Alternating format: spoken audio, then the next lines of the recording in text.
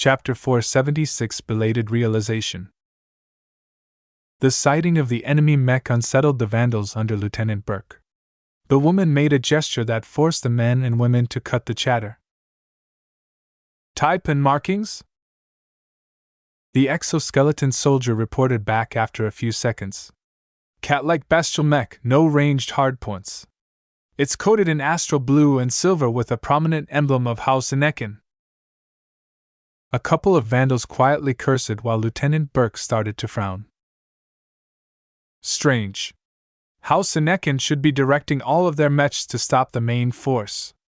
Why did one of their mechs stray to this part of town? VS widened his eyes.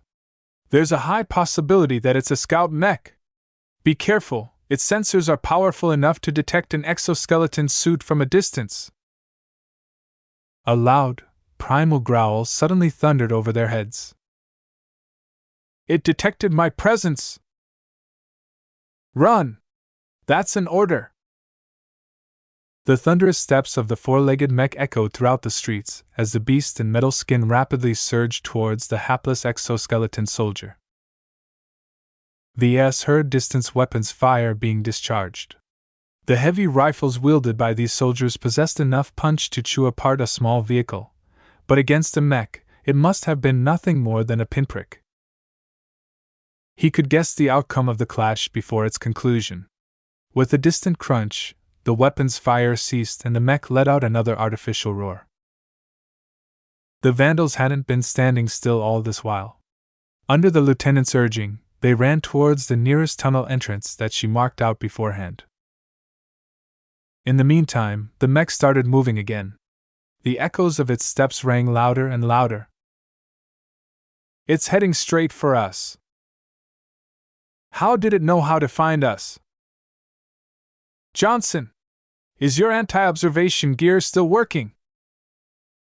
It's still working fine. There's no microbugs in the vicinity. Don't forget that this is House Inekin's home turf. They must have embedded bugs resistant to anti-observation fields into the streets. The theory was sound, but VS started to doubt that conclusion. In any modern city in this age, the authorities littered the public spaces with all manner of sensors and observation gear.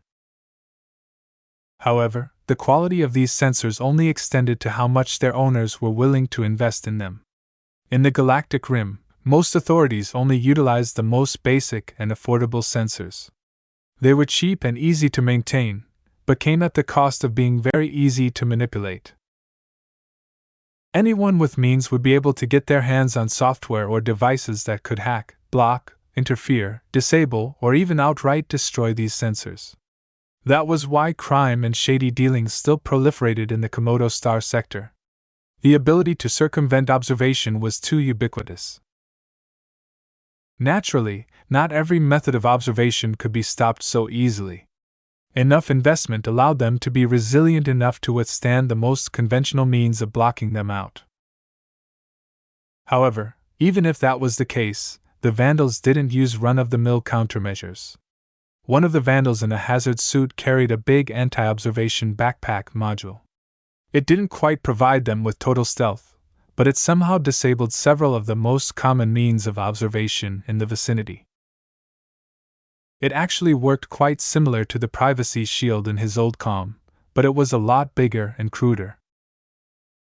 With such a device in their midst, chances should have been low that House Inekin detected them, but somehow that wasn't true.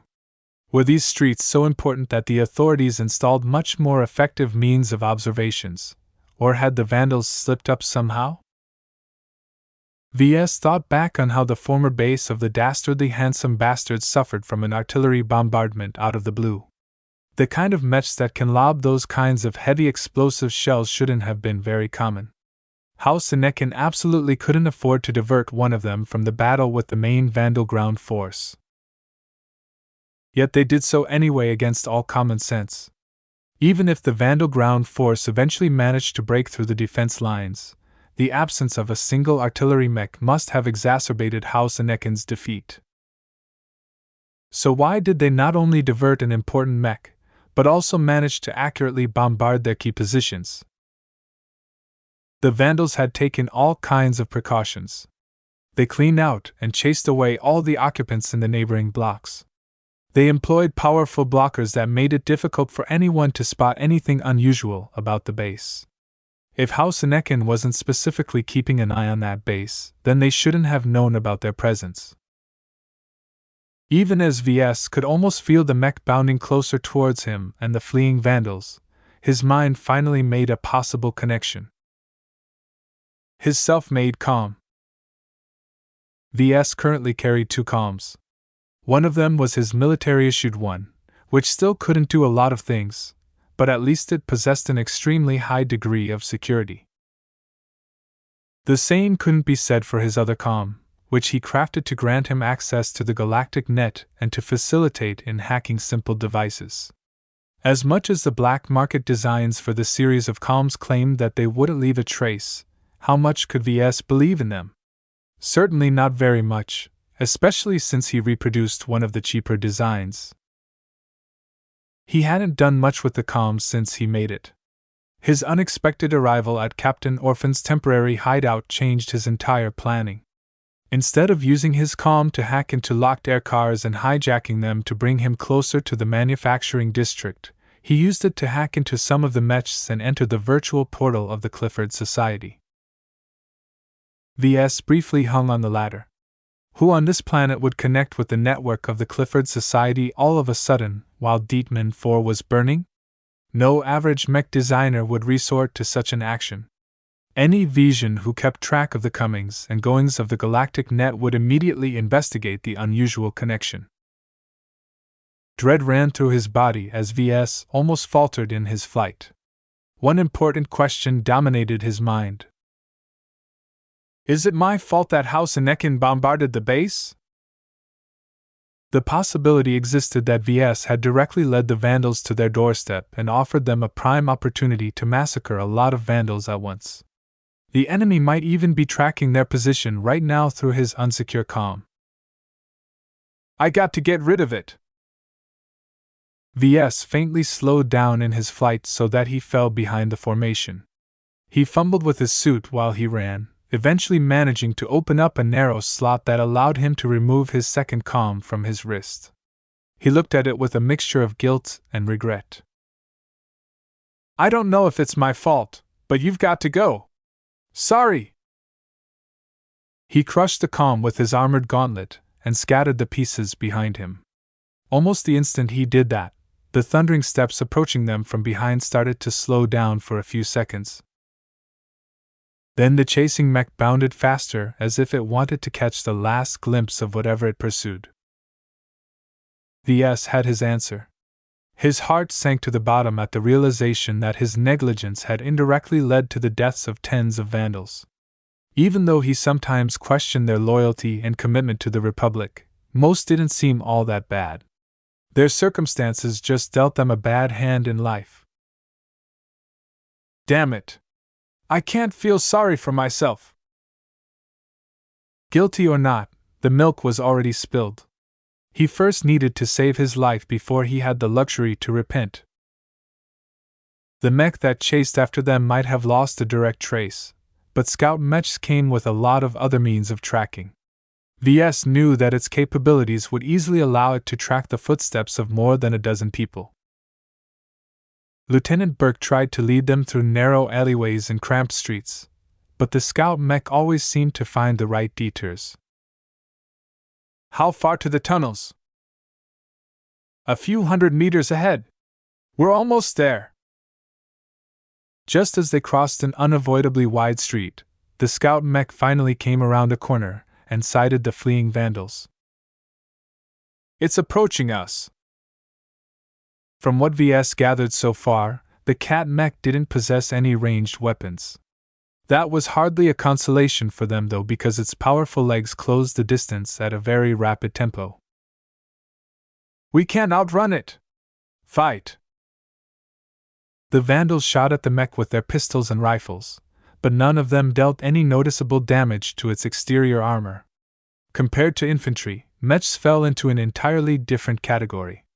None of their weapons possessed any chance of leaving more than a dent on the Vision mech's armor. It's coming close.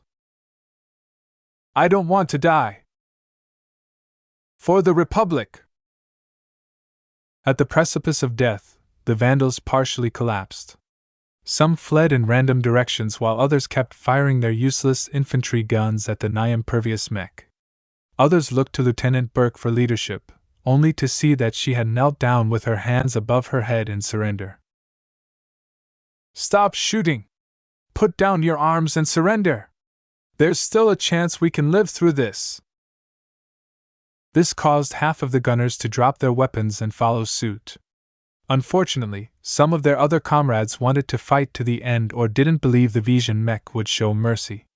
They didn't have any obligation to accept their surrender in the first place. Put down your guns! That's an order! Burke yelled at the stubborn Vandals. If I go down on Vision soil, I want to go down fighting! While the Mech sprinted closer and closer with its violent steps shaking everyone's foots, VS stood paralyzed with indecision. Out of all of the Vandals, perhaps only he possessed the means to repel the bloodthirsty Mech. His gauntlet already flexed in a grip that would allow it to grip the Amastendera should he choose to materialize it out of his inventory. If he dialed it up to maximum power and aimed with care, he should be able to take out a leg or two from the dangerously closing Mech. While no common infantry weapon could make any dent in its armor, the Amastendera had been built for this. The light Mech's armor shouldn't be able to withstand a full-powered laser beam from his powerful weapon. Yet VS still hesitated pulling it out. The Amastendera was his trump card and he dearly hated bringing it out. Using it upon landing was already a reckless enough action, and he didn't wish to expose it any further. What if the flagrant Vandals wanted to confiscate his precious weapon after the battle? Despite their many differences from a regular Mech regiment of the Mech Corps, they completely inherited the control-freak tendencies of their parent company. They would never allow a Mech designer like VS to hold on to such a dangerous weapon. I can't expose it. Not here. Still, was this the right time to hold something back? The Mech almost reached close enough to stomp the Vandals with its paws and chew apart anyone into pieces with its jaws. Mr. Larkin's son! Lieutenant Burke suddenly shouted at him. Tell us where its weak points are, now! Her request momentarily broke VS out of his fog. Even though his attention preoccupied itself with the decision on whether to reveal the Amastendera, his eyes never left the bestial Mech. It's a fairly well-made Felinid Mech, but its armor is too light. Target its lower limbs joints if you can. Did you hear that? Target its limb joints. For a moment, VS expected the surviving exoskeleton soldier to pop out and fire his heavy gun at the joints. It wouldn't work, as his heavy rifle still needed minutes to chew through the thin cover of armor around the joints. Instead, something much more devastating fired from the side. A small volley of ballistic projectiles fired out. Some of them successfully hit the legs but only dented the armor. A second volley burst out, and this time the Cat Mech failed to safeguard its limbs. The Mech suddenly collapsed after losing 2 of its limbs at once. Subsequent volleys chewed apart the damaged Mech to the point its Mech pilot ejected away from the fallen Mech. A strange silence spread out as the Vandals regained their senses. We're alive? VS turned to the side to see what had shot it apart. Who or what had rescued them at the last moment? Chapter 477 Commander Breskin. A ballistic rifleman Mech emerged from the side. VS didn't recognize its exact model, but it proudly sported a coating of burgundy and black. Friendlies! Someone cried in relief. We're saved! Lieutenant Burke quickly ordered them to regroup and line up. They wanted to meet the Vandal Mechs with a semblance of honor. They all complied. Those who fled sheepishly returned while those who dropped their weapons quietly picked them up. Everyone pretty much selectively forgot their disgraceful actions a moment ago. They lined up in rows as several Mechs emerged from a narrow side street.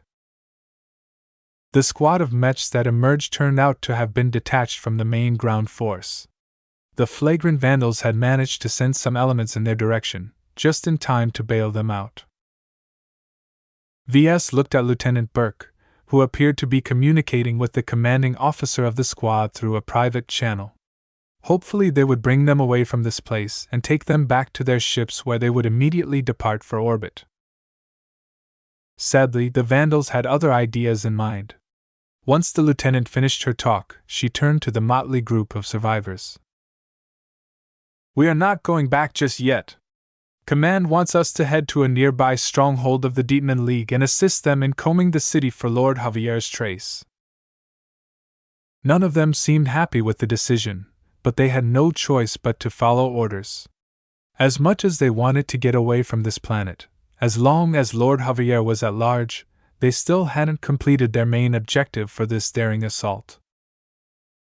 Some time later, VS ended up in a small armored transport as it made its way towards the rebel position. A pair of mechs escorted their transport, so none of them worried about getting shot.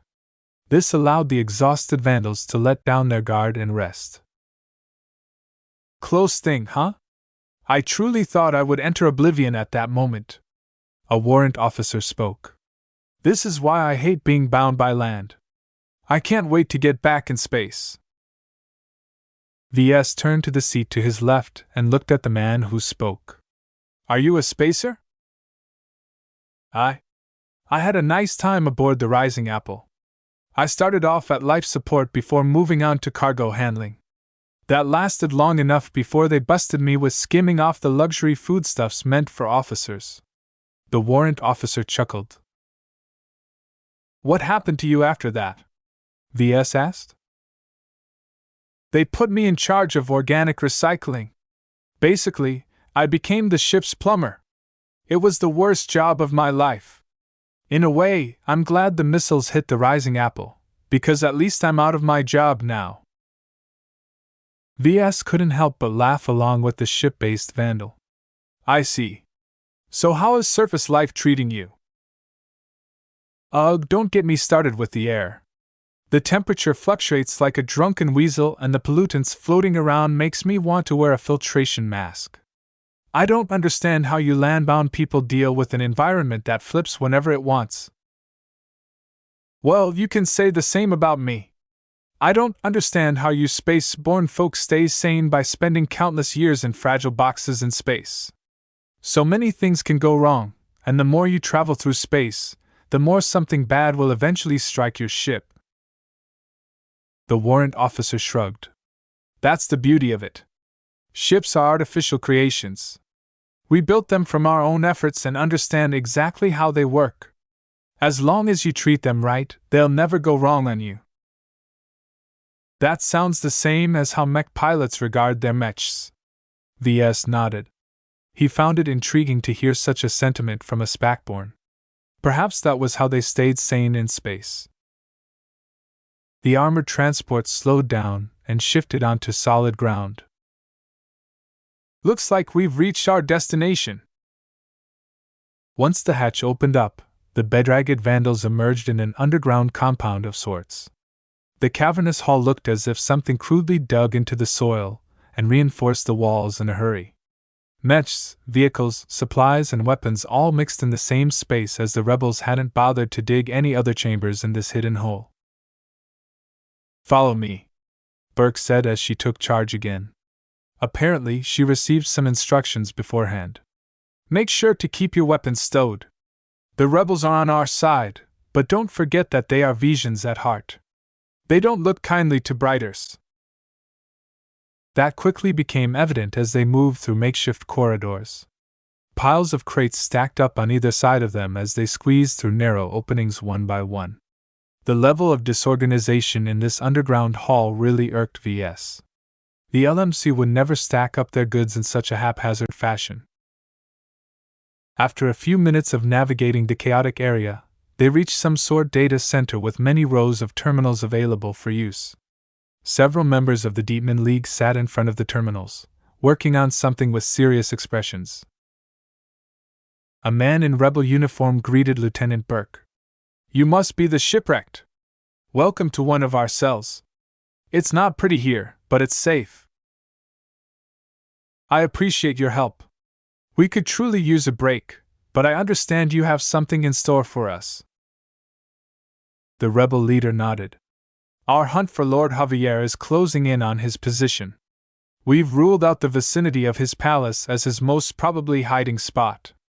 Our most up-to-date guess of his current location places him a few districts away from where we found you. Lord Javier is close. Burke frowned. How come he's here? There is nothing of note in this part of Naran City. That's the beauty of it. We know most of his hiding spots, because some of my fellow rebels helped build the underground bunkers. As far as Lord Javier is concerned, there can never be too few bunkers. So the first thing we did when we launched this operation was to crack open those eggs. Obviously, they didn't find the elusive noble. He could still be hiding somewhere downtown. It's too big for us to comb through, Burke said. We thought of that as well, and sent most of our assets there. We found nothing except some decoys and a lot of useless Inecan loyalists fighting for a lost cause and an unworthy leader. Then what has made you think that Lord Javier can be found all the way here? We caught his butler. The rebel leader grinned. He's not a disposable employee like the rest.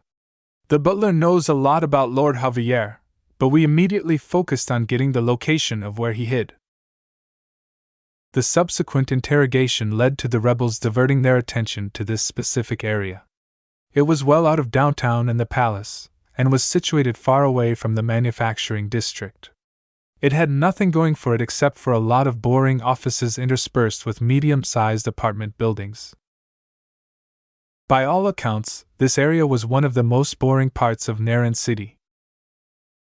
From what we got out of the butler, Lord Javier is enamored by the idea of hiding here, because he thinks he's outsmarting us by hiding in such an unremarkable location.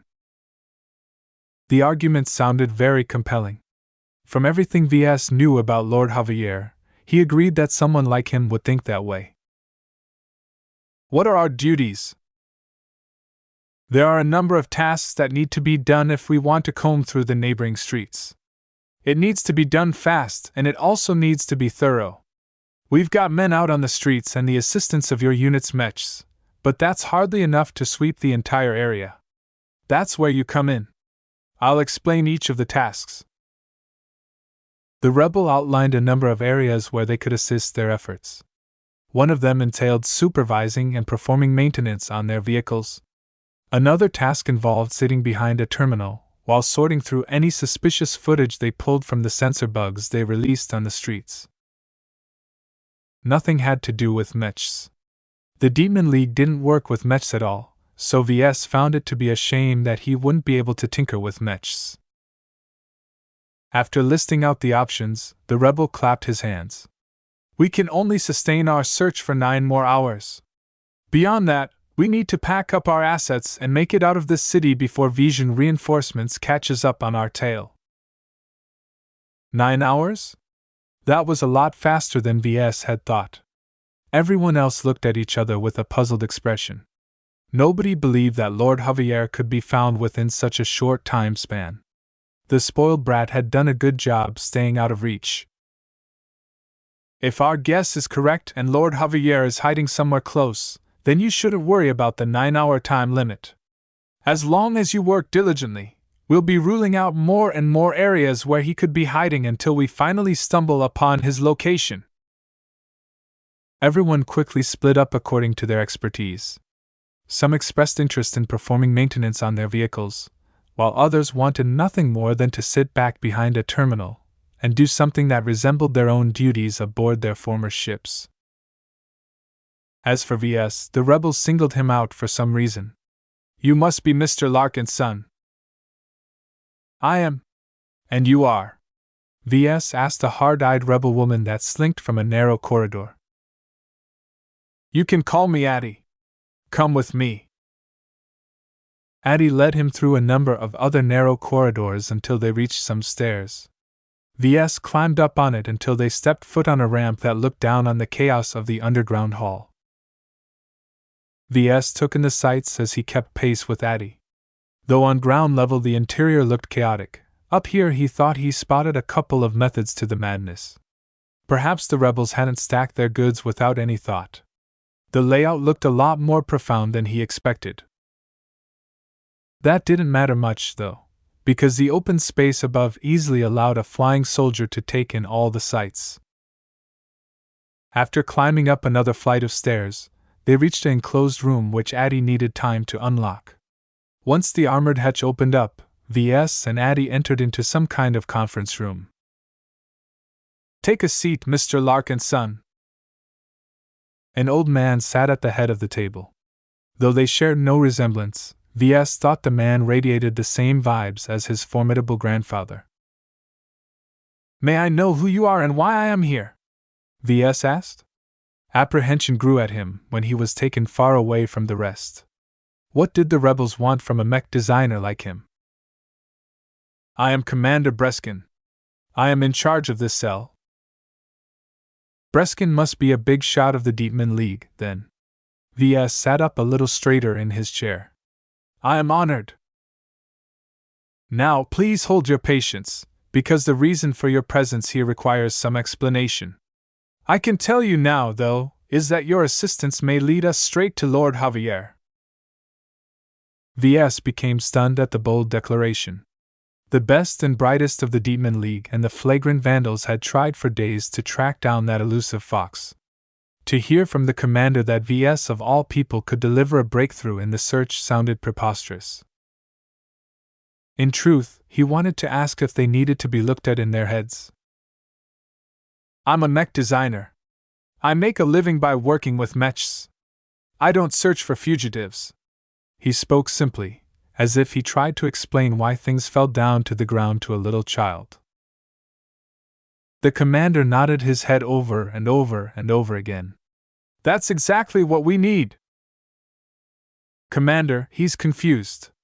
Addy sighed and turned to VS. "To be more exact, we are not expecting you to track down Lord Javier. Instead, we want you to track down his personalized mech." Chapter 478 Lord Javier. VS experienced too many crises since the flagrant vandals arrived in the Deepman system. Taking part in a monumental operation, escaping from a disintegrating ship and dropping onto Deepman 4 with nothing but a crash pad racked his nerves. Roaming the streets of Naren City by himself, threatening a pathetic novice mech designer to use his equipment, getting picked up by Captain Orphan only to flee again under Lieutenant Burke really set him off. What was he doing here? He wanted nothing more than to go back to orbit, but the Vandals and the rebels had other ideas in store. VS looked at Commander Breskin with a weary gaze. Even though his body could keep him awake for days at a time, his mental exhaustion almost pushed him to the breaking point. He needed time to think and decompress. He needed to reflect on his mistakes and figure out a better approach to problems. Yet the rebel commander stayed firm. 9 hours. No more. We have until then to track down our elusive goal. His words made it clear that he brooked no compromise on this matter. Breskin didn't even stick around. After exchanging some words with Addy, he left the conference room, leaving VS alone with the young rebel woman. "This sounds crazy," VS wearily said as clapped his hand on his beaten combat armor. The fall dented it really badly, causing him to feel a bit uncomfortable as the plates pressed into him. "How am I supposed to pinpoint the location of a single mech out of potentially thousands in the city? I'm not a bloodhound, for heaven's sake!" Addy retrieved a data pad from her rebel uniform jacket and pressed it onto the table before sliding it up to VS. "Please read the brief before concluding it can't be done." VS picked up the pad and turned it on. He read the brief inside and started to become engrossed. What? House Ineken was a very significant force in the Amodris Duchy. It enjoyed a storied history as well, and the house encompassed many branch families. Lord Javier may be the only son of Count Loker, who was the head of the house, but in the background countless nephews schemed against him. Once Loker died or retired, it wasn't a given that Javier would come into power. Count Loker is an exceptional noble within the court of the Duchess of Emodres, and has even served as her chief of staff for one time, Addie explained. He has single-handedly elevated House Enekin to its current heights. Many argue that he might be the most powerful count in the duchy at this time. How come his son is such a craven bastard? Addie sighed and bent her head. I don't know. The high nobility is not something commoners like us can understand. For some reason, Count Loker doesn't have any natural offspring besides Lord Javier, and he dotes upon his only child to an excessive degree. Is the Count infertile? Even if that's so, there are many ways to get another heir. You obviously don't understand Vision succession laws, she said with a rueful smile. Think about it. If a noble resorts to cloning or other artificial means of generating offspring, what stops their rivals from doing the same? An old trick is to steal a DNA sample from someone, splice an offspring, and secretly raise the child to be loyal to your cause. When the time was right, the secret offspring would contend with the legitimate heirs to inherit the title of their parents. That did make some sense. These days, many people didn't bother with pregnancy and bringing a child to term inside the belly of a mother. As long as someone paid a sufficient amount of money, they could effortlessly offload the gestation and birthing process to an artificial womb. Though many humans took this technology for granted, many others feared the use of artificial wombs would harm their children. The topic was very divisive, but it had nothing to do with VS, so he never looked into it until now. Even if Count Loker is less than fertile, how come he hasn't fixed that yet? The matter isn't so simple, Addie said while shaking her head. There are ways to remedy his infertility, but they are all rather extreme to the point where they run up to the limits of the succession laws. Will a child birthed from the new him still be his own child, or someone else's? All of this started to make his head spin, so VS just accepted the argument and moved on. Alright, let's say that Lord Javier won't be getting little brothers and sisters anytime soon. What does that have to do with tracking down his mech? Well, as I said earlier, Count Loker spoils his son rotten. Javier can pretty much do what he wants. No matter how much of a mess he makes, his father will always come and wipe his butt. However, there's one area in Javier's upbringing where the Count is extremely strict in. Can you make a guess? VS only needed a second to come up with an answer. His mech pilot training. Every noble in the Vigia kingdom is either a mech pilot or a descendant of a mech pilot who performed meritorious services. Strength is power in this state, and there's nothing worse than an heir that doesn't know how to pilot mechs. Exactly. You can say what you will about Lord Javier, but he is a fairly impressive mech pilot, if only because of his strict tutoring and exacting physical training regime. We believe the pressure he's enduring from his constant training has led to much of the excesses that he has become known. It's his way of venting his frustration. To Count Loker and Lord Javier, acting like a complete bastard to their own people was worth it if the heir continued to make a lot of progress in his training. The people of Dietmund foresaw it very differently, however.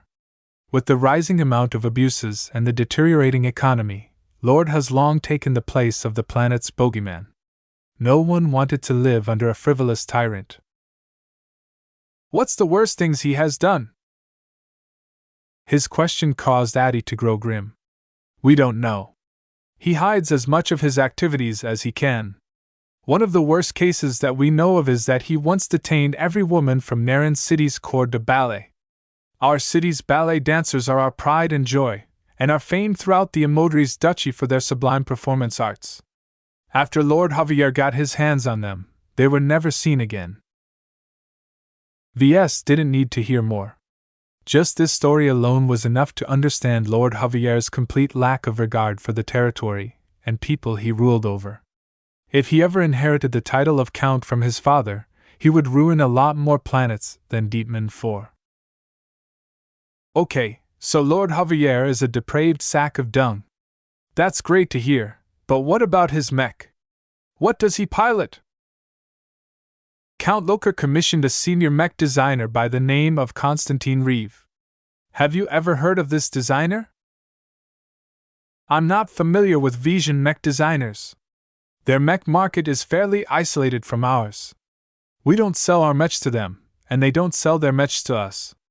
Only a couple of traders try to bypass the trading restrictions by taking an indirect trading route, but by and large it doesn't pay off. Well, Konstantin Reeve is a big name in the Vija kingdom. He's known for his excellent rifleman mechs and swordsman mechs, but he also designs personalized mechs for nobles who can pay for his services. For Lord Javier, Reeve has designed a fantastic hero mech for the brat.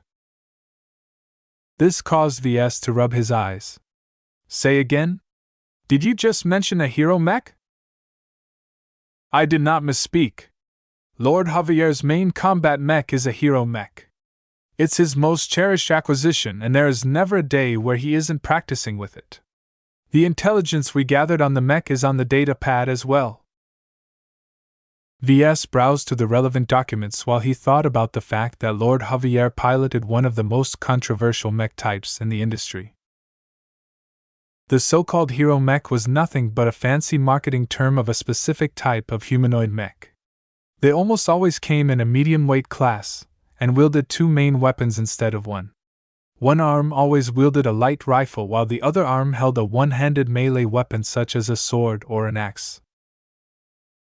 The idea behind the hero mech was to provide talented mech pilots who were skilled in both melee combat and ranged combat with the means to do both at the same time. Before the emergence of hero mechs, some other hybrid mechs had been developed to employ both a ranged weapon and a melee weapon, but only one at a time. While the concept sounded simple to a layman, only a mech designer knew how difficult it was to ensure a strong performance with both modes of combat. The hero mech was supposed to reduce that complexity by devoting one arm to melee combat and the other arm for ranged combat. This inherently introduced an imbalance in the mech, but through several means mech designers were able to compensate for this. What resulted was a silly-looking mech that formed the favorite of many action dramas throughout the galaxy. Okay, tell me this. Did Lord Javier choose to pilot a hero mech because it looks cool or because he's good at it? With someone like him, it's both, Addy answered. He started off without any training, but under the guidance of his instructors, he has become very deadly with his loquacious Raphael. What a mouthful of a name! Did he try to tribute his father when he named his mech? Addy shrugged. The Raphael is a very fearsome mech nonetheless. Any work of Konstantin Reeve is a masterpiece, and that goes double for his custom mechs. Hero mechs were notoriously hard to pilot. Dual wielding was already an issue, but wielding a full-size rifle and melee weapon at the same time put a lot of mental strain on any mech pilot. VS had to readjust his judgment of Lord Javier. If he managed to master the loquacious Raphael, then it would be a given for him to inherit the title of Count from his father despite his many faults. Nobody wanted to mess with a mech pilot who could fight 1 against 10 in the right circumstances. One of the many reasons why hero mechs starred so often in action dramas was because they became known as mechs that could win against overwhelming odds. In practice, most mech pilots weren't good enough to exhibit the potential of their hero mechs, but Lord Javier might be the real deal here if VS put stock in the intelligence reports compiled by the rebels. As VS read more and more about the loquacious Raphael, he understood why the rebels believed he could track down this mech. Journeyman and senior mech designers employed many advanced techniques in their designs that lower-ranked designers couldn't hope to emulate. The effect was similar but different from resonance in that it didn't take an expert pilot to draw out the potential of a resonating material. The former was called fake resonance, while the latter referred to true resonance. True or fake, both types of resonances generated a lot of energy. A mech that resonated radiated special signals depending on the strength of the resonance. For example, VS once witnessed Venerable Drake in his fireworm striker mech charging up a laser rifle, or his flamethrowers with resonance. Such a huge buildup of energy could easily be detected from hundreds of thousands of kilometers away. That was a case of true resonance at its apex. The story would be very different in this case. It can't be done, VS concluded. Fake resonance is 100 times harder to detect than true resonance.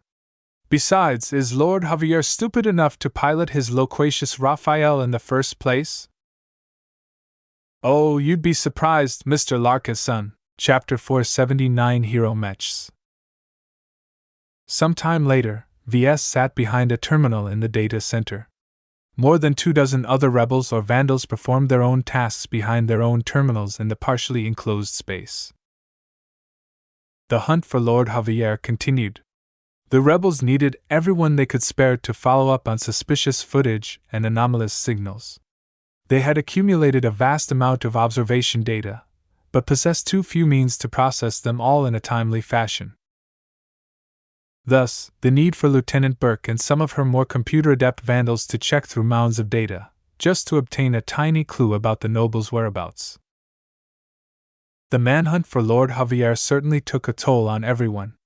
Forget about the flagrant vandals. The Dietmar League, which staked their all in taking down the man, was nowhere close to pinning his location. Addy explained the dire necessity of capturing Lord Javier to VS at the end of the briefing.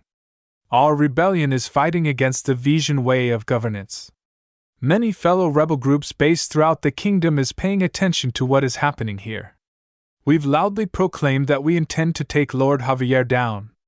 To that end, we've taken advantage of a so-called pirate attack, and we are even working in concert with Briters such as you. After so many sacrifices, failure will finish the Dietmar League. In other words, the Dietmar League wanted to redeem the deaths and chaos that ensued in these chaotic days by taking down their most hated tyrant. As long as Lord Javier died in their hands, the public would willingly if grudgingly accept the enormous damage done to their planet. Of course, VS did not quite think that such a trade was worthwhile. Having roamed the streets of Naren City in person, the devastation was much more extensive and ruinous than the rebels initially thought. Still, no matter how much the citizens suffered, the Dietmar League were already riding the back of a tiger. They couldn't get off at this point without being savaged. This entire operation is stupid. Too much hinges on hope and desperation. What irked VS the most was that the flagrant vandals made overly rosy projections. Every single step of the plan was met with delays or setbacks. The original timetable for this operation no longer applied, and VS got the feeling that most of the vandals did whatever they thought was best right now. VS truly wanted to applaud Lord Javier for being such a decisive coward. Loathsome he may be, merely by going into hiding, he ruined most of the plans by the rebels and the vandals. As long as Lord Javier remained out of reach, he would be able to destroy the foundations of both the Dietmar League and the flagrant vandals. Compared to letting half his planet burn, the little bastard probably thought the price would be worth the suffering. Who was VS kidding?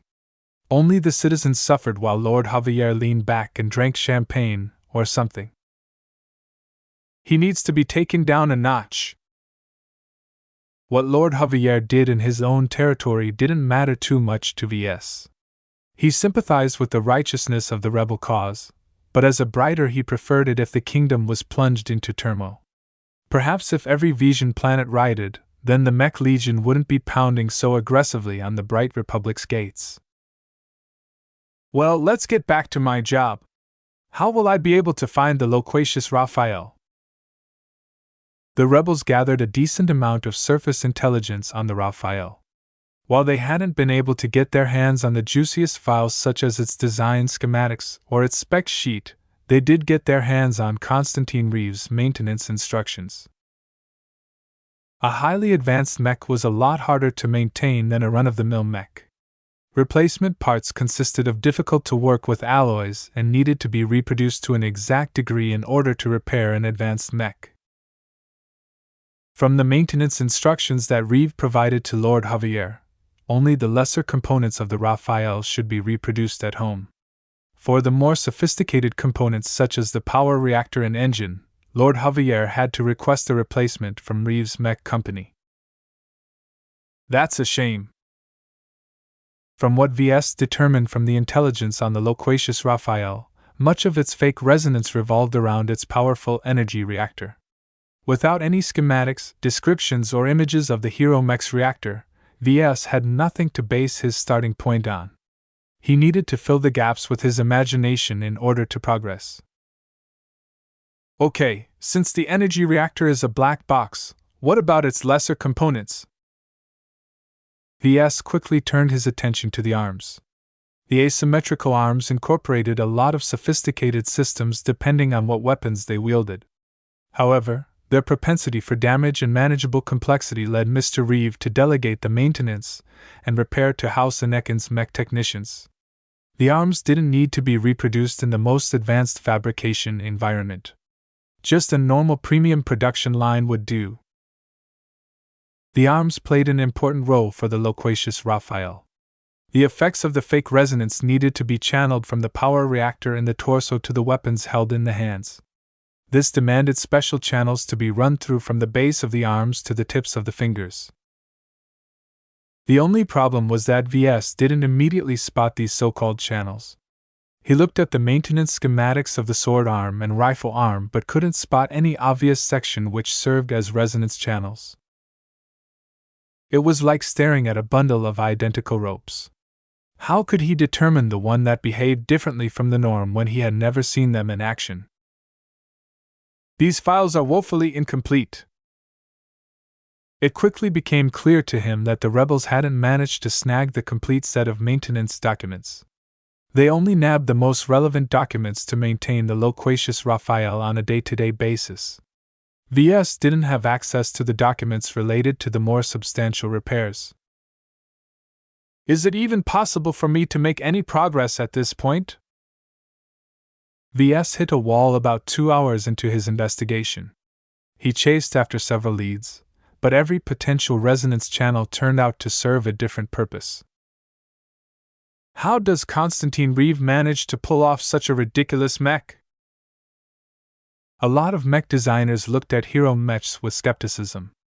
VS inherited this standpoint from his teachers who believed the best mechs consisted of specialized mechs. Any machine that tried to perform multiple roles at once inevitably needed to compromise on its design. Having worked on hybrid knights such as the Caesar Augustus, Mark Antony, and Hellcat designs, VS knew that was true. A mech that tried to do 2 or 3 things at once would never be able to deliver the same amount of performance as a mech that only tried to utilize one weapon well.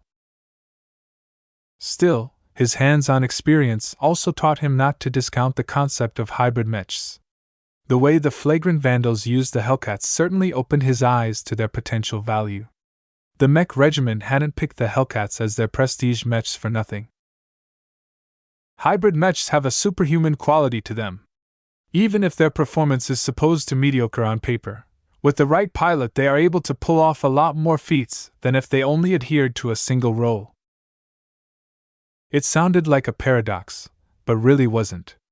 The key to appreciation hybrid knights lay in their ability to synergize with itself. More weapons provided the mechs with more tools. They could tackle more problems on their own because they always had the right tool for the job. Even if the tools turned out to be a little shabby, that was better than having no tool at all. The Vandals employed Hellcats as shock units, meant to overwhelm enemy formations through a short succession of highly kinetic attacks. From the missiles, to the nail drivers, to the charge and shield impact, every sequence involved putting the enemy at their back foot. The strategy worked particularly well in space because mechs didn't have any footing in the first place. They relied on their flight systems to maintain their positions, and they could easily be overwhelmed if subjected to too much force. In this way, the Vandals made brilliant use out of a mech that strangers would ordinarily dismiss as trash. Every mech possesses an underlying logic. The loquacious Raphael shouldn't be any different. In the absence of further data, VS figured he needed to approach the problem from a different direction. He tried to put himself in Mr. Reeves' shoes and imagine the fighting style of the Raphael. Hero Mechs different exhibited many different variations. Some put the emphasis on sniping. They wielded a powerful semi-automatic ballistic rifle that fired powerful kinetic projectiles that took down their opponents from a long to medium range. For battles up close, they tended to wield a spear or other long-handled weapon in order to fend off an approaching mech until the hero mech could point its powerful rifle at the offending mech. Other hero mechs tried to be light on their feet and swift in their movements. They wielded short swords or knives in one hand that allowed them to be as deadly as skirmishers, but they wielded pistols or submachine guns in the other hand to pose a threat to aerial mechs and other distant threats. The loquacious Raphael happened to adopt one of the most standard hero mech loadouts, and the one most often featured in unrealistic action dramas. It wielded a rapid-fire ballistic rifle in one hand and a bog-standard sword in the other hand. Every mech pilot trained with these two weapons from the start. It didn't take much of an adjustment for any mech pilot to get used to wielding both weapons at once. The challenge lay in achieving enough synergies so that the mech pilot outperformed a rifleman mech or a swordsman mech by a wide enough margin. Still, did hero mechs outperform standard mechs because they held more potential, or because mech pilots believed they would deliver a better performance with these machines? Are hero mechs only popular because they're piloted by the heroes in action dramas? It was an interesting question, but one which VS would never be able to figure out on his own. The question had a chicken and egg type of quality to it. No matter the original merits of a hero mech, it was undeniable that their proliferation in the galactic media made them into mechs that were larger than life. Perhaps that was what drew Lord Javier to a hero mech type in the first place. He wanted to become the hero of his own story, and distinguish himself from all the other mech pilots that settled for normal mechs. Part of the reason why so few people piloted hero mechs was that it demanded at least thrice as much training as normal mechs. Mech pilots needed to keep up their swordsmanship and marksmanship in equal measure. Then they needed to devote another round of training into mixing them together in a cohesive whole. It can't be done by an average mech pilot. Even my family never pays attention to it, and we're practically a military dynasty. Only an extraordinary heir such as Lord Javier possessed the right conditions to make a hero mech work. If he possessed the resources, persistence, and talent to not make a fool out of himself, then perhaps he was one of the few mech pilots who wouldn't be disgracing himself with a hero mech. VS looked back at the image of the loquacious Raphael. Coated in Hauseneken's astral blue and silver, the mech made for an extremely valiant sight. However, as much as its rifle looked shiny and lethal, VS faintly felt as if it emphasized its sword a little more. Perhaps herein lies the clue. Chapter 480 Different Philosophy. There's something strange about the loquacious Raphael. VS looked past its ungainly name and its unusual loadout. Instead, he began to dip his perspective into Mr. Reeves' design philosophy. He quickly found out that this was an exceedingly dangerous move. Higher-ranked mech designers constantly warn those who haven't formed their own design philosophies that they shouldn't take too much inspiration from the works of their betters. The older generation trod their own path. Following in their footsteps risked turning younger mech designers into pale imitations of their teachers. Though he started to speculate over incomplete data, what the Dietmar League managed to gather so far painted a broad enough picture of the Raphael's intended use. Just like other hybrid mechs, the Raphael is built to impress. While vanity definitely played a major role, the mech's entire design was suffused with the intention of making an impact on allies and enemies alike.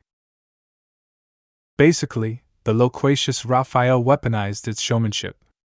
Every aspect of it was designed first and foremost to show off.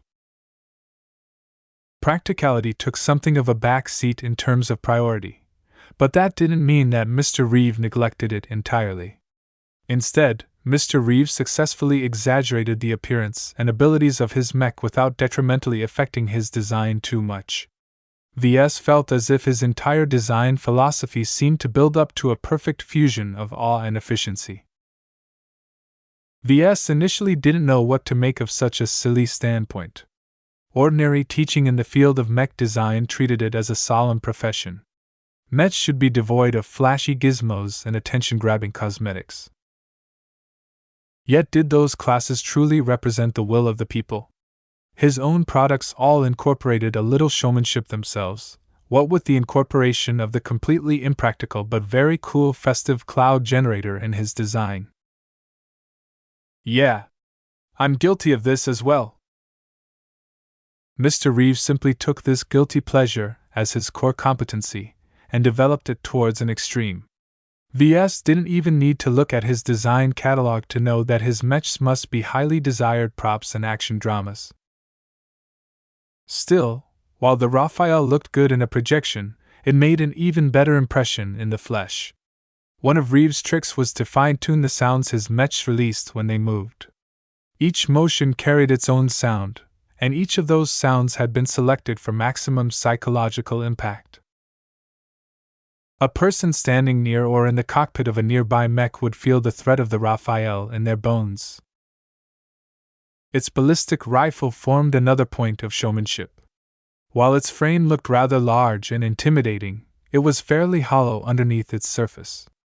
The rifle unleashed rapid-fire shells or projectiles that could overwhelm any mech in close to medium range due to their fairly huge caliber. As anyone with a brain could imagine, this capability came at a cost.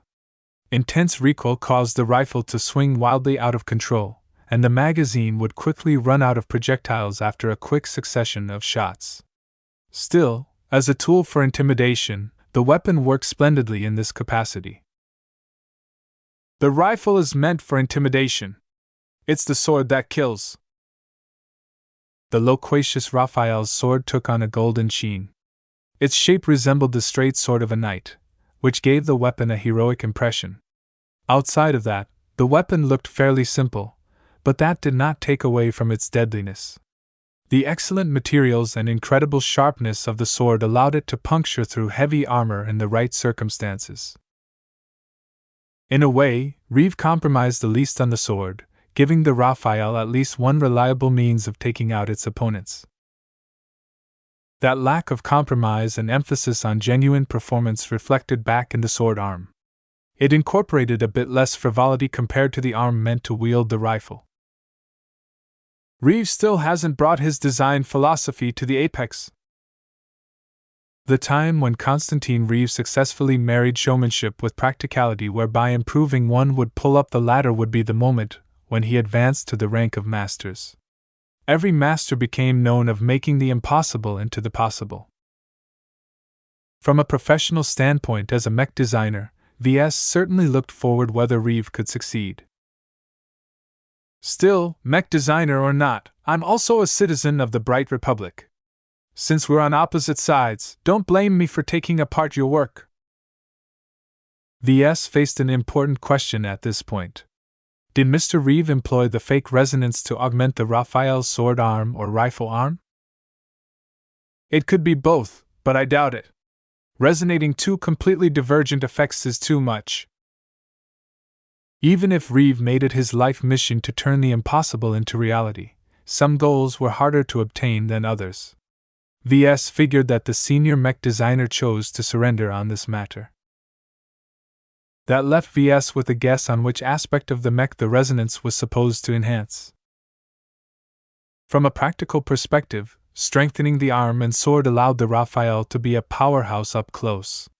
The mech already possessed plenty of intimidation factor in its rifle, but adding an extra kick to its sword attacks turned it into a fearsome killing machine in close quarters combat.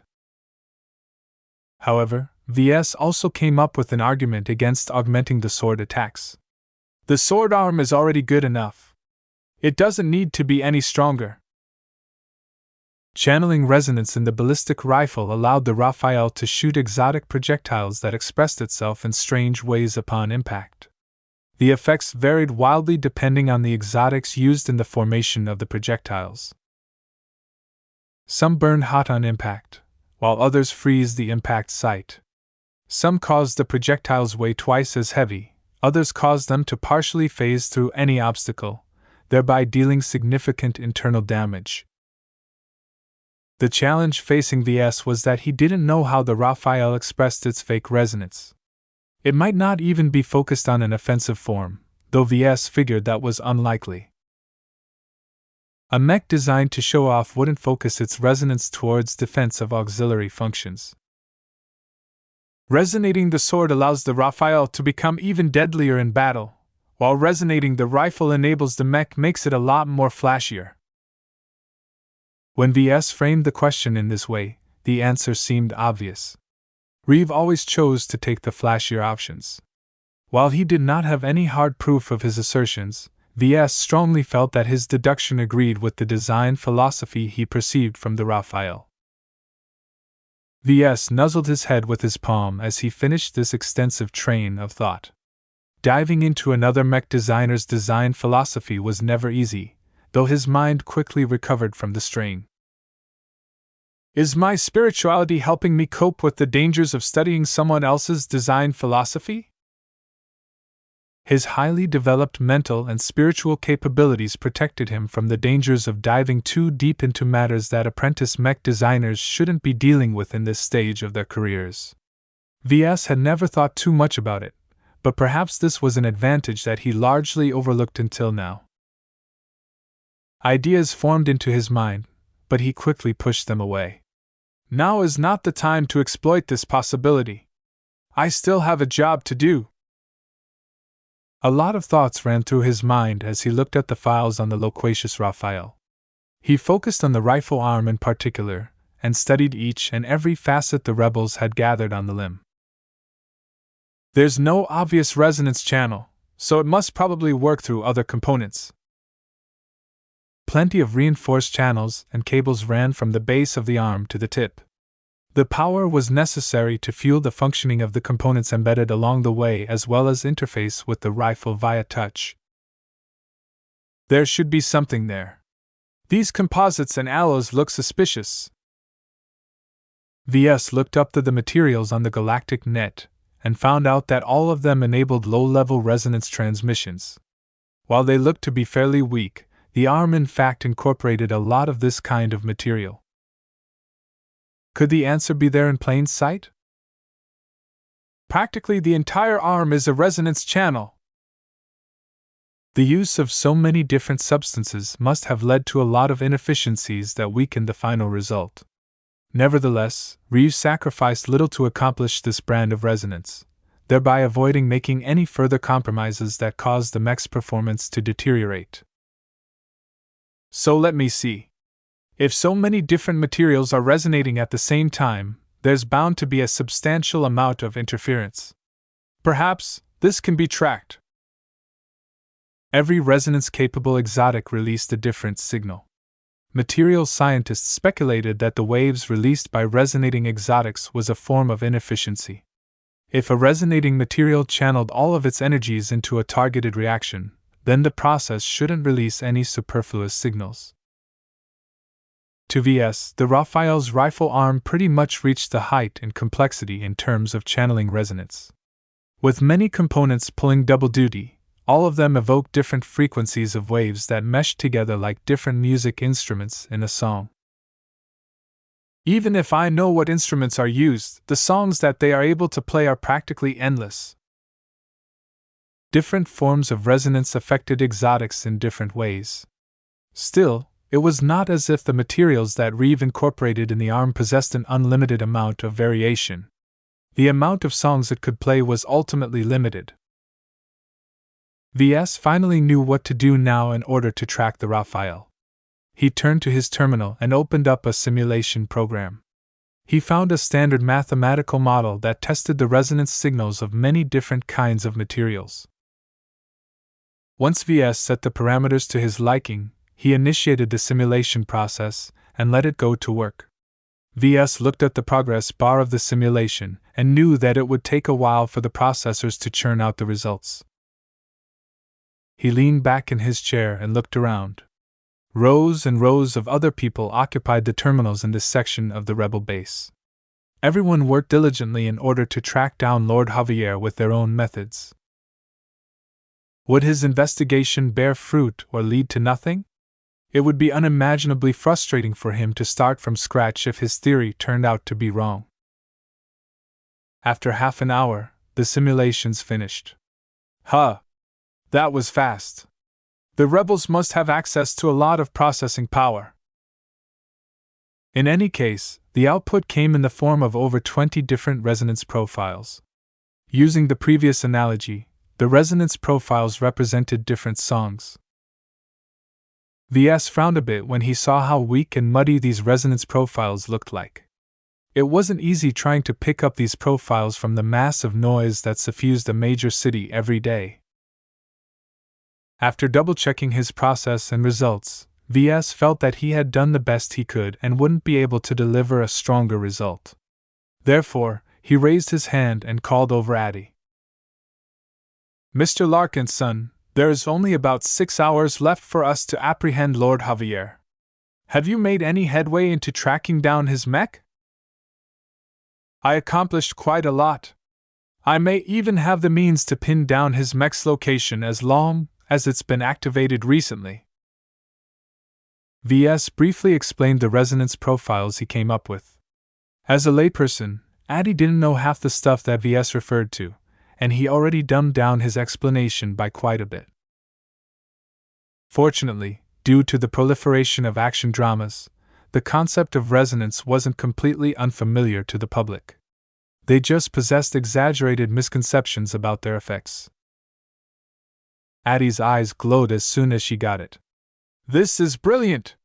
From what we know of Lord Javier, he will definitely choose to seek refuge in his mech for safety. If Javier has activated his mech, we can track down its movements and location as long as we try to find out if any of these profiles are picked up by the sensors we've scattered around the city. This would be like seeking a musician from the sounds he produced as he moved around. The only complication here was that the Raphael wouldn't be engaging its resonance while on the move. The actual signals would be extremely hard to detect if the Raphael kept its resonance at a dormant state. So I wouldn't get my hopes up, Addie. VS finished explaining. The woman practically ignored his caveat. All she could see was the silver bullet presented by him to her lap.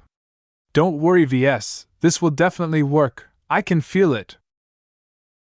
Since their time came closer and closer to running out, Addie didn't waste any time in bringing the potential solution to Commander Breskin. Chapter 481 Resonance Profile. It didn't take long for the commander to change his orders. Breskin issued a new set of orders that forced over half of the analysts to abandon their current investigations and begin to tackle a new one based on detecting one of many different resonance profiles. The workload seemed daunting. With only a score of people, it would be impossible for them to manually match every signal gathered by millions of sensors scattered over Naren City with the 20-plus resonance profiles. The Dietman League sprinkled a lot of different sensors over the city in preparation for this operation. Once it begun, the sensors came online and gathered an enormous amount of raw observation data. It was frankly too much to work with, so the rebels mostly stored them in their databanks to be used selectively when they needed it most. This was one of those times. They subjected almost 4 days' worth of raw data to a signal matching program that rapidly tried to detect signals similar to the resonance profiles. The computational load from all of this work put a huge strain on the rebel base's processors. While the rebels gathered a substantial amount of processing power, that simply emphasized how monumental their newest search had become. How long will this take? Addie frowned as she stood next to VS. Could be hours. Could be days, VS replied. It depends on how soon we find a match. We're currently searching from the first day of the operation when Lord Javier presumably fled with his Raphael. If there was any time to activate his mech, that would be the moment to look for. It shouldn't take too long to obtain a definite answer. While others fretted and tried to contribute their own efforts into searching for a match, VS really didn't have anything else to do. The processors did all the grunt work, and the only thing the analysts needed to do was to make a judgment on every edge case the simulations presented to them. They rejected quite a bit of false leads this way. Not everyone believed this investigation would bear fruit. A vandal who sat a few seats away from VS snorted contemptuously. That Javier fellow put all of his attention on evacuating from the palace. By all accounts, he fled before the rebels moved their forces to that location, so the noble never needed to fight. What's your point? VS asked. His mech never pulled out all the stops. There's no reason for us to be searching for signals that have never been transmitted. VS smirked in response. You're wrong in that. You're right in that the loquacious Raphael is hard to detect if Lord Javier kept a low profile, but both the mech pilot and his mech are attention seekers. Do you really believe that Lord Javier ran his mech at the lowest settings possible? The man couldn't answer that because he never analyzed Lord Javier and the loquacious Raphael like VS had done. Hero Mechs always made a scene wherever they went. Their ability to intimidate and inspire always baked into their feature set. In the vast spectrum of mech types, Hero Mechs pretty much sat in the opposite dimension of Stealth Mechs and Assassin Mechs. The former sought to make a statement, while the latter sought to come and go without a whisper. Certainly, if Lord Javier possessed some common sense, then he might have done his utmost to suppress every possible signal emanating from his mech. It was what a professional would do. A spoiled brat, on the other hand, even if Javier was a mech prodigy, some habits died hard. VS therefore faced the skeptic with confidence. I've studied the loquacious Raphael in detail. Did you know that when put under a small level of resonance, the rifle arm will begin to glow like a rainbow? It's meant to distinguish the mech and force others to pay attention to it. I would bet all of my wealth on the chance that he activated this effect by default. Resonance couldn't be sustained forever. Besides exacting a mental toll on the mech pilot, it also wore out the resonating exotics. The level of deterioration was directly proportional to the energy level of the resonance. As fake resonance was weaker than true resonance, the loquacious Raphael shouldn't be under too much strain. For a rich man like Lord Javier, the added cost of maintenance shouldn't even register on his mind. Thus, VS remained confident even if others believed nothing could come out of this search. VS did not relax for long, though. While he initially planned to take it easy and rest, he suddenly slapped himself out of his complacency. This is the final day of the operation. As long as Lord Javier isn't in our hands, we can still botch this up. He needed to be more proactive and prepare for every eventuality. Thus, VS prepared for the event that the loquacious Raphael would be detected. What would happen next? The rebels and the vandals will send as much of their forces as they can to apprehend him. If it's true that he's hiding in the neighboring districts, then not a lot of mechs will arrive in time. The major deficiency of the Dietmar League was that they mostly consisted of lower-class commoners. Some of the rebel cadre came from slightly more privileged backgrounds like Commander Breskin, but most of their combat personnel belonged to the underclass. Still, VS found it strange that the local rebels hadn't managed to retain a single mech pilot. He turned to Addy. Hey, can I ask you something? Why doesn't your group have any mechs? Mech pilots have no reason to join forces with us, Addy replied simply. House Inekin's administration may appear incompetent, but when it comes to nurturing mech pilots, they are surprisingly diligent about it. Potentates are wooed from their 10th birthday, and constantly receive many benefits as they go through the academies. Once they become mech pilots, the best of them will join House Inekin while the worst of them will still believe that they are the best. You haven't found any exception? There may be a handful of disgruntled mech pilots on Dietmar 4 that we could potentially recruit, but it isn't worth the effort. We'll have to expend a lot of resources and manpower to maintain a separate mech force. It doesn't take too much of both to run a mech force. That's one of the selling points of Mechs, VS pointed out. Many mercenary corps are able to run their operations on a shoestring budget. Why shouldn't the Dietmar League be able to do so as well? Addy sighed. There are many other reasons. For example, the Vija Kingdom classifies the rebel groups that are fighting against it according to their military strength. On a list, a dozen auxiliary regiments worth of assets simply isn't threatening enough compared to a single fully equipped mech regiment. In other words, you can have enough strength in the form of infantry, tanks, and aircraft to overrun this planet, but it won't look as alarming as a handful of mechs? Exactly. That's stupid, VS stated. Even though he was a mech designer who absolutely loved mechs, he also knew what they were capable of. Mechs became the main mode of combat in human space due to their versatility and ease of transport and supply. That didn't mean their strength overwhelmed older unit types. Combined arms still remained the most effective form of deployment in wars, especially because states were only able to field so many mechs before they ran out of mech pilots. Do you really think it's stupid? Addy blinked. Mechs are threatening in the hands of rebels like us because they're fast, easy to deploy, and easy to hide. What do you think will happen to the auxiliary regiments we've taken over at the start of this operation? VS never thought about their fate. The auxiliary regiments that used to answer to House Anakin defected to the Dietmar League, if in a much diminished capacity. Still, those regiments entailed tens or even hundreds of thousands of soldiers, most of them on foot, but plenty more in various vehicles. All of that placed an enormous logistical burden on the rebels. Have you thought about evacuating them? VS suggested. I know you are in the possession of a space fleet. A small fleet, just enough to trade with the VRF and smuggle in some goods. Room is limited aboard a ship, and we simply don't have the capacity to bring away all of the war material. The most we can do is to evacuate the soldiers without most of their equipment to escape House Anakin's wrath when they eventually retake control over our planet.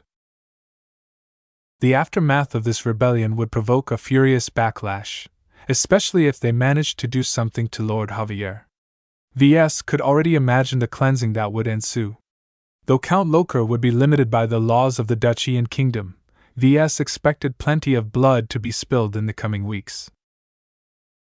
Thinking about the consequences reaffirmed the fermenting idea in his mind that this operation didn't pay off. The more he spent time with the rebels, the more he began to question their motives. They all seemed to love their home planet, so why didn't they feel remorse over plunging Dietmar 4 into chaos? Even if Lord Javier turned out to be a tyrant, the amount of damage he could inflict on a planet wasn't even a tenth of the damage already being done by the rioting and pillaging happening on the surface. VS looked at Addy with a questioning eye and hesitated on bringing up his suspicions. Calling out the rebels in the middle of their base would not be wise. Besides, he might be wrong about them as well. If he said anything opportune, he would have ruined his relationship with them for nothing. We've detected a trace! Everyone in the data center stopped what they were doing and focused on the female analyst who called out her success. Show me, Addy said and hurried over to the analyst's terminal. Others quickly gathered around them and looked at the results projected from the terminal with awe. 4 days ago, our sensors in this area caught a very weak signature. I didn't expect much from them because the location of these sensors is rather far from the palace, but the matching program found a definite match for Resonance Profile 16. VS turned to his own terminal and brought up the attributes of Resonance Profile 16. This profile put a little bit more emphasis on resonating one exotic over another. According to his judgment, this resonance profile would enable the loquacious Raphael to amplify the effects of many types of explosive shells. From this point onwards, the sensors across this route only intermittently picked up the signals that closely resemble resonance profile 16. These signals ceased to be detected at the end of this projected route. The projected map showed a broken line that started a decent distance away from the palace and began to meander towards a district that neighbored their current one. The signal took a lot of detours and loops, as if it tried to throw off its pursuers. After many hours of sidetracking, the signal finally stopped underneath a massive industrial recycling and salvaging plant. So that's where Lord Javier is hiding.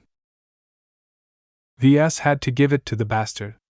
A industrial recycling plant was one of the best locations to hide out. It was an extremely unpleasant place where old machinery and broken wrecks got broken down into raw materials. This process was very energy intensive and involved a huge amount of heavy alloys and composites. This effectively threw the entire location in a perceptual fog that made it difficult for most kinds of sensors to detect anything unusual in the vicinity. You did it, Mr. Larkin's son! We sniffed him out! Addie beamed as she became convinced of the veracity of the finding. All right, boys and girls, let's move out and hunt ourselves a noble. The entire base rang out in roars as every rebel pumped up their fists. Chapter 482 Cornered. The rebel base turned into a whirlwind of activity. After several tense and fruitless days of searching, they finally found a trace of their elusive objective. As much as Lord Javier tried to hide his movements, in the end his faithful mech betrayed his probable location. As the man who played an instrumental role in deducing Lord Javier's hiding hole, VS received a lot of appreciation from the rebels and vandals around him. The vandals all treated him with friendly slaps on the backs and the like, but the Vision rebels all kept their distance from him and treated him like a high-class commoner.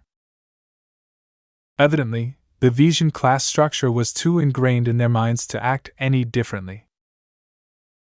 Still, his latest accomplishment couldn't have been done by anyone else but a mech designer with a broad base of knowledge.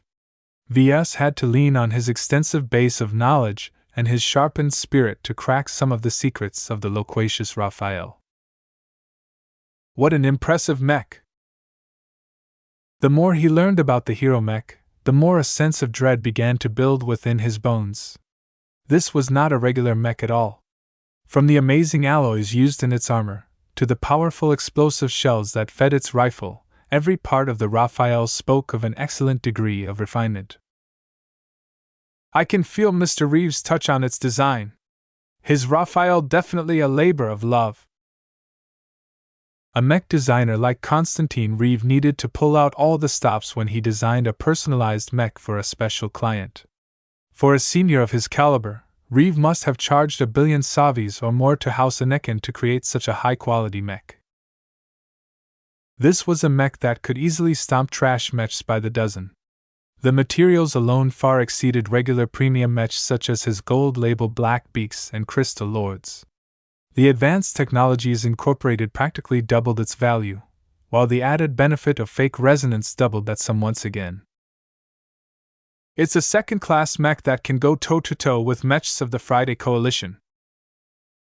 In all likelihood, the performance of the loquacious Raphael exceeded the parameters of decent quality second-class mechs in most areas. Coupled with a skilled mech pilot that fit the mech like a glove, then the mech would certainly be able to surpass the performance of a regular second-class mech. The amount of savis House Anakin put into training Lord Javier and equipping him with the best mech possible must have reached a staggering amount. Yet compared to the costs, the outcome would be worth it if Lord Javier became the strongest mech pilot of their house. As long as his strength overwhelmed his siblings, there was no question whether he would inherit the title of Count from his father. The only curveball that could change this equation was if a branch member of the house advanced to become an expert pilot.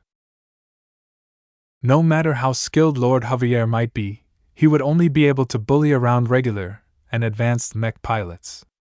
The true elites of the Mech Corps and the Mech Legion would easily be able to turn the loquacious Raphael into scrap. The power of fake resonance simply couldn't compare to true resonance. Expert mech pilots are too rare, VS muttered. Some mech regiments don't even have one on their retainer. Venerables enjoyed a privileged status in the Bright Republic, but they enjoyed outright worship in the Vija Kingdom. Even the worst expert pilots became barons at an instant, which would forever enshrine their families into the ranks of nobility. To their credit, the rebels and the Vandals came with as much force as they could muster in a short amount of time. Due to the impending arrival of Vision reinforcements, they couldn't afford to wait for every Vandal to convene in this part of the city. Still, the Vandals somehow mustered well over 75 Mechs. Capine Orphan and the Mechs restored by VS happened to be among their ranks. When Captain Orphan's looted mech congregated at the entrance of the rebel base, VS didn't know how to feel about her presence. "It's funny," he muttered. "For all her efforts, it turned out to be me who found Lord Javier's trace." VS shook his head and didn't think about Orphan anymore. The woman only did the best of her duties and VS couldn't fault her dedication to the mission. He instead spared a glance at the troop transports and hover tanks that the rebels prepared to accompany the Vandals. Though they looked impressive, VS couldn't help but be dubious at their effectiveness. The infantry will only get in the way, and the hover tanks won't have enough room for maneuver if the battle erupts in an underground tunnel or hall. Obviously, the Mechs would take the lead while the infantry and the hover tanks acted as support. The recycling plant was a fairly large facility, and who knew what kind of complex lay beneath the ground. For that reason, the rebel auxiliary forces would secure the facility and the surroundings in order to relieve the Vandals of all their worries. "No matter what, today is Lord Javier's downfall." The rebels cheered at those words as Commander Breskin finished his brief speech. After that, the Mechs and the auxiliary forces moved out. Breskin and Addy quietly approached VS as the remaining personnel looked on as Mechs and vehicles disappeared into the streets. "We still need your help, Mr. Larkin's son." The commander spoke in a gentler tone than before. Before, VS was just a forgettable mech designer. This time, the rebel leader as an asset. "We'd like you to monitor the battle and analyze the Mechs at Lord Javier's disposal. Our sources believe that his honor guard is also accompanying him. Count Loker directly bestowed them to his son, so they'll put up a good fight to defend him to the death." VS nodded. "I'll get on it as soon as the battle starts."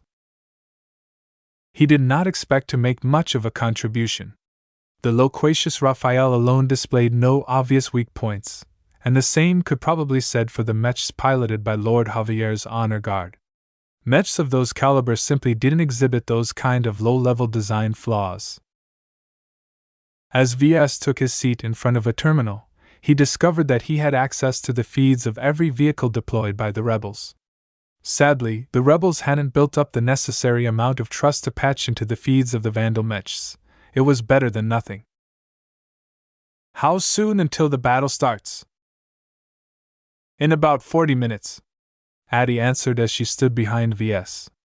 She constantly rotated among the analysts in order to coordinate their efforts.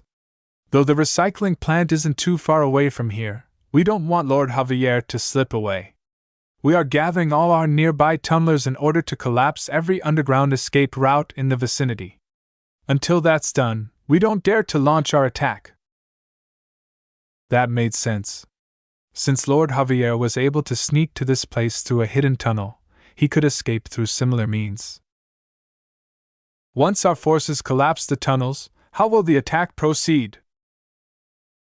Addy began to frown. "We haven't come up with a plan beyond that. Beyond confirming the presence of the loquacious Raphael, we don't know the terrain or how many enemies we'll face. We do expect Lord Javier to be caught flat-footed though. He hid his whereabouts extremely well so far, and if it wasn't for your help, we would have never gotten to this point." "You're exaggerating." VS modestly smiled and scratched the back of his neck. "Any mech designer can do the same. I just happened to be the first one to piece together the clues." He was definitely being modest here, but his accomplishments meant nothing if they failed to apprehend Lord Javier. Both Addie and VS became engrossed in several projections as they transmitted footage of the movements of the two allied forces.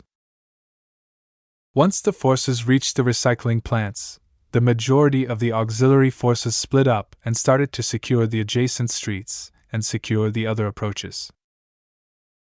If reinforcements arrived to bail Lord Javier out, then the rebels needed to stall their intrusion as long as possible. The tanks meticulously hid behind the corners of structures that the infantrymen evacuated by force. They didn't even bother to knock at any doors. They simply barged in with their exoskeleton suits and dragged out every civilian, business owner, and scum they could find. "This is my home. Who gives you the right to drag me around?" "My workshop. Careful with that, it's flammable." "Don't kill me, please don't kill me." The rebels uncovered many disgusting sights when they entered into certain abodes. Many criminals and gang members had run amok in the last couple of days. The exoskeleton soldiers treated them all the same. Every obvious lowlife got a bullet in their heads. VS applauded their decisiveness. However, when it came to the actual attack plan, Captain Orphan, who took charge on behalf of the Vandals, clashed with Commander Breskin. The commander had opted to accompany the attack inside a mobile command center. Addie patched into the command channel, allowing VS and her to listen in from the rebel base. "I strongly object to your foolhardy suggestions," Commander Breskin shouted over the channel. "Shelling the recycling plant will expend much of our ammunition and lead to a substantial amount of collateral damage. That recycling plant is a large source of income for Naren City, and it can ill afford its loss. The plant is a massive obstacle and a nightmare to secure. Who knows how many defenses Javier has prepared at that plant? With the amount of activity taking place at the plant, we won't be able to use our sensors at all. As long as the plant remains standing, we'll be fighting with our hands tied behind our backs." The two argued back and forth over several minutes, which caused their subordinates to grow apprehensive. There was no doubt that the recycling plant had detected their forces. 1 or 2 mechs could be hidden, but the presence of over 100 mechs and vehicles could not be obscured at all. Just as the argument ran over 4 minutes, a mutation happened on the streets. A series of explosions sounded out at the flanks. "Lost contact with Wolf 353 and Wolf 664. 2 hover tanks down." Another explosion erupted at an adjacent street. "Wolf 25 and Wolf 612 are downed. Wolf 55 has sustained heavy damage and has lost all of its lifting capacity." The thunder of cannon fire rang through the streets, but another explosion finally shut down the street. "Give me footage of Wolf 55's final seconds," Breskin ordered at the mobile command center. Back at the base, Addie requested the same data. She possessed sufficient credentials in the rebel hierarchy to access this sort of sensitive materials. VS looked at Addie and wondered whether she was Breskin's daughter or something. She looked way too young and pretty to be a veteran rebel leader. "Look," Addie said, and VS forcibly turned his head towards the projection of Wolf 55's final recording. "It's the Raphael!" The mech peeked out from a hidden trapdoor built into the streets. It only needed to expose its upper body in order to fire a ballistic rifle held within its arm. VS leaned closer and studied the Raphael's weapon arm. As expected, the arm that held the rifle glowed in a shimmering rainbow pattern. "It's definitely the Raphael. In that case, Lord Javier should be very close." Unfortunately, a fair number of trapdoors littered the streets leading up to Recycling Center. Far from surrounding the recycling plant, the rebels instead spread their forces thin for Lord Javier to take them out one by one. Commander Breskin sounded furious as he relayed his orders. "Give up on the envelopment and pull back. Don't let this bastard son have his way." Belay that, Commander! Captain Orphan spoke. Stand your ground and pin down the Raphael. We are on our way as fast as possible. Help is on the way. You don't command us, Spiders. Ignore the Mech captain's words and fall back this instant. Despite the temporary confusion, most hover tanks and infantry units opted to pull back. Only a handful of vehicles remained in place. The Raphael quickly popped up from a nearby trapdoor and took out every tank with a single shot of its potent rifle. The rebels and the Vandals hadn't even managed to fire back. They couldn't even pin Lord Javier down. Chapter 483 Split Command. VS came up with one word to describe Lord Javier's fighting style. Shameless! Instead of hiding inside his hiding place like a rabbit shivering inside its burrow, Lord Javier evidently decided that the best defense was offensive. He boldly jumped on his adversaries before they could start to storm the recycling plant. His actions brought incredible results. The hover tanks didn't possess sufficient armor to withstand the enhanced explosive shells fired by the Raphael's rifle. They all crumpled and blew apart when hit, and Lord Javier never seemed to miss. Right now, the rebels and Vandals fell into further confusion at Lord Javier's despicable tactic. The loquacious Raphael completely went against its heroic tendencies. The surroundings of the recycling plant had obviously been prepared well in advance, leaving the attackers naked and vulnerable to the unknown. All of it pointed to a trap. Pull back! Retreat! Even Captain Orphan could no longer let this farce continue. Her spearman Mech she appropriated from the dastardly handsome bastards simply couldn't keep pace with Lord Javier's movements. They could only withdraw and figure out something else. Cowards! Lord Javier broadcasted from his Mech as it popped out yet again to wreck a couple of infantry transports.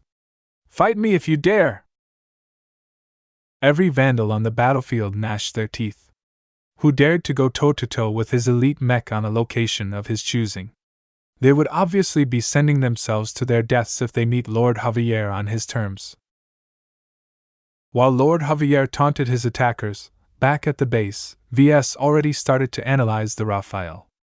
Though the sensors of the hover tanks only caught a couple of glimpses of the hero Mech, footage of the Raphael in a live battle was very precious. VS constantly observed new details from its brief appearances. He noticed something important. The loquacious Raphael isn't carrying any spare magazines. Javier is likely replenishing his ammunitions from caches prepared in the tunnels. Addy relayed his observation to Commander Breskin, but it wasn't what they needed to hear. They wanted a silver bullet that could cripple Lord Javier in a single blow. Breskin mulled over his options as he rubbed his face. After a moment of consideration, he relayed new orders to his infantrymen. Penetrate the underground tunnels and track down those ammunition caches. Destroy them all if you can, or mark them if you can't. Move out! The infantry bravely went into action. Some of the soldiers were fully decked out in exoskeleton suits, but others only wore varying levels of combat armor, much like what VS wore at this moment. Still, no matter what kind of armor they wore, they both wouldn't last an instant against an attack from a Mech. They faced instant death if they ever bumped into the loquacious Raphael. The first screams erupted 2 minutes after Breskin issued the orders. VS switched his feed to the sensors of an exoskeleton soldier. The man tried to avoid an enemy Mech while firing his heavy rifle at it, to no avail. Every bullet bounced from the Mech's thick armor until a foot finally stomped the exoskeleton soldier flat. Javier's honor guard is patrolling the tunnels. Many infantry squads got massacred. Not a lot of soldiers reached the ammunition caches, but even then they couldn't step any further, because each cache was guarded by a handful of turrets with enough firepower to deter a medium Mech. Commander, we can't complete our objective! Breskin cursed up a storm at that news. Eventually, he sounded the retreat. Apart from mapping out parts of the tunnel, they hadn't gained a lot of benefits. His eyes turned over to his allies. Captain Orphan, many of my men have sacrificed themselves, while your Mechs are running back and forth. Don't you think you should make a contribution? 12 minutes. What? We've deployed a countermeasure against the tunnels.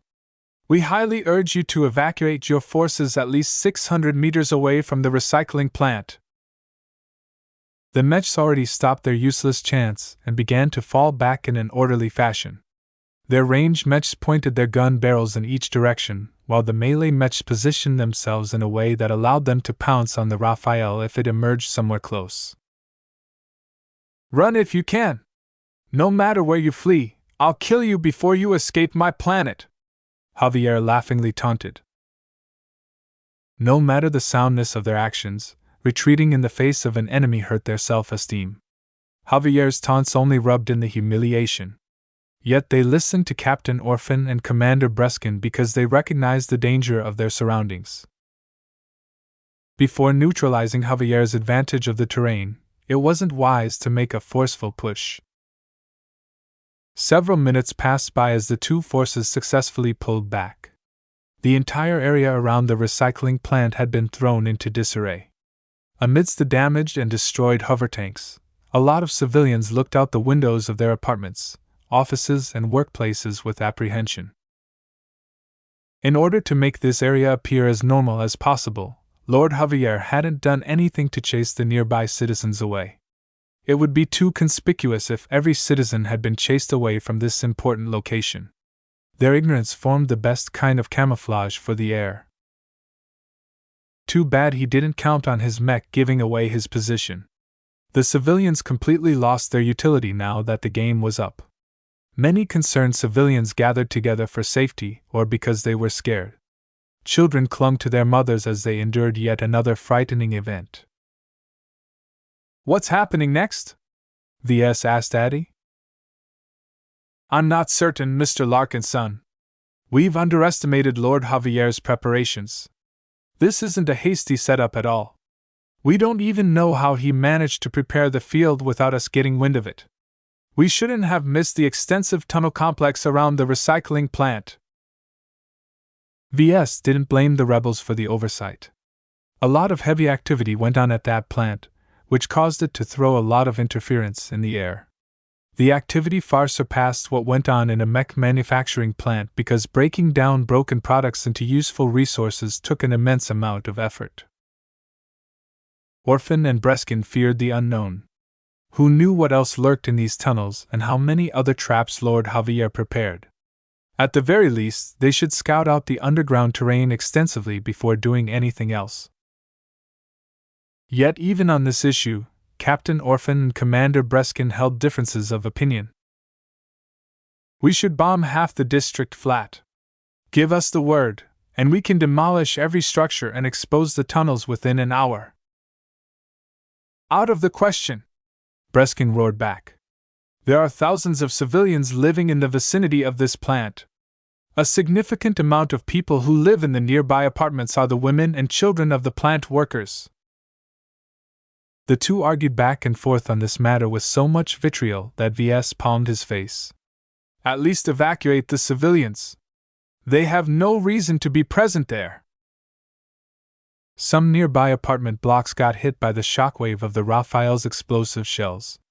Many windows shattered from the blasts, and several civilians sustained heavy injuries from the shockwaves and flying shrapnel.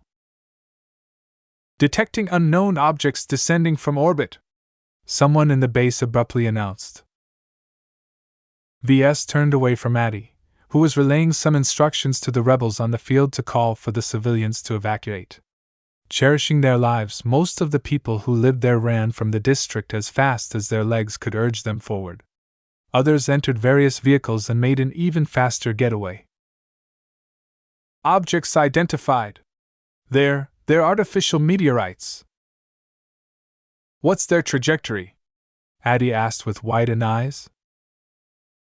They're on course to impact the vicinity of the recycling plant.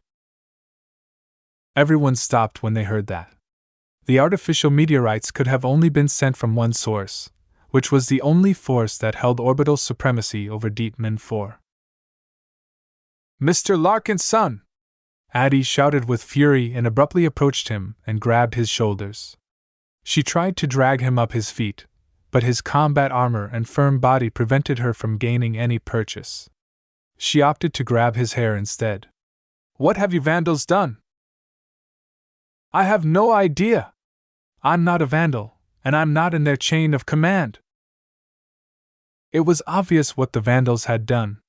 While it was a war crime to bombard a location from orbit with meteorites or other debris that floated in space, nothing was said about artificial weapons. The bottom line of the MTA was that any weapon employed within human space against a human adversary needed to small enough to be deployed by a mech. Artificial meteorites formed something of a loophole of that rule. Most often, the meteorites were up to half as large as the mechs that launched them. Nobody dared to make them any bigger for fear of running afoul of the MTA's taboo on weapons of mass destruction.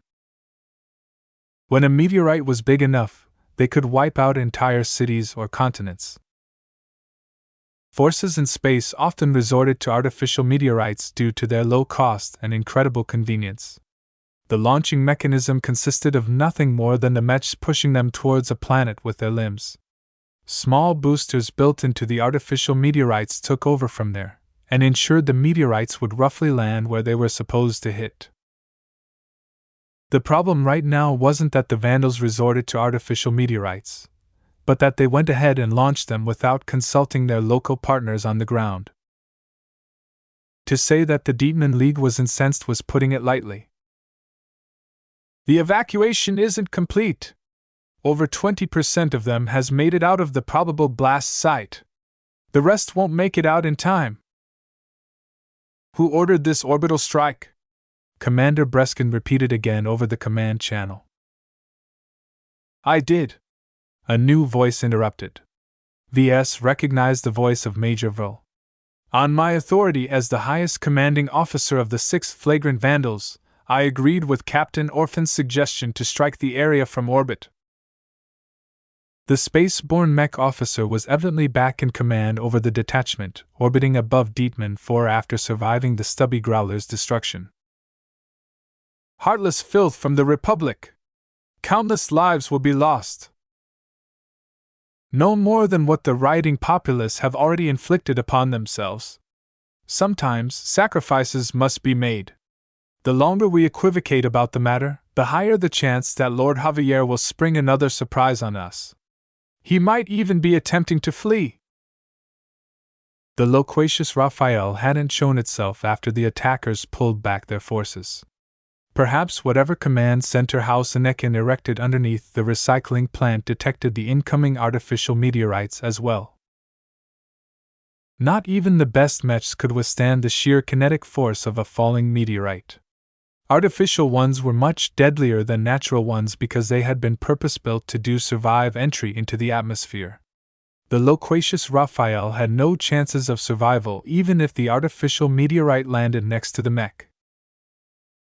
"Impact in 3 minutes! Stop the meteorites! Shoot them down!" Breskin ordered. "Don't! Stay your hand! Ignore this murdering brighter and execute my orders! Use every anti-air battery and missile platform in range!" A multitude of lasers and projectiles soared into the air. Hundreds of missiles followed suit. Due to the predictable trajectory and the incredible density of the artificial meteorites, even the dumbest targeting systems could land a hit on the falling objects. Sadly, the lasers barely accomplished anything but melt some potholes on the surface of the heat-resistant meteorites. The kinetic impacts from the ballistic projectiles hardly even chipped away at their surface, while the explosions from the missiles only caused their surface to crack a bit. The meteorites were too tough. "Impact in 1 minute!" Practically nothing could be done. With 1 minute to go, VS envisioned almost complete devastation from the orbital strike. Even the tunnel network underneath would collapse in the face of fury from space. Chapter 484 Unpalatable Options. One might think that the most precious resource in a battle consisted of manpower. Without able men and women trained to fight, no force would be able to sustain themselves in battle. Others might argue that mechs counted for more. A force that invested in the quantity and quality of their mechs would possess more depth and options even if their mech pilots fell short. Through the progression of the battle on Dietmar 4, VS learned that both manpower and mechs played second fiddle to the most crucial resource of all: time. There's never enough time. The entire operation on the Dietmar system rested on the premise that the flagrant vandals and the Dietmar League could complete their objectives within 4 days. If they stuck around longer than that, then enemy reinforcements might arrive to close their window of escape. The rebels numbered hundreds of thousands at the very least. Though most didn't possess any exceptional skills, it was undeniable that they had numbers on their side, or else they wouldn't have been able to wrest control of the auxiliary regiments that guarded the planet. The only downside was that they hadn't been able to cultivate a mech force that could compete for global hegemony on the planet. As for the 6 flagrant vandals, as a legitimate mech regiment, their numbers was only a fraction to the rebels, and only about 2,000 of them consisted of the actual fighters. Yet their ability to fight was arguably more superior than the Dietmar League due to their abundant ships and mechs. Both of them had managed to overwhelm the defenses around Naren City, and enjoyed free reign in certain parts of the city. While a lot of different outfits still possessed enough mechs to resist the Vandals, their internal rivalry and mistrust ruled out the possibility of forming a common front against the invaders. Over at the manufacturing district, the Vandals picked their targets carefully. They didn't overwhelm every manufacturing complexes in their way with brute force, but rather focused their efforts on a handful of plants at a time. Through this fashion, they deliberately let off valuable sites whose defenders sighed in relief. The company defenders of the complexes that had been spared all thanked their lucky stars that the Vandals chose to pass them by. They had zero incentive to bail out the industrial sites that the Vandals raided. In fact, the lucky ones even cheered the Vandals on for ruining their competitors and make it easy for them to expand their businesses after this ordeal. Yet, while the Vandals achieved a decent amount of success in one of their objectives, the hunt for Lord Javier consumed far too much time. The noble's whereabouts only became known on the last day of the operation, and it wouldn't be easy to take him into custody. Lord Javier is a tough bone to chew, V.S. surmised. Not only did he pilot the loquacious Raphael, which was arguably the best mech on the planet, he also relied on the protection of his elite honor guard. Furthermore, the entire area around the recycling plant was riddled with traps and tunnels. The attacking force made out of Vandal mechs and rebel auxiliary troops faced two unappealing options. The most direct option was to push through regardless of the cost. No matter how many traps Lord Javier prepared, it was undeniable that he didn't bring too much mechs when he escaped the palace. Still, anyone could imagine the costs might not be worth it.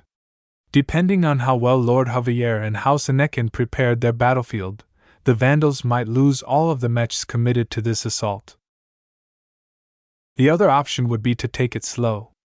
This was the most proper response to the situation the attackers faced. By scouting ahead and detecting the traps beforehand, they could easily dismantle them one by one before they exploded in their faces.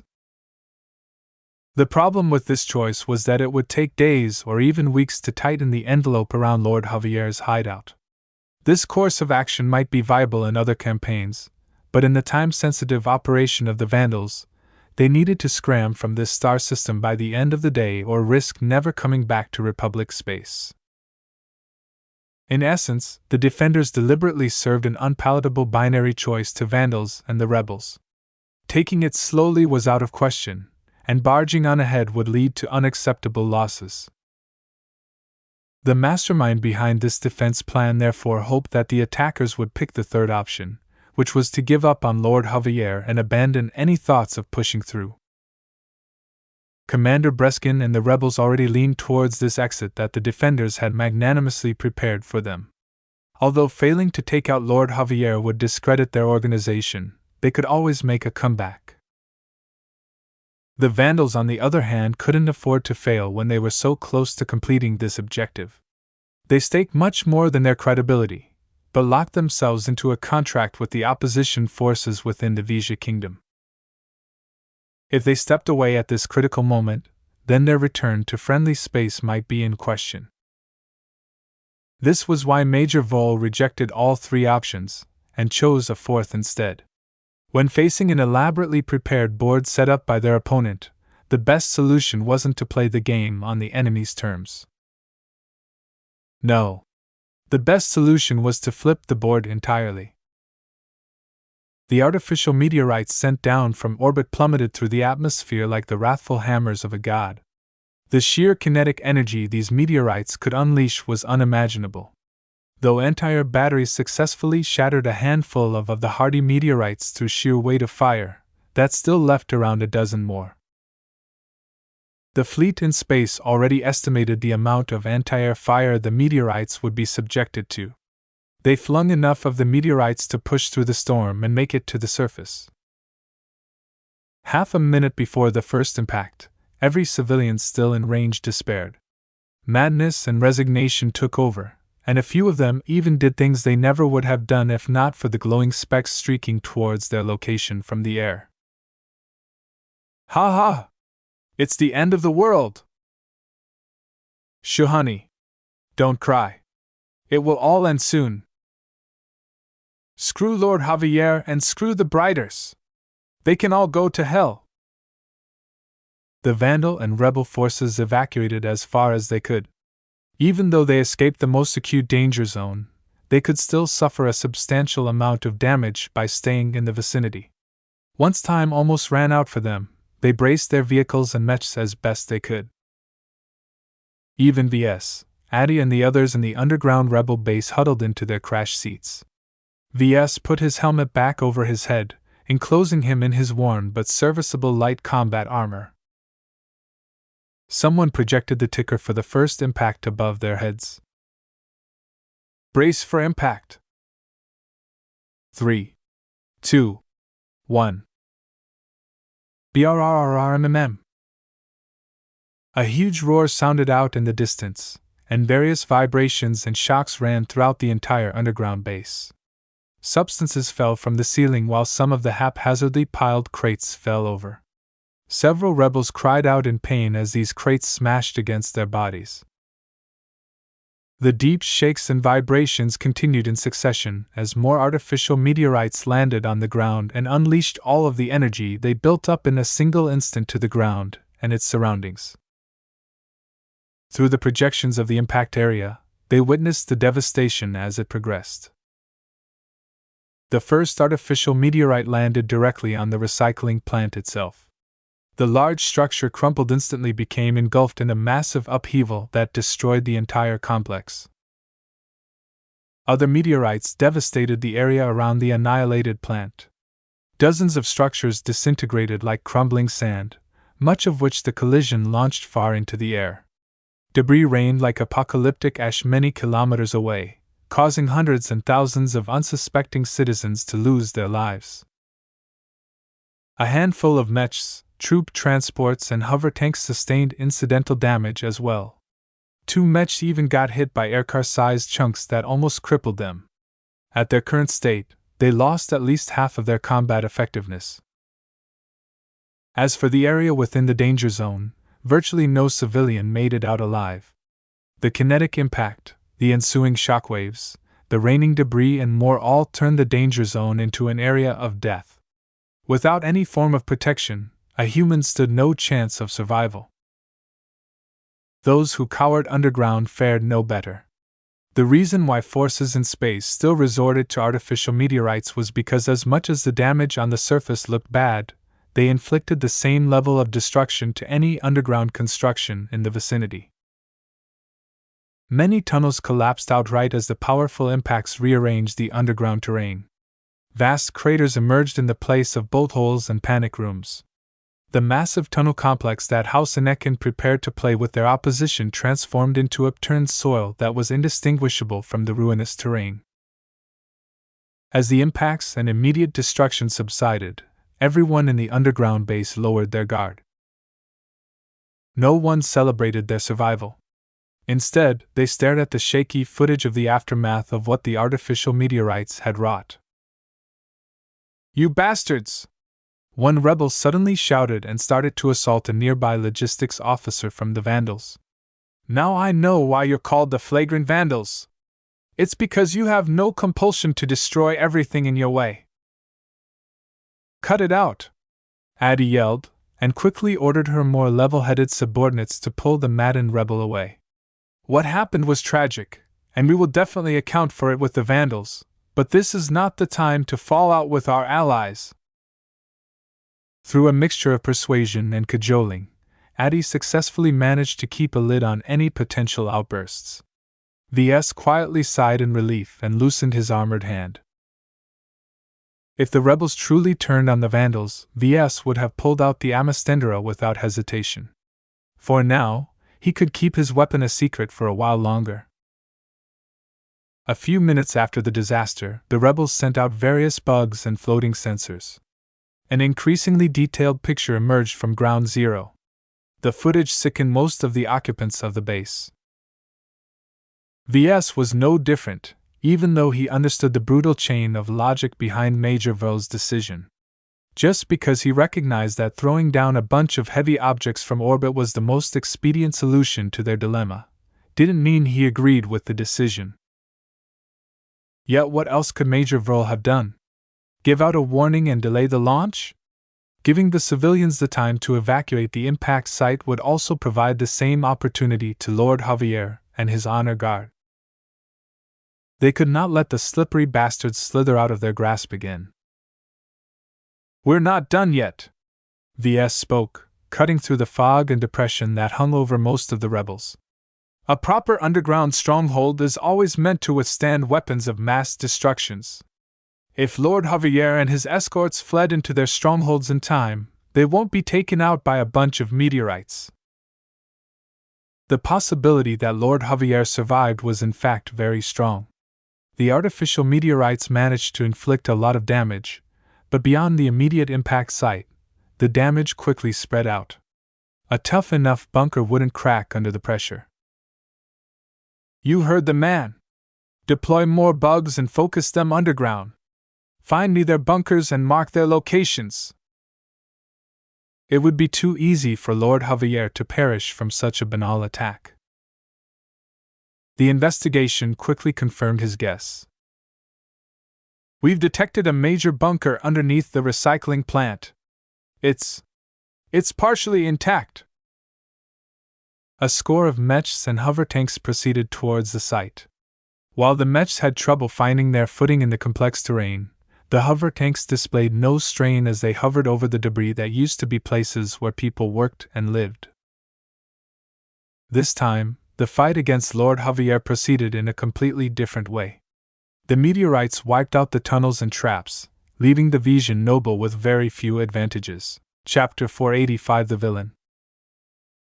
As some of the Vandal scouts approached the vicinity of the bunker, a hatch opened up.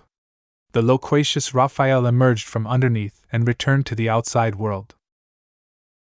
9 honor guard mechs followed in its footsteps. 4 of them consisted of melee bestial mechs. They all looked like robust tigers with an excellent balance between speed and armor. Up close, their jaws could crunch mech limbs while their claws could tear apart armor plating. The rest of them consisted of ranged mechs of various configurations. All of them were humanoid, and all of them carried an abundant amount of gear. Over 40 mechs stopped at the other end of the path leading up to the bunker. Their surroundings had turned into a complex landscape of craters and collapsed structures, which made it exceedingly complex to navigate. Only the former main street offered somewhat flat terrain. The loquacious Raphael stepped forward in a dusty but dazzling display. For some reason, the blue and silver hero Mech acquired a white cape that looked dazzling in the midst of ruin. The Mech extended out its sword to the approaching Vandal scout Mechs. "Devils!" Lord Javier's young voice boomed over the broken lands. "Your evil knows no bounds. To bombard my planet from orbit without any hesitation reveals your cruel nature. If this is what your corrupt republic has taught you, then you deserve to die." "What?" VS asked. What was Lord Javier going on about? "Lord Javier," Captain Orphan spoke up from her spearman Mech. "Cut the nonsense and obediently surrender. You are outnumbered 8-1, and that's only when you count the Mechs. Your tunnels are collapsed and your escape routes are blocked. There is no chance for you to make it out alive if you choose to fight. Do the smart thing, and we won't have to take this any further than we already have." The Raphael swung its sword in a theatrical manner. "Surrender? Never! My people have died under my watch. So long as you Vandals are still alive, my mission is not yet done. Prepare yourselves, villains, for I shall cleanse this star system of brighter filth." An analyst in the base suddenly stood up from behind his terminal. "This is bad. Lord Javier is showboating in front of the entire kingdom." VS looked over and saw a local news portal commenting on a live feed of Lord Javier's speech. So the man acted sanctimoniously for a reason. "Cut the feed. Destroy his recorders. We're working on it, but there's too much. Some of them are extremely well hidden. Without taking over the entire site, we won't be able to take them all out." The invasion of the Deepman system had always been broadcasted to the news portals on both sides of the war. At the beginning, the Bright Republic pounced on the feeds as a way to boost the morale of their citizens who felt weary at hearing about another loss or stalemate. Though the Mech Corps always treated the flagrant Vandals like an abandoned son, now that they grabbed the spotlight, they temporarily changed their stance. The battle at Deepman 2 and Deepman 4 provided a riveting display of their own side. The people back home relished seeing visions getting ground beneath the foot of the Vandals. As for the visions, they had all been juiced up by the initial successes at the outbreak of the war. The quick invasions and the rapid takeover of the border systems gave them an inflated feeling of confidence.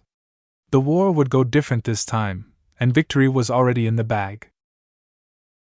This sudden attack on the heartland of the kingdom not only disabused them of this notion, it also put the seed of fear into their hearts. If a formerly safe place like the Deepman system could be raided, what about their own home systems? Many Visions never believed that their star system would be vulnerable to the Mech Corps. In the previous wars, the Bright Republic almost never struck at the kingdom, and what few raids they sent almost always struck the Vision border systems. Now, the commoners of the kingdom started to fear that this might change.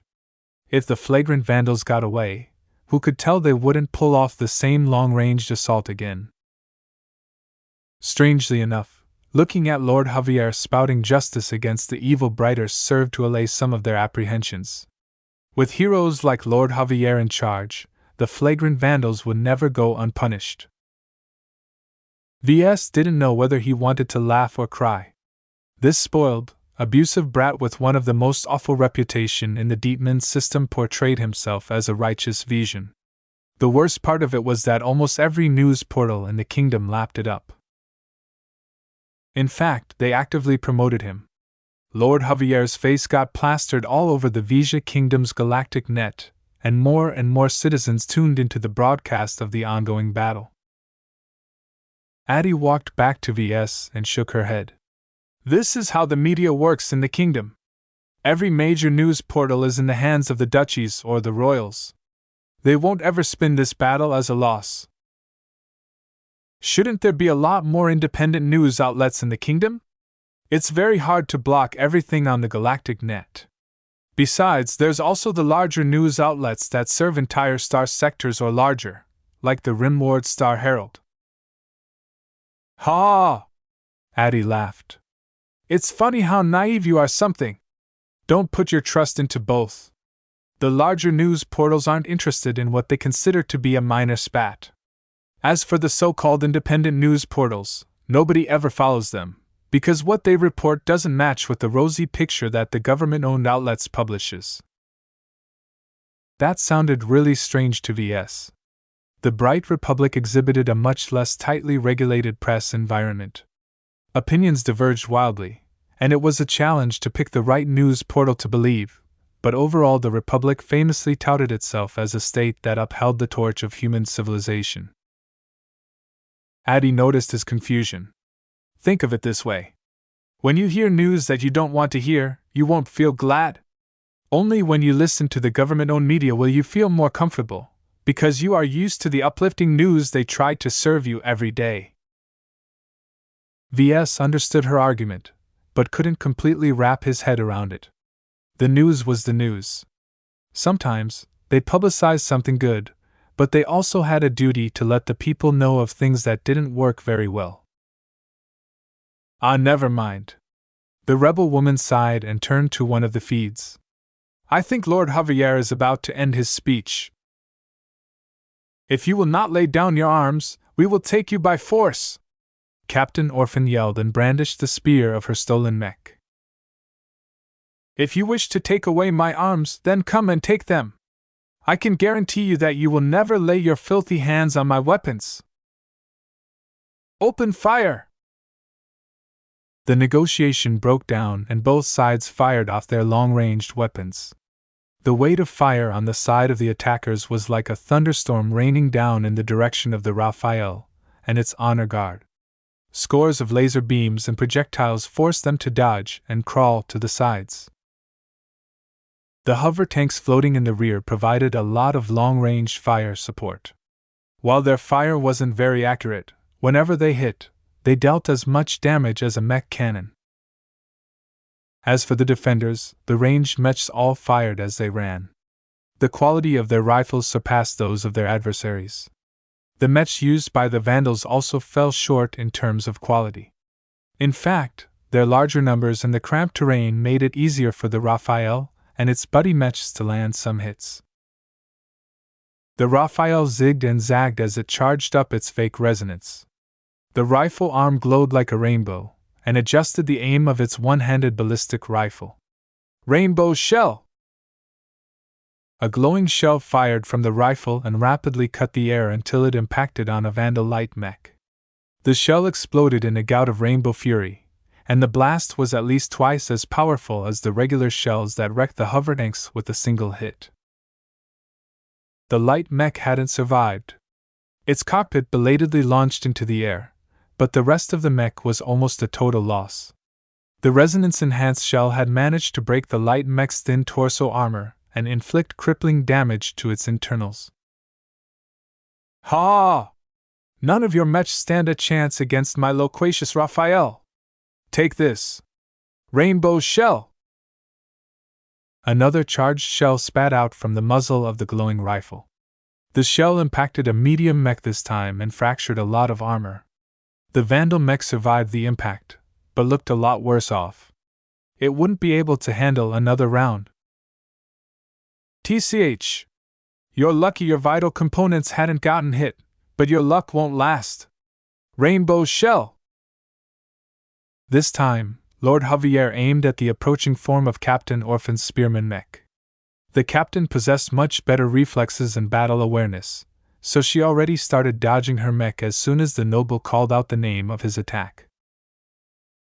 There was no reason for Javier to call out his special techniques. In his time with the Vandals, VS heard a lot of stories about resonance. One of them was that evoking this phenomenon in the heat of battle could be exceedingly hard, because the mech pilot needed to be at their best and put forth all of their concentration into achieving their desired outcome. By putting a name on a specific resonance pattern and saying it out loud whenever they engaged it, mech pilots came to resort to this method as a crutch. Over time, whenever they said the name of their technique, they would unconsciously facilitate the activation of the resonance profile that they desired to unleash. Still, even if saying the names out loud helped a bit, there was no reason for Lord Javier to keep his broadcasting speakers on. It was as if he was acting like the main character of an action drama. Eventually, the exchange of fire died down when the Raphael and the honor guard dove into the complex terrain around them. "Catch me if you can! Surround this site and track him down! He won't be able to get very far!" The battle progressed to another stage as both sides dove into the ruined landscape. Due to the extreme terrain, ranged mechs lost most of their advantages. The narrow corridors and abundant hills heavily favored melee mechs. VS looked on from a bug positioned above, and caught a glimpse of the Raphael darting forward to one of the Vandal mechs. Due to a lack of space in the immediate environment, the Vandal mechs had been forced to march in a single column. This allowed the Raphael to face it without any interference from the other Vandal mechs. Twin Star Slash! The Raphael's sword didn't glow or exhibit any remarkable effects, but the manner in which Lord Javier controlled his mech was something else. The arm rapidly flicked back and forth in a rapid sequence of movements. While their penetration power left much to be desired, the so-called Twin Star Slash had somehow managed to cut off the hands of the Vandal mech in front. Twin Star Helix! The Raphael's hand rotated around itself as it stabbed forth its sword. The completely useless drilling motion actually made it harder to penetrate the armor of the Vandal mech, but once it dug in with the help of the Raphael's weight, it started to inflict a load of damage. The Vandal pilot panicked and ejected in reflex. The cockpit almost bumped against the head of the friendly mech standing behind it as it made its way out of the sight. "Next!" Javier called out with a laugh. He was enjoying this. Chapter 486 Stoppered. It became evident that the upturned terrain played to House Anekin's advantage. The abundant amount of obstacles and cover played to their advantage. While their elite ranged mechs couldn't shoot at the Vandal mechs, either would the Vandals be able to use their weight of numbers in melee and ranged mechs to bear. The choke points that Lord Javier and his honor guard held for seconds at a time before squirreling away always forced the Vandals to fight the Vision mechs in one-to-one duels. A knight piloted by a seasoned Vandal clashed violently against the Vision Tiger mech. While most Felinid mechs emphasized speed and agility, the honor guard bestial mechs carried a lot more armor than usual, allowing it to not lose out too much when it pitted its physical weight against the knight. "You're outnumbered. Surrender now or be ground into dust," the knight broadcasted. The tiger mech wrenched up a claw to parry the incoming sword slash. "The only ones who will turn into dust are invaders like you." The two mechs pushed against each other, trying to bully their opponents with their weight. The Vandal burgundy and black provided a stark contrast against House Anekin's astral blue and silver. The clashes grew more violently, but neither side got the upper edge. The Knight mech possessed more throwing weight, but the Tiger mech possessed a firmer footing. The differences in mech shapes led to a lot of complexities. Unfortunately, the Vandal pilots lacked experience dealing with bestial mechs. Though they often trained against them in simulations, they never got to fight against them a lot in the real universe. That proved devastating as another Tiger mech jumped from behind the Tiger mech locked in combat. The second bestial mech jumped against a wall of debris with its four limbs and used it as a platform to change its trajectory and swoop at the Knight mech from its flank. What? The second Tiger mech's jump happened too fast for the Knight mech to respond. In addition, the front Tiger mech tied the Knight mech down by doubling up its aggression. The Vandal mechs at the rear tried to move forward to help, but the bottleneck hindered their approach. A massive crunching sound emerged as the second Tiger mech chomped the Knight mech's sword arm. Its forward momentum also caused it to slam against the Knight, which completely destabilized its footing. Another hard wrench caused the Tiger mech to savage the sword arm as it tried to pull it out of its socket. While the Tiger mech eventually failed to do so, the other Tiger mech pounced on the Knight mech, which was in no shape to defend, and tore apart its chest armor with repeated claw strikes. The Vandal pilot finally had enough. His cockpit ejected from his mech before the claws could go past the chest armor and do more damage. Further ahead, the loquacious Raphael clashed against the Vandal swordsman Mech. Though the latter mech's quality couldn't measure up against the Raphael, its mech pilot excelled at defense. Lord Javier's habit of broadcasting his special moves even allowed him to move in advance. Twin Star Meteor Storm! The Raphael's sword glowed like a comet as it hacked down onto the Vandal swordsman Mech in quick succession. The flurry of blows contained little elegance, and the glow was just a cosmetic addition to the sword instead of an indicator of resonance. Nevertheless, the swordsman Mech struggled to defend against the might and frequency of attacks. Even though the Raphael only wielded its sword in one arm, the sheer strength in them was enough to push back the Vandal Mech despite wielding its broadsword with both hands. I need some help here. A Vandal rifleman Mech approached from behind the swordsman Mech and tried to lean to the side in order to unleash a volley of explosive shells. Lord Javier noticed the maneuvering and grinned. Villains! Fight me one-on-one if you dare! This isn't an arena! Ignore his words and pile up on him. Take this then! Combo attack! Twin Rainbow Helix! The Raphael charged up its resonating rifle arm, channeling an ungodly amount of energy in the rifle. The swordsman Mech desperately surged forward in order to interrupt Lord Javier's so-called combo attack, but the Raphael's sword deftly slowed down its progress. The rifle unleashed a spinning rainbow shell that impacted the swordsman Mech's chest and blew up in a directional fashion. Most of the energies unleashed by the explosion was directed further into the Mech, causing the swordsman Mech to stagger. Immediately after the explosion racked the chest armor, a spinning sword entered the opening in the chest armor and churned past the weakened armor layers without effort. The sword kept spinning as it entered deep inside the chest until it rammed through the cockpit and blended the pilot inside into hashed meat. No! The mech pilot of the rifleman Mech yelled. The ranged mech fired a barrage of shells at close range. Most of them hit the Raphael head-on, but its frontal armor consisted of high-quality compressed armor that easily endured the rifle shells. Ha ha! Villains like you are unqualified to sully my Raphael! Lord Javier taunted as he jerked his mech sword from its latest kill while bringing up his ballistic rifle. The Raphael quickly unleashed a salvo of unenhanced shells. Unlike the Raphael, the rifleman Mech was a lot more fragile. The 3 shells all landed on its chest, causing the frontal armor to be crumpled into pieces. Just as the rifleman Mech wanted to retreat, the Raphael jumped over the wreck of the swordsman Mech and chopped down with its sword, which sliced through the weakened chest in a single blow. The rifleman Mech tipped over as the internal damage caused it to lose all power. Before the pilot could eject, the Raphael stomped its open chest with its foot, causing the cockpit and its occupant to be fattened into a pancake. Brighter scum deserve no quarter. Just as the Raphael surged forth with its majestic red cape flapping in the wind, a barrage of long-range lasers and kinetic projectiles slammed into its rear. The cape instantly gained a couple of holes and the custom mech's rear armor gained some dents. Treacherous cowards!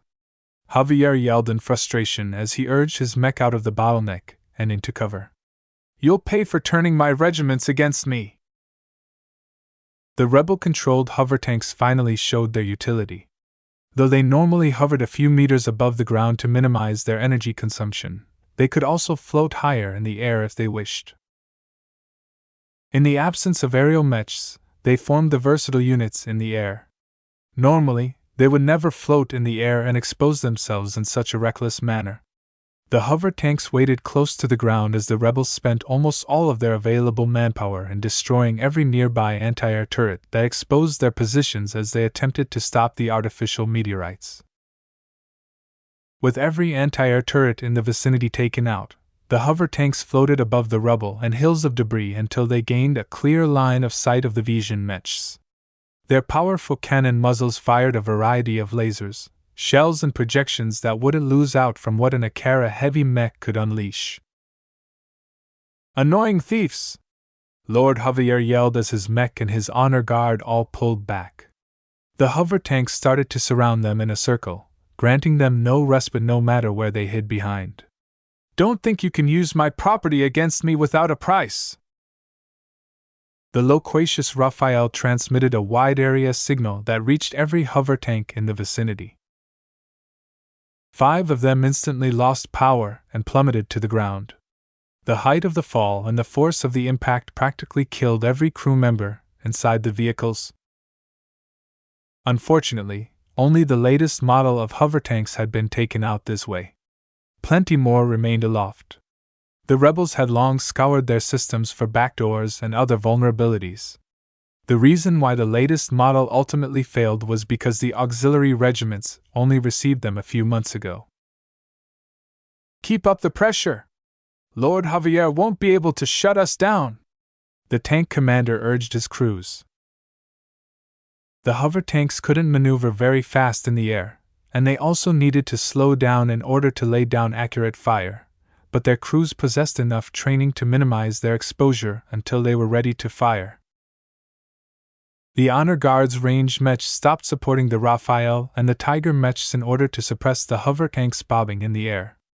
Both the mechs and the tanks played it safe, so they didn't make a lot of progress in the short term. Only the Raphael's rifle could take them down in a single hit, and only if it employed its resonance.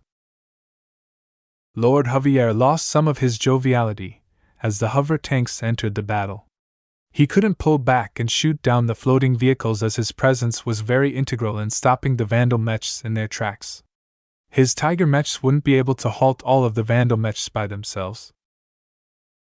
While Commander Breskin and Captain Orphan hadn't communicated any plans, they adjusted to each other's movements as if they were part of the same unit. The Vandals stopped trying to press forward and merely tried to tie their adversaries down. Meanwhile, the rebel hover tanks slowly chipped away at the Honor Guard mechs. They not only threatened their ranged mechs, they also put some pressure on the Tiger mechs, forcing them to be less brazen unless they wished to be filled with holes. The cramped terrain turned from an advantage to a disadvantage to House and Nekin's mechs. While they took full advantage of the broken terrain to bottleneck their opponents so that their superior numbers amounted to nothing, the presence of the hover tanks and their ability to disregard most obstacles turned their advantage back into a disadvantage. The confined spaces limited their range of motion, and they simply didn't have any room to dodge. Lord Javier gritted his teeth as his Raphael pulled back. The mech's rifle was extremely powerful and already took out numerous Vandal mechs and hover tanks, but its magazine emptied out very quickly. When the Raphael initially emerged from the bunker, Javier ordered a backpack module to be attached to its back. Beneath its tattered cape rested an ammunition carrier. The Raphael quickly sent a signal to the rifle, causing it to detach and drop its spent magazine. The mech then maneuvered its rifle to its back in a specific position. A fresh magazine emerged from an opening of the backpack module and slammed into the breech of the weapon. Having finished its reloading process, the Raphael jumped back into the action with its rifle arm glowing brighter. Triple rainbow shell! The rifle unleashed 3 shells in quick succession. Each of them somehow accurately hit 3 hover tanks that dipped down a bit too late. Powerful rainbow explosions coursed through each vehicle, wrecking them completely and lessening the pressure on the Honor Guard. Inside the Raphael's cockpit, Lord Javier started to sweat profusely. Pushing the Raphael to enact resonance imposed a significant burden to his mind. Advanced mech pilots lacked the mental strength to elicit resonance from their mechs. Even if fake resonance was a pale imitation of the real thing, Javier's mind became increasingly strained as the battle went on. Yet he never thought about stopping. He was having the time of his life. He felt as if he was made to fight this battle. Come, Vandals! Show me your best. Where are your champions? I want a challenge! If it's a challenge you want, then here I am. A spear stabbed towards the Raphael, causing it to interrupt its targeting of the hover tanks. It fired a quick shell at the mech that drove forth the spear, only for the Vandal mech to sidestep the attack in the nick of time. The Raphael's sword entangled the spear and barely managed to redirect it away from its frame, though the spear still managed to scrape against its arm. Captain Orphan's looted spearman mech pulled back the spear and brandished it towards the Raphael. "Your playtime is over, kid!" Chapter 487 Impromptu Duel. Reinforcements from both sides tried to reach the ensuing battle that could very well decide the fate of Deepman 4. Every member of the household guards knew that Count Loker valued Lord Javier above all else. If it wasn't for the traditions that tied down his power, he would have allocated much more troops to guard his only offspring. The consequences of failure was unimaginable. In the strong hierarchical culture of the Visions, mech pilots under the service of a house carried a lot of responsibility. Failure to safeguard the lives of their charges often led to imprisonment or execution to those who failed to do their duties. Yet as much as they tried to reinforce their liege, the battles they fought in the previous days had sapped much of their strength. Even now, many Vandal mechs spread out in Naren City tried to drag on their heels and force them to stop. "Rescue the Lord! Rescue the Lord!" Many of the Vision mechs that survived up to now consisted of second-line and law enforcement units. They weren't equipped for a full-scale war, and their mech pilots found it hard to match the skill of the Vandal mechs that harried their footsteps. Aerial mechs also started to emerge in the skies. With the exposure of most anti-air turrets in Naren City, the Vandal forces made good progress into clearing them all out. Much of the hidden turrets that remained belonged to mercenaries and other private forces. They would never dare to fire them at the Vandals for fear of attracting their wrath. This basically led to a wild battle in the skies where the Vandal aerial forces continued to harass the Vision forces spread out in the city. Sometimes, aerial mechs from both sides clashed high up in the air, though the Vandals slowly managed to gain an edge due to their better skill. As for the underground rebel base, a lot of rebels stayed behind to support their comrades. The Deepman League held numerous strategic positions in Naren City and assisted the Vandals in slowing down the enemy from reinforcing Lord Javier. "It's getting increasingly harder to stop the household troops," Addy said. "They are too persistent in trying to reach their lord. Our auxiliary troops aren't meant to battle mechs head-on, and your Vandals are too spread out to slow down larger concentrations of mechs." "Do the best you can," VS replied. "The battle at the former recycling plant won't end so soon." "Can't you do anything to help?" "I've already relayed my analyses on the mechs piloted by Lord Javier and his honor guard. I can't determine much more than that because these are very polished mechs." VS felt a bit useless at this stage. He only managed to figure out the basic specs and some tentative weak points for each mech model. None of them were easy to deal with, and only the rifleman mechs could be taken out quickly if they became exposed to concentrated fire. The real threat came from the Tiger mechs and the loquacious Raphael. The former proved to be an adept prowler in the ruins. They took full advantage of their ability to navigate the ruinous terrain in order to flank the Vandals. As for the Raphael, the hero mech proved its valiance with each mech or hover tank it managed to fell. However, this time it met its match when Captain Orphan tried to run interference on its rampage. "The righteous won't be stopped. Twin star slash!" The Vandal spearman mech deftly blocked the predictable sequence of slashes with its spear and sent out a counterattack right after. The Raphael quickly brandished its rifle and fired another shell to force Captain Orphan back. "Why don't you look into the mirror to find a villain?" she yelled out as she went back on the offensive. Her spearman mech stabbed forth in a flurry of blows that forced the Raphael to back off. "A monster to his own people doesn't deserve to take on the mantle of a hero." Lord Javier wordlessly growled back. His eloquence deteriorated over the course of their impromptu duel. The captain was twice as hard to deal with compared to his previous opponents. Despite not carrying a shield, Captain Orphan abused the reach of her spear to interrupt his powerful combo attacks. "You won't take me down that easily! Twin Star Helix!" he yelled as his mech unleashed one of its signature attacks. Its rotating sword clanged against the shaft of the spear and got pushed to the side. The Raphael had to fire another shell in order to stop the spearman mech from following through. On and on the two mechs tried to gain the advantage.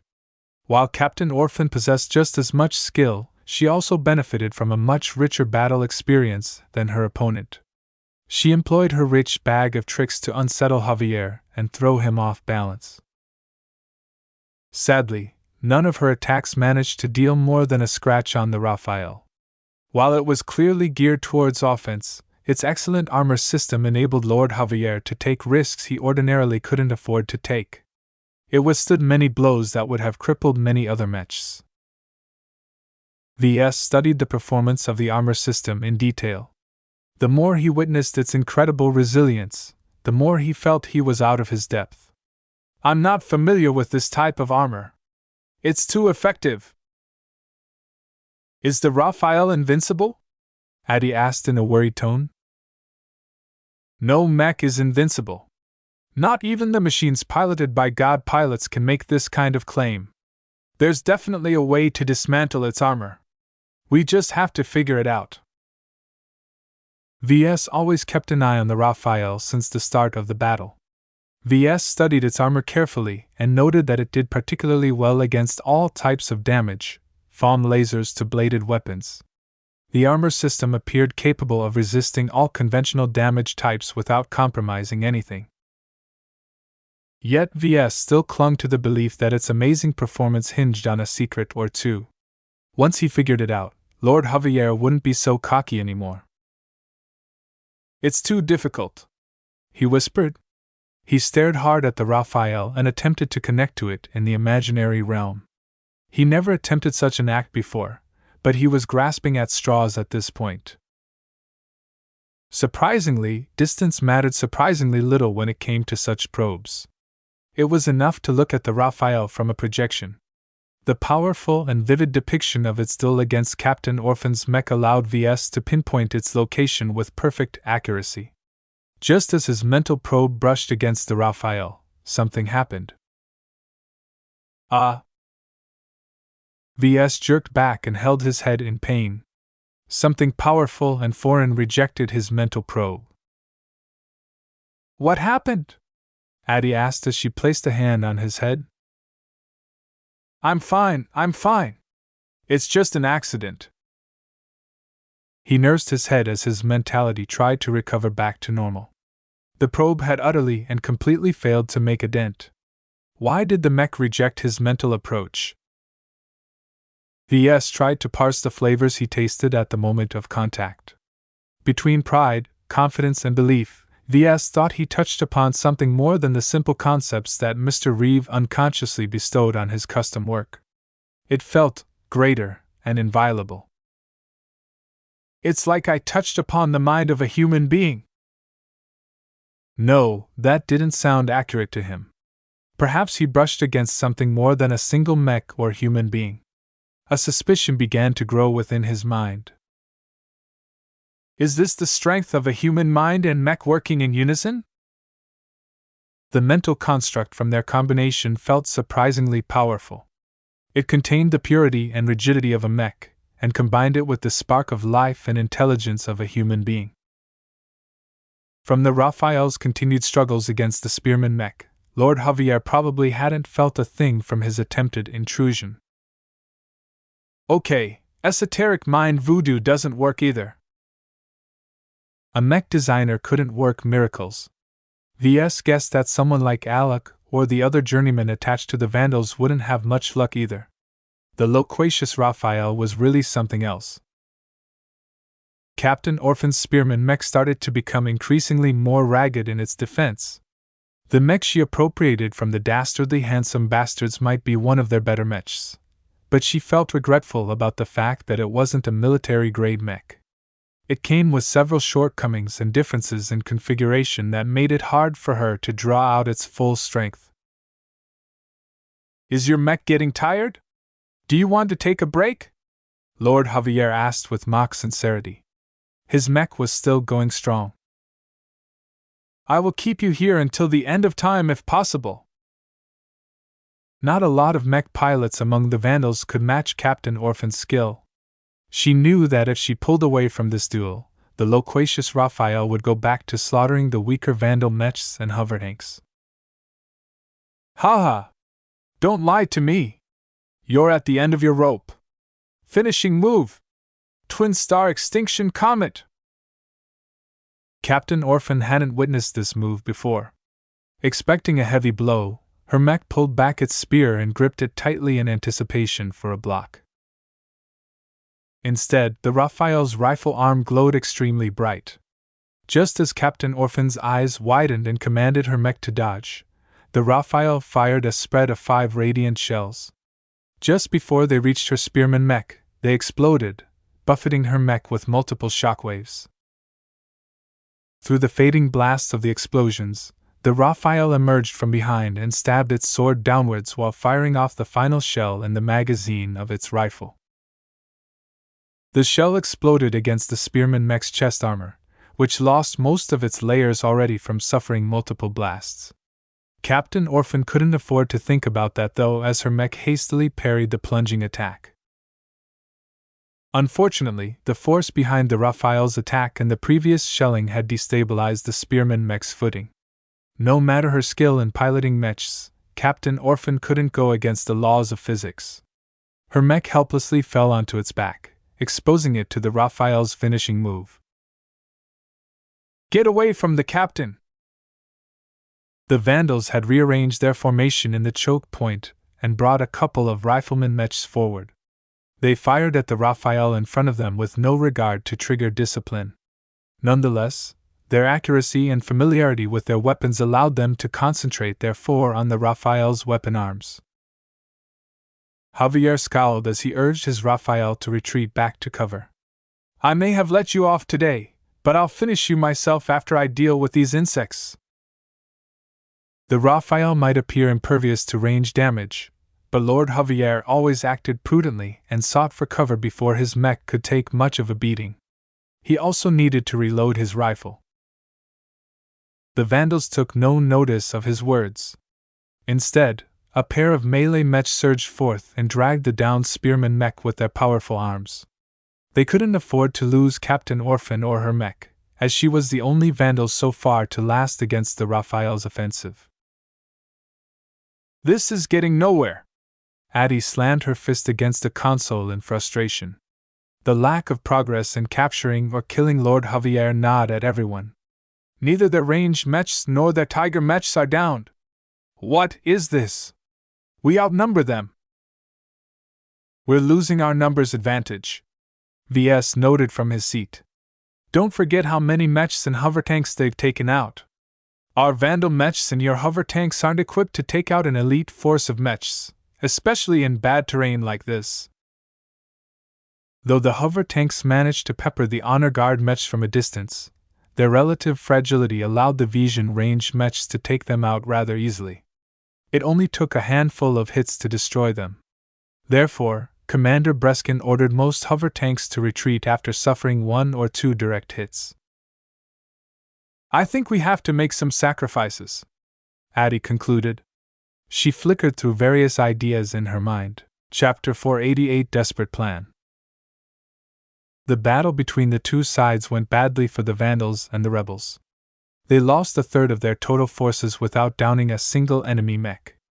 The disparity in mech quality proved to be the decisive factor keeping Lord Javier aloft. While the loquacious Raphael attracted a lot of attention and firepower, its excellent armor and generous energy reserves allowed the mech to sustain itself in battle without declining in performance. Constantine Reeve deliberately designed the Raphael as a hero mech that uplifted its allies through perseverance. VS understood the senior mech designer's intentions. The Raphael leads by example. It excels in chaotic battlefields and lengthy campaigns. Its dependence on a sword and a ballistic rifle allows it to ration its energy consumption and relegate heat management to a distant concern. As a mech designer whose only original designs echoed similar principles, VS appreciated Mr. Reeves' design choices for the Raphael. Much like the Black Beak and the Crystal Lord, the Raphael could keep on fighting for a very long time. Unlike the two regular designs, the highly advanced Raphael enjoyed some of the best designs and materials the Vija Kingdom had to offer. This enabled the mech's performance curve to stay at a very high base level, to the point where it wouldn't lose out to peak performance mechs meant to unleash all of their might in a brief interval. This is the power of money. When it came to mechs, you often got what you paid for.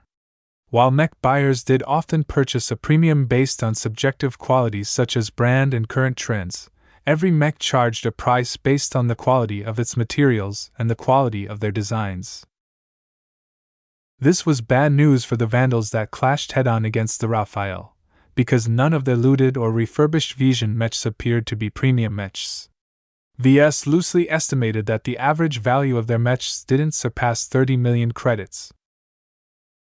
Though their robust training and inclusion of some military-grade technologies narrowed the gap, it still left a wide gulf between the Vandals and the Raphael.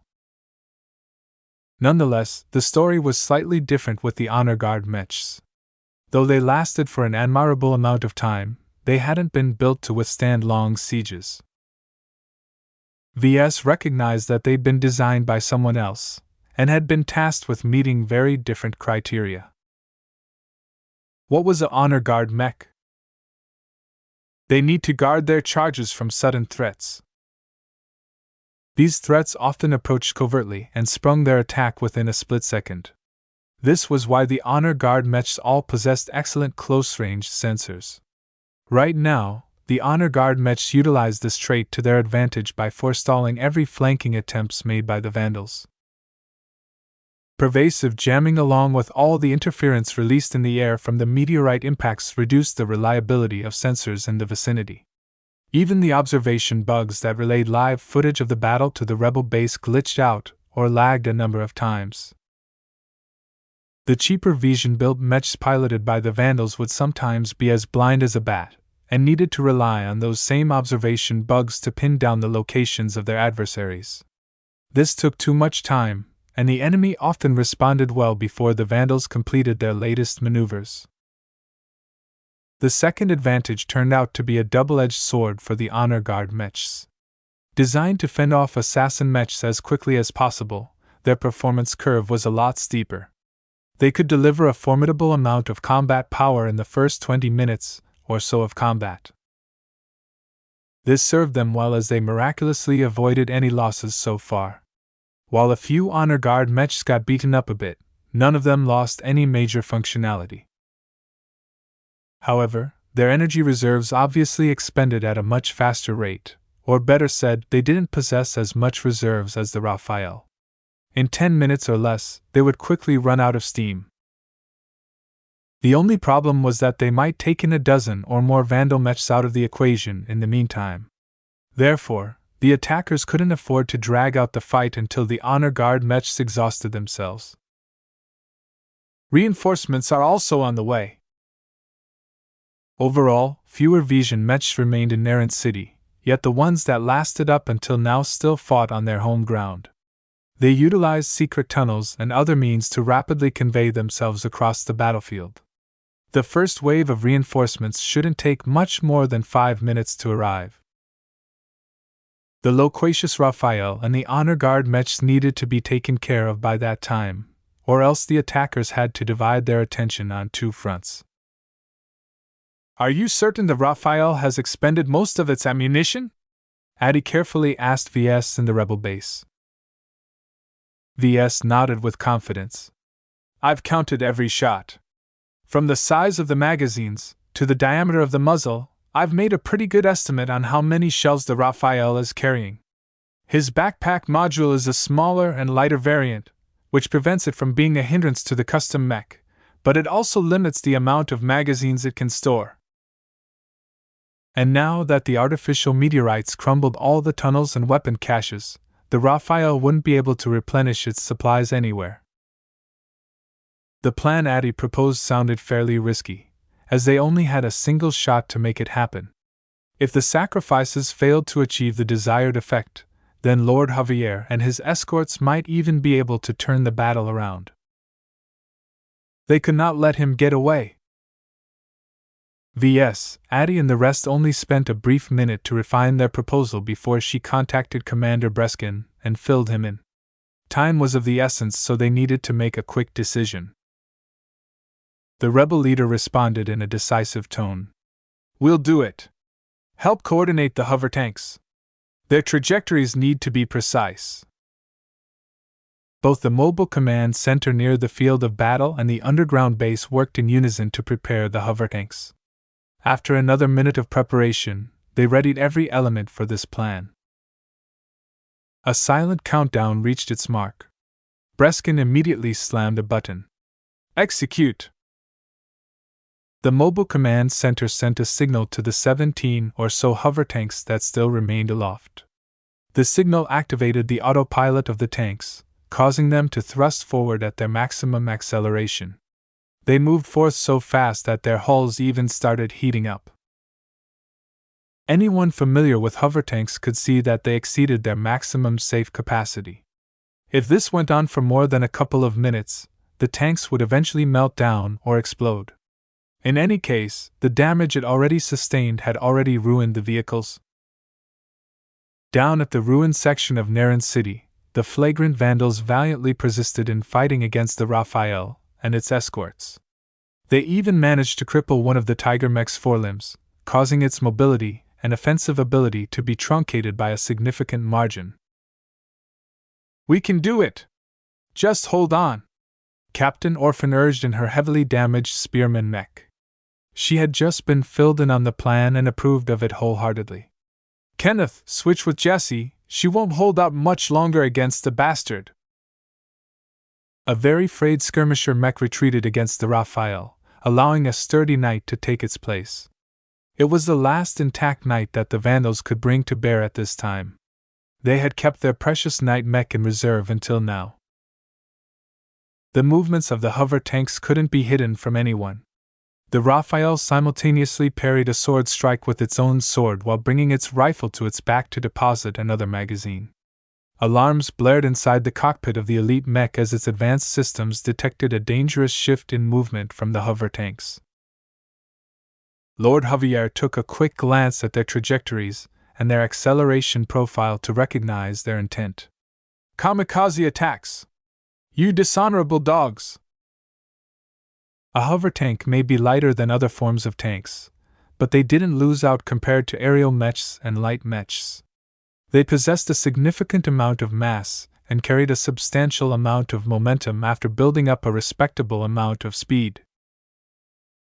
Now that every crew member evacuated from the vehicles, the autopilot accelerated the war machines forward with reckless abandon.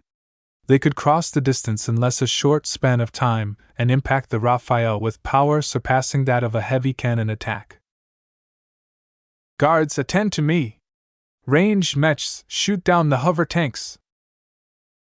The honor guard tried to shift away to assist their liege, but the Vandals redoubled their offensive, causing most of them to be pinned in place. The ranged mechs were torn between aiding their comrades and shooting down the incoming hover tanks, and eventually decided to address the latter. They couldn't disobey a direct order from their lord. "Pressure them! Suppress them! Don't let them up!" Captain Orphan yelled and joined the fray even though her spearman mech's chest exhibited a huge hole. A single solid hit on the chest would ruin the mech entirely, and could even end her life. Nonetheless, her devotion to the Vandals and her determination to complete the mission pushed her forward. Not a single Vandal mech remained idle during the execution of the plan. Lord Javier saw that things proceeded badly for his side.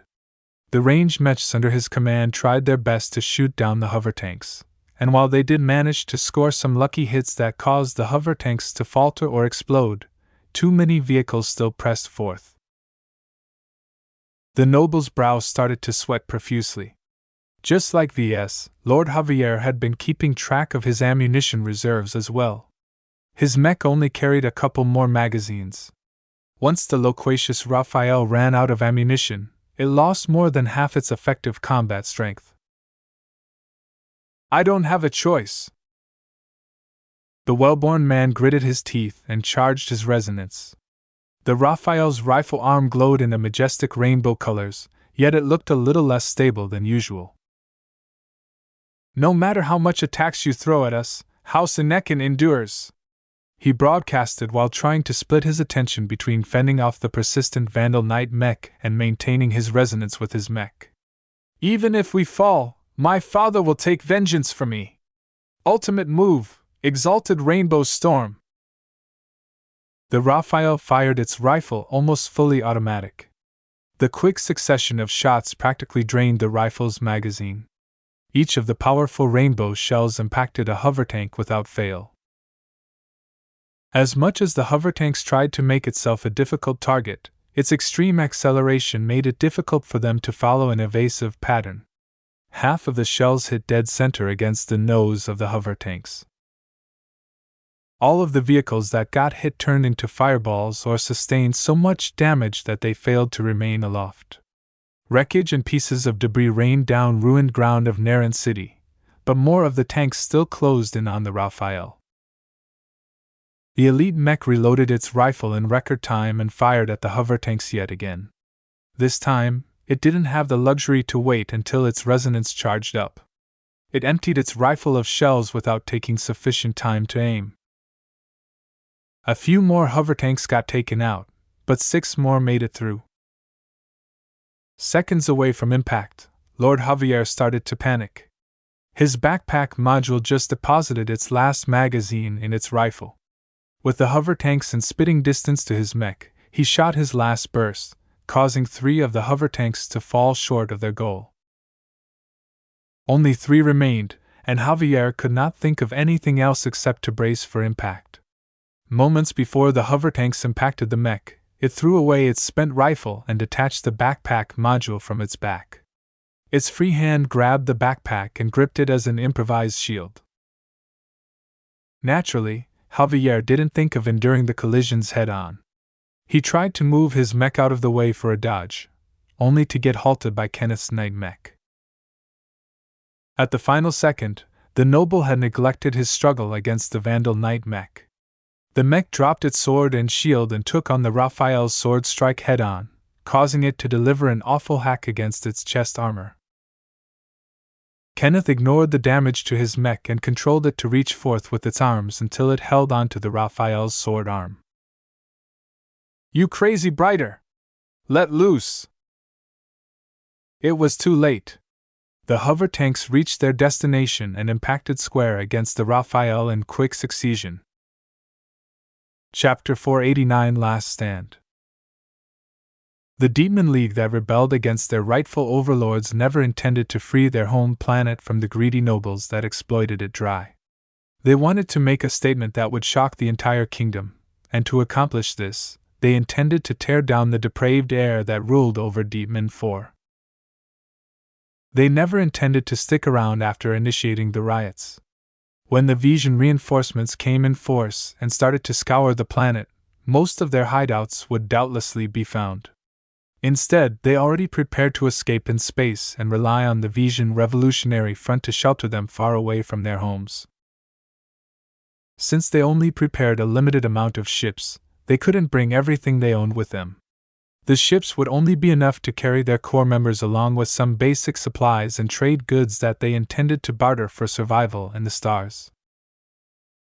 As much as they wanted to bring along the hover tanks and other vehicles, they simply didn't have the space to accommodate them all. The local rebels never valued them too much for this reason.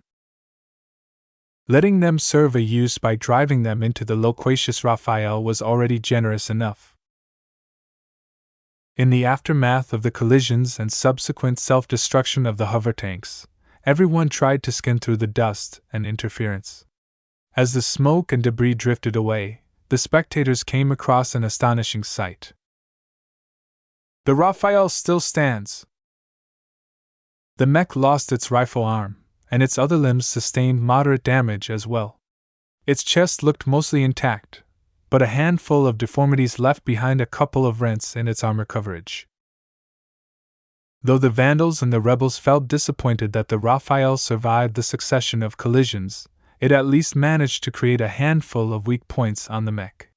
The rents in the chest armor, and the exposed socket that formerly connected to the rifle arm both represented major vulnerabilities. Captain Orphan grinned as she witnessed the damage through her damaged Spearman mech sensors. "What are you waiting for, men? We cracked it open. Finish it off." The Vandal Mech surged forth with renewed enthusiasm. The one thing they hated most about their opponent was that the loquacious Raphael possessed a virtually impervious shell. None of their weapons managed to leave more than a shallow dent on its armor. Yet the collisions changed everything. The sheer kinetic power behind the blows, along with the subsequent explosions at point-blank range, had finally managed to overwhelm the Raphael's amazing armor system. The Vandal Mechs only needed to deal some damage through these openings to damage the Raphael's much less resilient internals. "We've got him on the ropes. Press on!" The Raphael backed off continuously as its damaged and unbalanced state couldn't keep it at a stable footing. Mechs poured into the bottleneck and physically pushed every mech in a line along until the Raphael finally got pushed out of the narrow corridor it used as a bottleneck. The Vandal mech pilots cheered as they entered a small clearing where they had much more room to maneuver. Some of the honor guard mechs finally managed to shrug off their opponents and reposition themselves to back the Raphael up. "Do you think we're finished?" "Ha! Think again," Lord Javier broadcasted. "Ridding me of my rifle only allows me to concentrate on my swordplay." Just as the Vandals moved to deliver the coup de grace, the Raphael turned into a nimble fencer. Lord Javier completely disregarded the absence of one of its arms and put his full attention on retaliating against his opponents. Kenneth's Knight mech was the first to go down. The Vandal mech pilot had become a little complacent after witnessing the damaged state of the Raphael. However, he completely misjudged the damaged mech state. Far from being crippled, the Raphael still retained much of its strength. Besides missing its rifle, it still proved to be a deadly mech up close. After exchanging a couple of blows with the Vandal Knight mech, the Raphael surged its legs forth and flanked the Knight mech before stabbing its sword into its lower back. The Raphael's sword arm pushed its sword through the rear armor of the Knight mech and punctured its engine.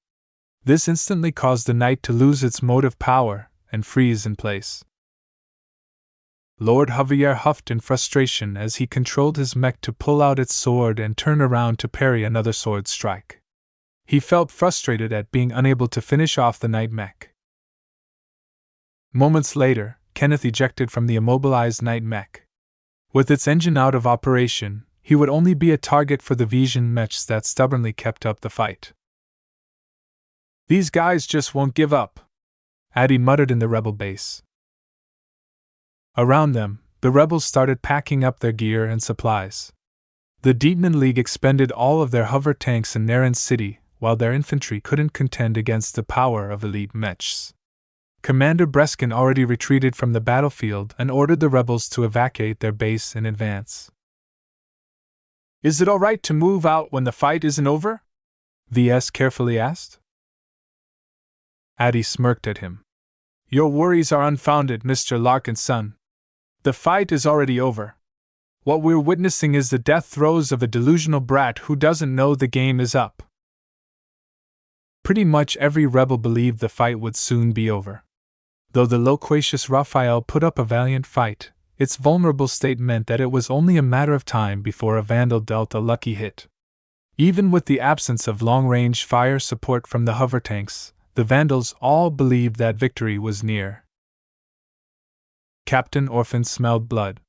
She turned her damaged mech away from the rampaging Raphael and assisted a handful of other mechs in taking down the Tiger mechs. Besides Lord Javier's mech, the Tiger mechs inflicted the most damage to their forces. Though they performed well in confined spaces, they lost none of their power when they fight in slightly more open terrain. They constantly circled around, building up speed for a powerful charge that could knock down any humanoid mech in their way. A handful of vandals braced their mechs too late, causing the tiger mechs to shove them onto their backs. Once they fell prone onto the ground, the tiger mech savaged them with their claws or bit off their limbs with their powerful jaws. One mech got demolished entirely, while the other two made it off with heavy damage after some of the vandal ranged mechs forced the tiger mechs to back away. Still, these mechs had already accumulated a lot of damage. The constant laser beams and shells that impacted against their thick armor started to chip away at their integrity. Captain Orphan recognized their vulnerable state and pounced forth. Two Vandalite mechs at her sides supported her offensive and darted ahead to occupy their target. The tiger mech desperately swung its paws to smack aside their attacks, but this was where one of their inherent weaknesses expressed itself. VS witnessed it all through the live feeds that continued to be relayed to the base even as it slowly emptied out. He nodded at the tiger mech's frantic state.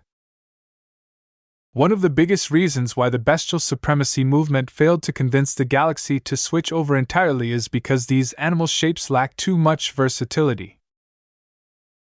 Versatility meant many things. In the context of bestial mechs, they lacked this strength in two key aspects. First, their rejection of articulated limbs meant that they would be stuck with a single loadout. They wouldn't be able to change their weapon types at all.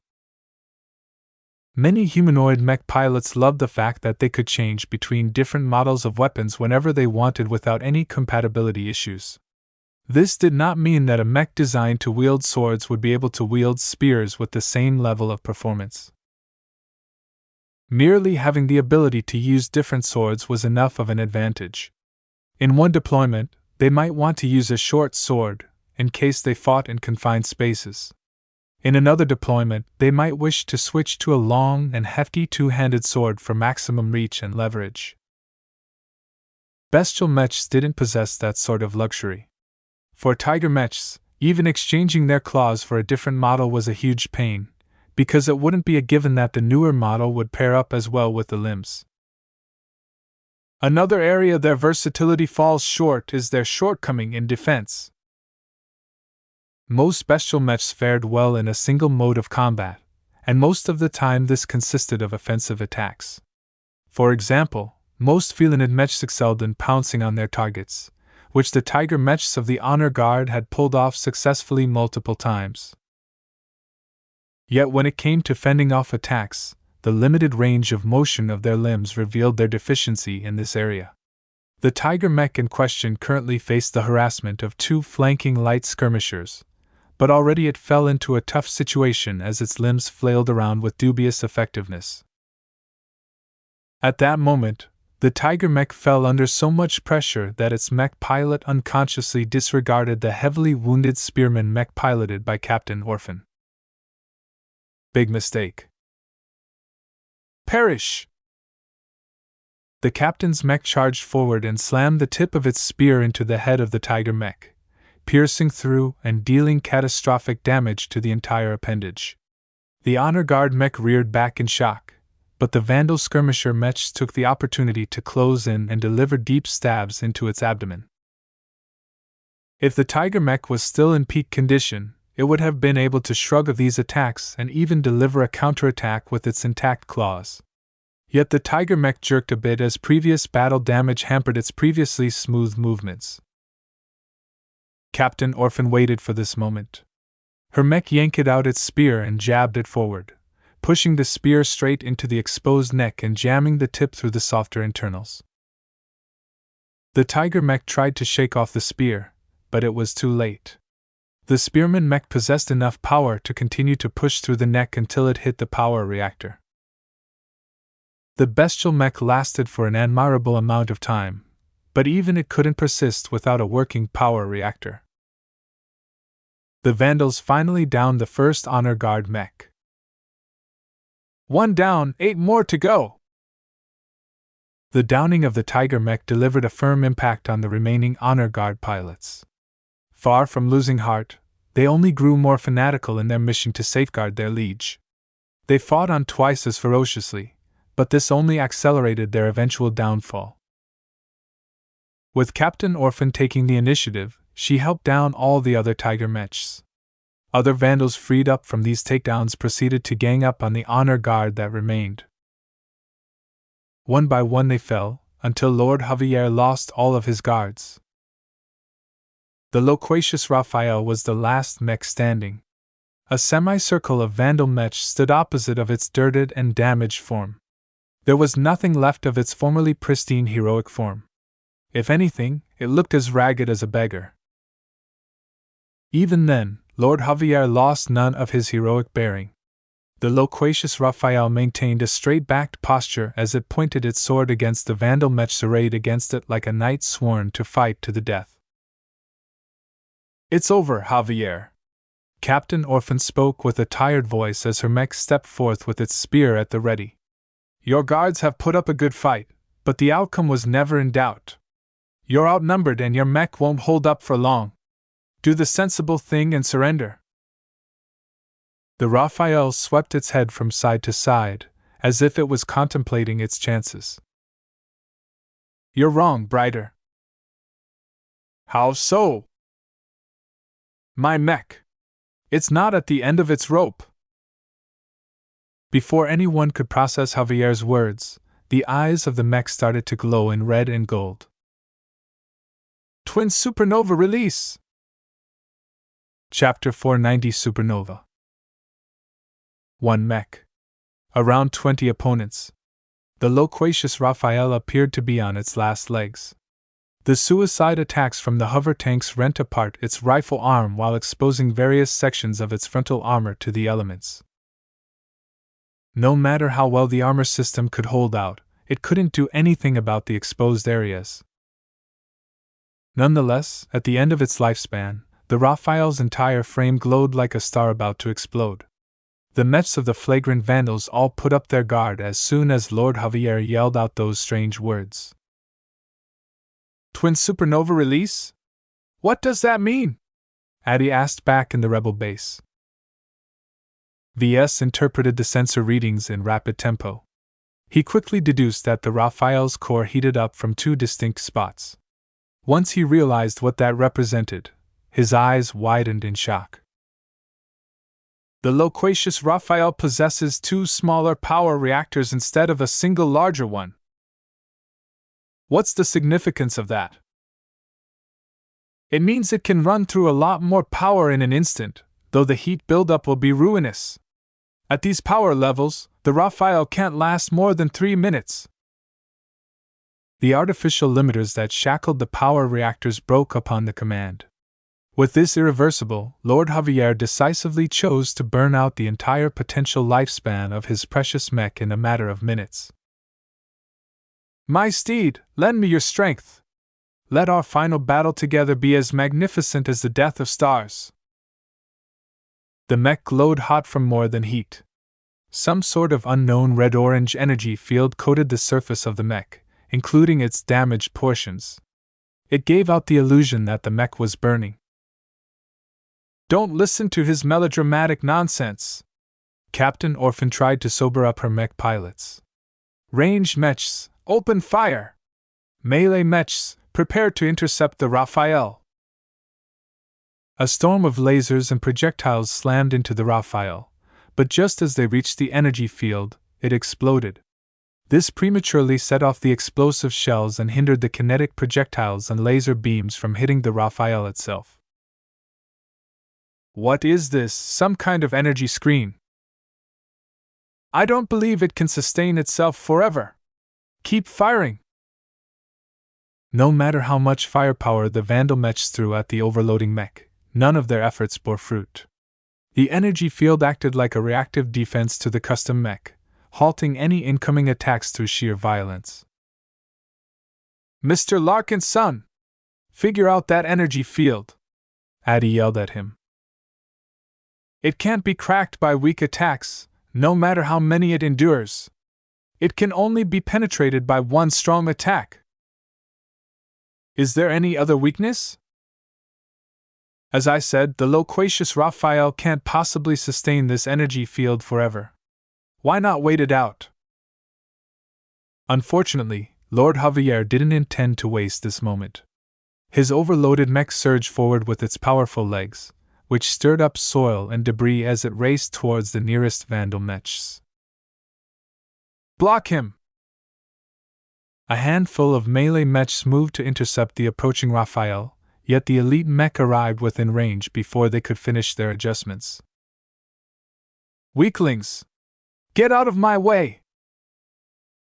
The Raphael avoided the twin daggers of a skirmisher mech and spun forward, allowing its glowing sword to slam against the side of the light mech with the flat of the blade. Bang! By striking with the flat of its sword, the Raphael maximized the contact surface of the energy field surrounding the weapon. Upon contact with the sides of the skirmisher mech, the surface of the energy field exploded with extreme violence. A quarter of the light mech's mass practically disintegrated from the blast. The Raphael's decision to attack the light mech left the swordsman mech next to it free to attack the berserking mech. With a powerful two-handed chop, the swordsman mech attempted to bisect its target, starting with the head. However, just as the sword made contact with the top of the energy field, it exploded with a smaller but energetic blast that pushed the sword off course. This unanticipated reaction caused the swordsman mech to become unbalanced. My mech is invincible. No attack shall ever sully it, especially from unworthy scum like you. Lord Javier's reaction time sped up along with the comprehensive enhancement of the Raphael. His mech utilized the blast that destroyed the light mech to swing its weapon towards the vulnerable swordsman mech. Though the Vandal pilot only needed half a second to recover from his mistake, Javier wouldn't let his opponent off. The sword swung with the edge first, and upon contact with the arm, the subsequent explosion sprung forth in a narrow line that almost sliced the swordsman mech's torso in half. Butchers of Dietmar 4! Justice is at hand! None shall escape our wrath! Hold him off! Don't let him approach our ranged mechs! It was too late. The Vandals came with greater numbers, but they spread themselves out in an attempt to surround the Raphael in case it ran away. They never anticipated that Javier would storm their formation. Now, their melee mechs needed to close the distance in order to cover for their ranged mechs. But no matter how fast they ran, they couldn't overtake the Raphael in overdrive. A trio of explosions rang out in the clearing as the Raphael swung its sword in 3 quick slashes. Just a light graze was enough for the energy field that enveloped its sword to explode, crumbling the fragile rifleman mechs that attempted to flee. None of the mechs survived, and 2 of their pilots even perished when the explosion breached the containment of their cockpits. The Raphael proceeded to turn around and chase after the other ranged mechs. Though the latter enjoyed a head start, the Vandal mechs had ultimately been optimized to run a marathon. Against a sprinter doped with destructive stimulants, the Raphael easily overtook the scrambling mechs and downed them one by one with explosive stabs directed against their flimsy rear armor. Captain Orphan shouted various commands to her surviving subordinates. She attempted to surround the Raphael to force it into a defensive posture, but the burning mech moved too quickly to let itself be cornered. In an attempt to turn the tide herself, Orphan dragged her damaged mech into the Raphael's path and stabbed forth with its spear. Weakling! Stay down where you belong! Twin supernova slash! The Raphael accelerated for a tiny instant, allowing it to dodge the spear that attempted to impale its front. The mech swung its sword in a succession of rapid slashes that barely grazed the surface of Captain Orphan's mech. Yet with each hit, the exploding energy field caused the mech to fall apart. The first slash blew off its arms, causing the spearman mech to drop its precious weapon. The second slash hit its abdomen, causing much of the armor at that section to be stripped off in an instant. The third slash sliced off the head, which momentarily blinded Captain Orphan's mech. The fourth slash slammed through the neck and into the exposed upper chest, destabilizing the mech's power reactor. The fifth slash swung upwards on the same trajectory but deeper, allowing the sword to slam into the cockpit. "This is your end." Luckily enough, Orphan realized her precarious situation beforehand. Just after the first slash landed on her mech, she already punched the eject button. Her cockpit launched out of the back of her doomed mech just before the fifth slash hit home. Lacking its rifle, the loquacious Raphael helplessly witnessed the Vandal captain disappear. "TCH! Scaredy cat!" Lord Javier released his frustrations on the Vandal's mechs that remained functional. "None of you will get away!" The takedown of Captain Orphan's mech caused the Vandals to waver. The loss of their immediate superior also caused the Vandal mech pilots to lose their coordination. Though a mech lieutenant among their number attempted to take over the lead, the Raphael tore through their ranks too quickly for them to organize themselves. It was like a fox in a henhouse. In just under 2 minutes, the loquacious Raphael took down over 20 Vandal mechs. Nobody could believe what had happened. Just as the Vandals and the rebels took out the honor guard mechs, Lord Javier's last stand completely turned the final battle around. This was a disaster for the attackers. "Damn it!" Addie slammed both of her fists against a command console. "The Raphael is on the move. He's getting away. Intercept him." "With what?" a rebel officer asked. "The Vandals lost all of their assets in the vicinity, and we don't have any vehicles left except for the mobile command center and the troop transports." Both of those vehicles wouldn't last a second against the loquacious Raphael, especially in its empowered state. Addie gritted her teeth. Both she and Breskin wavered on the decision whether to pursue the fleeing mech. They might just be sending more men to their deaths if they did so. VS spoke up at that moment. "Don't forget that the Raphael is already a total loss. It won't last more than half a minute. I suggest you put your vehicles on pursuit, but keep them at a distance. Lord Javier's mech will collapse sooner or later, and when that happens, get ready to intercept him or his ejecting cockpit." "You're right." Addie shook her head. "This is only a temporary state. There shouldn't be any way that ridiculous mech can sustain this mode forever, or else it would have unleashed it at the start. We are moving our forces in position, but we don't have enough men and vehicles at hand to surround the entire perimeter," Commander Breskin informed the base the command channel. "Send everyone you can spare and fan them out in 100-meter intervals in case Javier decides to eject. Ready our remaining portable anti-air assets as well." The rebel base was in the process of evacuating the premises, so they already readied most of their vehicles. With the change of plans, they abruptly switched gears. They dumped out most of their cargo from their transports in order to make space for any available man or woman. The Raphael ran as far away as it could from the rebels, but the mech already showed signs of breaking down. Some of the sections of its twin power reactors began to melt down from the excess heat and energy that ran through its channels. "A supernova is a star's last hurrah," VS quietly remarked. "Burning brighter than ever before and exploding with the fury that shakes the local cosmos, the death of one star will invigorate the life of other stars." Supernovas happen all the time in the galaxy. With hundreds of billions of stars spinning around its core, it didn't matter if their lifespan could be measured in eons. Stars burned as long as they possessed the right substances to burn. The moment they ran out of fuel, they transitioned into a wholly new shape, which sometimes led to an explosive bang. No matter how much Lord Javier stretches his Raphael, he can't stave off the inevitable. As a mech designer attached to the flagrant Vandals, he was excused from joining the final chase. Even Addie moved out to lead a contingent of rebels.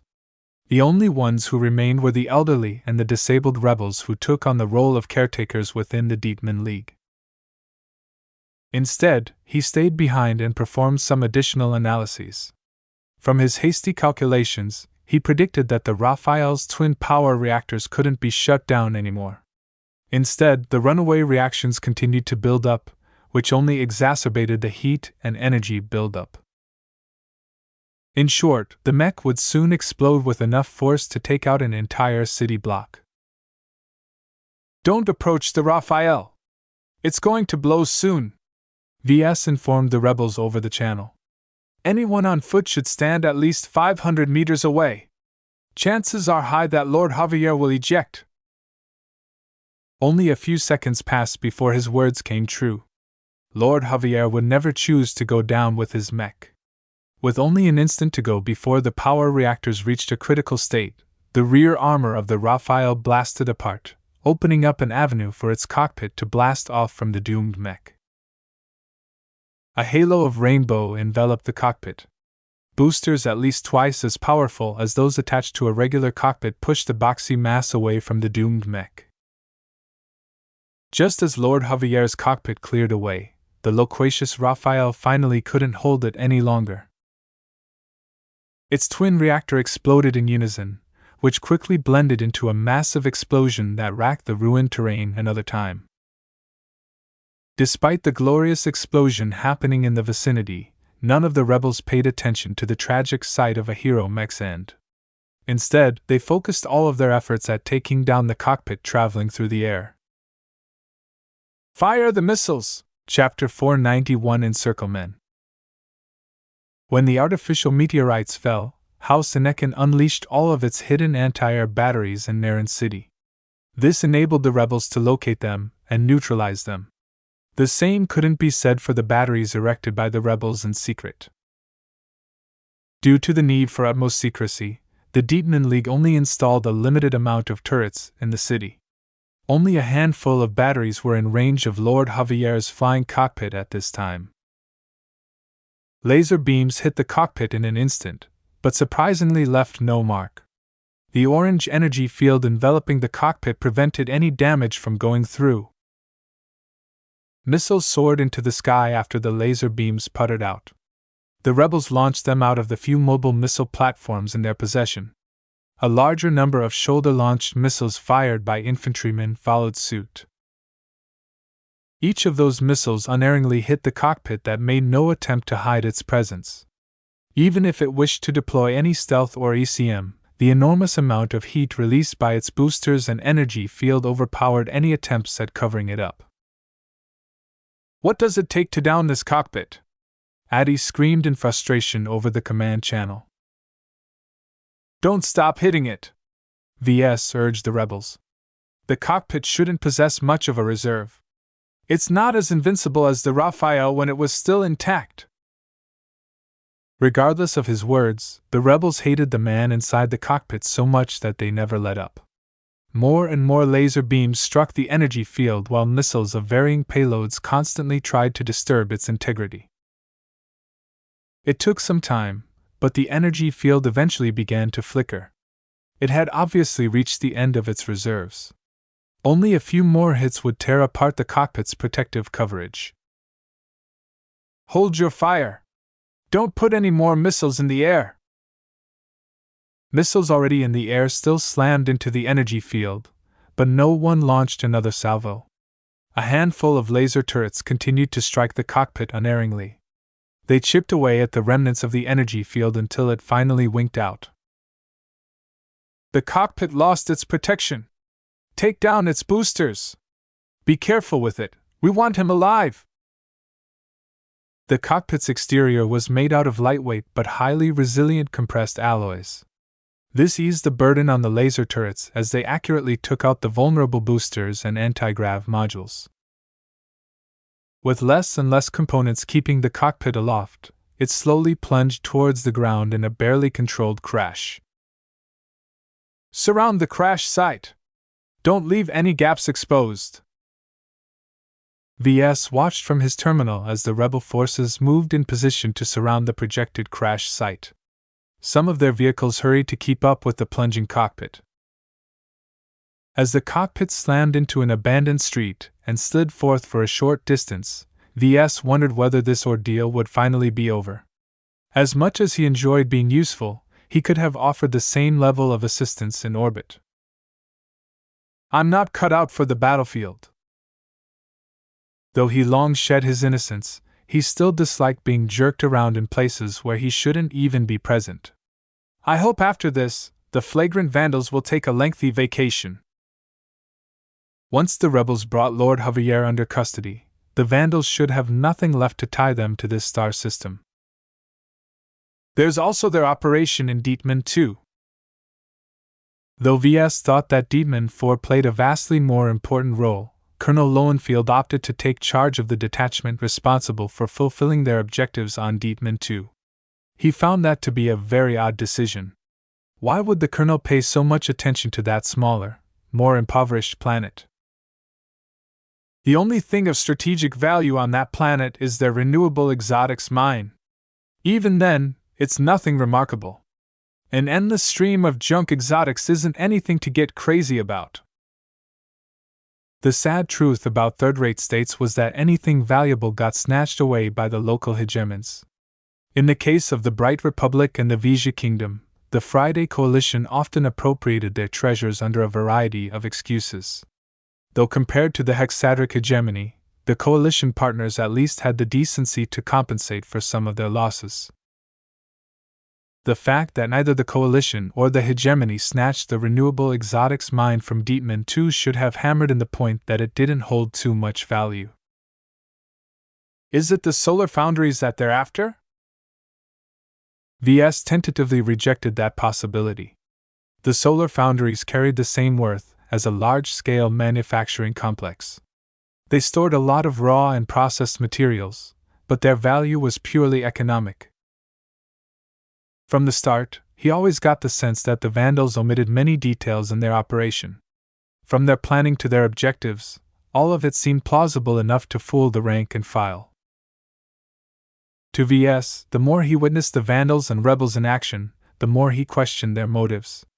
Assaulting an industrial star system in the middle of an enemy state was almost never done, because most people had the sense to call it crazy. Even now, at the cusp of success, they still had a long road ahead of them. We've certainly riled up the entire kingdom. Let alone Emodries, every other vision will be out for our blood. No matter how he looked at the picture, the risks far outweighed the possible benefits. If the flagrant Vandals wanted to earn some cash to alleviate their massive debts, they could have invaded an industrial system closer to the border. Emodries sat well past the border regions, and neighbored several other formidable duchies within the kingdom. Getting out of this cordon would test the limits of their trust in the Vision Revolutionary Front. The kingdom-wide movement promised to extract the Vandals after they finished their operation, but VS found it dubious to rely on the rebels to keep their word, especially since they came from opposing states. Do the Vandals and the VRF have something in common? That was the only theory he could come up with that made some sense, yet he couldn't imagine what it looked like. Just because they shared a common enemy didn't mean they were bosom buddies. At the very least, the flagrant Vandals must have invested several decades into befriending the VRF. Or perhaps it's the other way around. Maybe the VRF saw the Vandals as a useful cudgel that they could point at their enemies to bludgeon their faces. They certainly did so now in an attempt to win the favor of the Dietmar League. By now, Lord Javier's cockpit came to a stop. Several rebel vehicles flew forward and landed close to the cockpit. Lightly armored infantrymen surrounded the cockpit with their weapons bared. One of their cadre moved forward and approached the hatch. Step out of the cockpit, Lord Ling. There's nowhere else to go. 10 seconds passed by. The cockpit exhibited no activity at all. Its hot shell wafted steam and other matter as it slowly started to cool down. Commander Breskin forestalled the call to surrender. Forget about it. It's not in Javier's nature to concede on anything.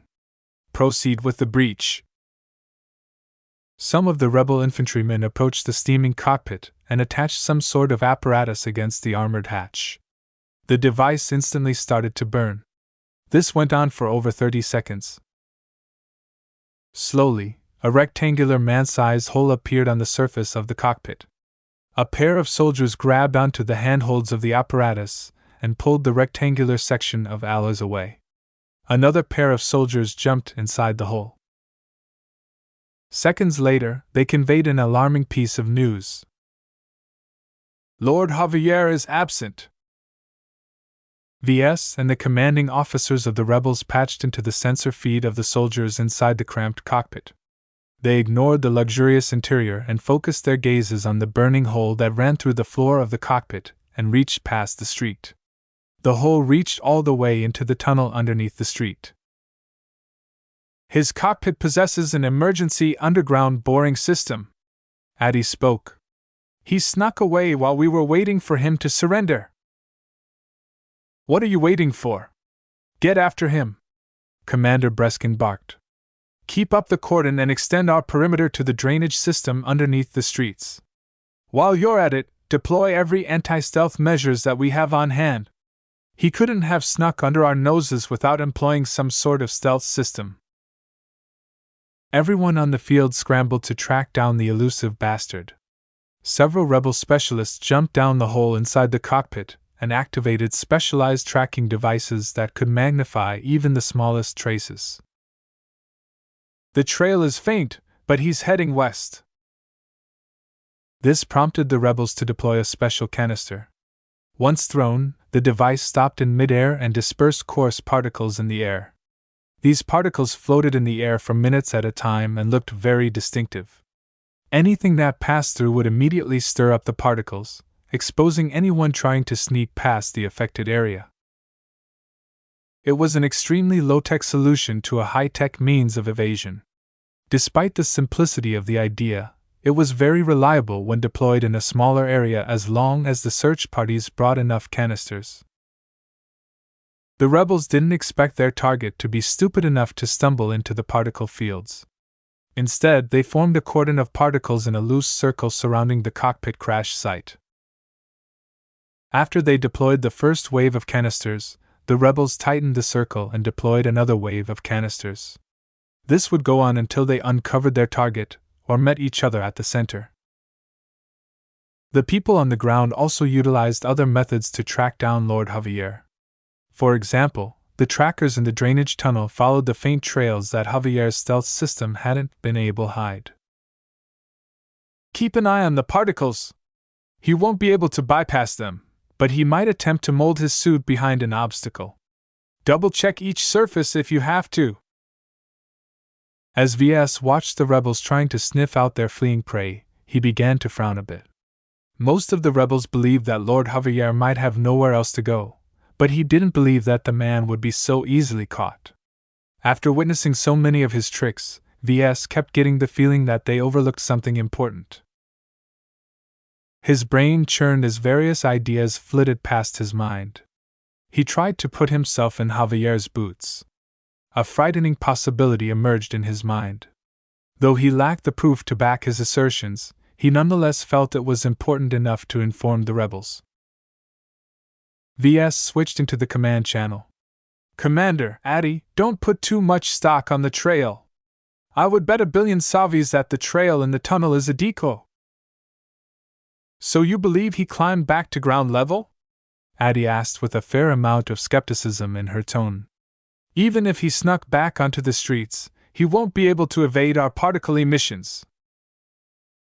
The particle clouds won't do a thing to Javier because they only float up to 5 meters in the air. Think. Does Javier lack any means to float into the air? I believe he's trying to fly away under stealth right this instant. He's laughing at us while we toil on the ground. I believe you, Breskin responded. He hardly hesitated in believing this possibility. We've borrowed much of our tracking methods from the instruction manuals of the auxiliary regiments. Lord Javier would certainly take into account that we would deploy these methods beforehand and plan ahead. Still, even if they suspected that he was getting away in the air, they didn't possess enough canisters to cover the entire airspace in the area surrounding the downed cockpit. They could either deploy their limited canisters in a limited volume of space above the ground, or continue their sweep on the ground. They couldn't pursue both options at the same time, not without bringing additional canisters stored back in base. By the time they transported the extra canisters to the area, Lord Javier might have gotten away already. Chapter 492 Tenacious. As someone who made use of a really great stealth system from the system, VS knew all about their strengths and weaknesses. Though he had no clue how the stealth system prevented any signals from leaking out of a bubble of space and covered all of his tracks, it still wouldn't be able to deal with something as simple as a cloud of particles or other junk. Though the particle canisters offered the rebels on the field with a ready-made solution to sniff out anyone under stealth, before the invention of canisters, humans improvised many other means. "Wait a moment," VS interjected. "You still have a lot of missiles left, right?" Breskin immediately knew what he was thinking. "Slaying Lord Javier is out of the question. We can't afford to pulverize him with a blanket missile bombardment." That sounded really strange to VS. Weren't they out to kill Lord Javier? What did it matter if he died on the battlefield, when they would just kill him in their custody? VS set the matter aside and focused on persuading the commander before Javier flew away. "You don't have to set the missiles to maximum lethality. Make them explode above the altitude that Javier is probably trying to reach and saturate the surroundings in a dome of explosions. The smoke and shockwaves will be sufficient to disturb his stealth even if he's well outside the blast zone of the payloads." "I understand what you're saying, but it's an enormous risk. It frees up your particle canisters," VS pointed out. "This way, you don't have to decide between spreading your particles at ground level or in the air. Your infantrymen can keep sweeping the streets while letting your missiles take care of whatever might be floating above." Breskin needed to decide quickly, because with each second, Javier would slip further and further away. "Let's do it," Addy said. "The missiles are meant to be used, and if we accidentally kill the bastard, then it's still better than letting him get away scot-free." They ultimately bowed down to necessity. As much as they evidently wanted to keep the little bastard alive, they couldn't afford to lose in front of everyone that paid attention. Their prestige didn't allow them to fail at the cusp of victory. The rebels moved quickly. They still possessed a decent stock of missiles, enough to blanket a wide dome around the abandoned cockpit for 10 or so minutes. VS helped tweak the programming of some of the missiles to limit their lethality and disperse their emissions. His shallow familiarity with missile weapons left out any drastic modifications. While low-tech explosive missiles weren't very sophisticated, it still took an expert to optimize them to achieve a specific outcome. Dedicated missile developers and mech designers specialized in missiles could do a much better job than VS, but he made do regardless by tweaking the easiest settings. Since time was of the issue, he only spent 30 seconds at most. "Launch them now!" The operators in Breskin's mobile command center planned out the missile launches in the time that VS tweaked the missiles. This didn't take a lot of time, since they instructed AIs to calculate an optimum spread of missiles above the streets. They spent more time in double-checking the results to ensure the missiles didn't detonate next to one of their men or something. 3, 2, 1, launch! Over 100 missiles launched in the air from various points. Most of them consisted of smaller shoulder-launched warheads. Only a small amount of vehicle-launched missiles joined the fray. While larger missiles blanketed a much larger area, their lethality encompassed a much wider zone. The AIs calculated that it was better to saturate the airspace with lots of smaller missiles than a smaller number of larger ones. Boom! Boom! Boom! Deep thrums shook the ground as the explosions in the air kicked up a lot of air. The airspace above everyone's head whipped up violently as multiple shockwaves from near-simultaneous explosions overlapped with each other. In the meantime, all sorts of sensors focused in the air. They tried to pick up any disturbance they could pick up. Inside the rebel base, processors worked to interpret any anomalies in the sensor data, dismissing most of them as artifacts or erroneous readings. One anomaly quickly stood out. A small, indeterminate mass hovered a small distance away from the Raphael's cockpit. The moment the shockwaves from the nearest explosions blanketed the coordinates of the mass, some of the winds swept around the mass instead of going through it. Though the signs were subtle to the naked eye, it might as well be in plain sight to the cold, hard electronics that made up the sensors and the processors. There! Throw up a smaller range of explosions around that area! A small number of shoulder-launched missiles flew into the air and detonated in a smaller dome around the anomalous location. This time, the explosions happened a little bit closer. The closer range and the higher concentration of missiles whipped up a lot more air than last time.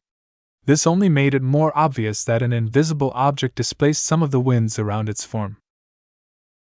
It's definitely a stealth object.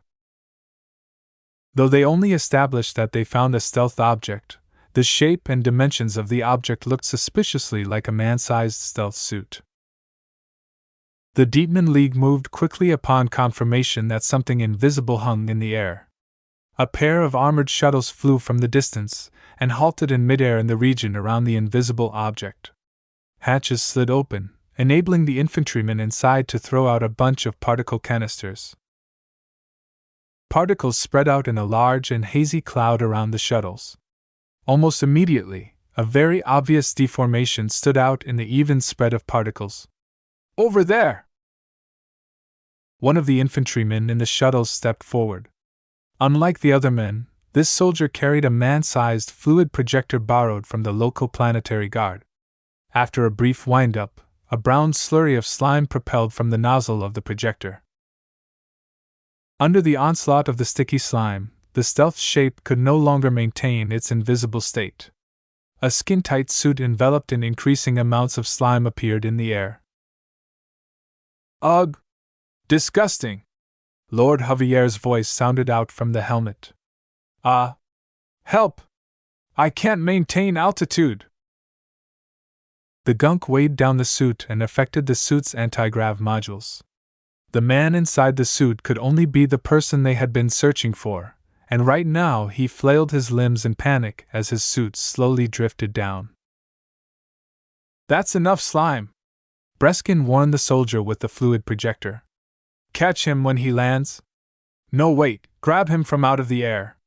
We can't risk our target falling to his death. Someone else deployed a net launcher that reeled in the slime-covered stealth suit. The soldier with the fluid projector switched settings and doused their captive with a different spray of fluids that caused the slime to dissolve and wash away. This enabled the rebels secure the man and remove all of the holdout weapons and gadgets embedded into the suit. Still, that didn't remove the risk of any other tricks, so the soldiers unceremoniously tore off the stealth suit and the helmet away from their captive. My clothes! Once they pulled off the helmet from the man, the familiar face of the man who once ruled Deepman scowled at the rebels in the shuttle. Do you know who I am? You're dead! You're all dead! One of the rebels smacked his gauntlet against Javier's face. Shut up! They possessed enough training to focus on their duties. They ignored the squealing noble and frisked his naked body with utmost seriousness. Lord Javier proved his craftiness many times. The scanners running over his body beeped in alarm as they detected several anomalous objects. The men didn't hesitate when they cut Javier's arm to extract a tiny device embedded into the muscles. Once they pulled out the object, a medic sprayed the cut with a solution that rapidly healed it up. The soldiers repeated this routine several times, only stopping when they found they couldn't easily extract the foreign materials that had been buried deep within Javier's body. Bring him back to base, Breskin said with an exhausted tone. Our doctors will pull out all the rest. After that, we can commence with the interrogation. Let me go! Javier screamed over the pain of having his skin cut and healed. My father will hound you until the ends of the galaxy for this, and he's not the only one who has an eye out on me. If you know who you just pissed off, you'll be pissing your pants. Shut him up. We don't need him conscious. One of the soldiers injected Javier with a knockout solution that instantly sent him to sleep. The quiet brought some tranquility back to the shuttle. VS leaned back in his chair and rubbed his eyes. After so many risks, they finally managed to get their hands on Javier. He almost didn't believe that it was finally over. From what the lordling demonstrated so far, V was sure that Javier would pull another rabbit out of his hat. Evidently, there is only so many rabbits he can pull out at any time. As he waited for Javier to be brought back to base, VS reflected on Javier's struggles. The depth of his preparation exceeded anything that VS could imagine. From falling back to his hidden base underneath the recycling plant to sneaking off in a stealth suit, Lord Javier had demonstrated an extreme capacity for survival. If not for the critical clues that VS deduced in time, Lord Javier would have slipped through everyone's grasp. Witnessing the entire chase made VS feel a little inadequate. While he could have emulated most of the noble's methods with his old calm, his current service with the Vandals forced him to do away with most of his survival tools. Compared to the gadget-laden Javier, VS felt very barren. I have to be more tenacious. Once the flagrant Vandals retreated from this star system, VS planned to remedy this shortcoming. Of course, that entailed asking for special dispensation from the Vandals to carry more special equipment, but with his substantial contributions in this operation, VS hoped that his superiors would be lenient. I deserve a bonus for all the work that I've done. Without VS, Captain Orphan wouldn't have been able to field the mechs of the dastardly handsome bastards. Without VS, the rebels wouldn't have been able to track down Javier's location. Without VS, Javier would have gotten away by flying leisurely in the air under stealth. And that only encompassed his greatest contributions.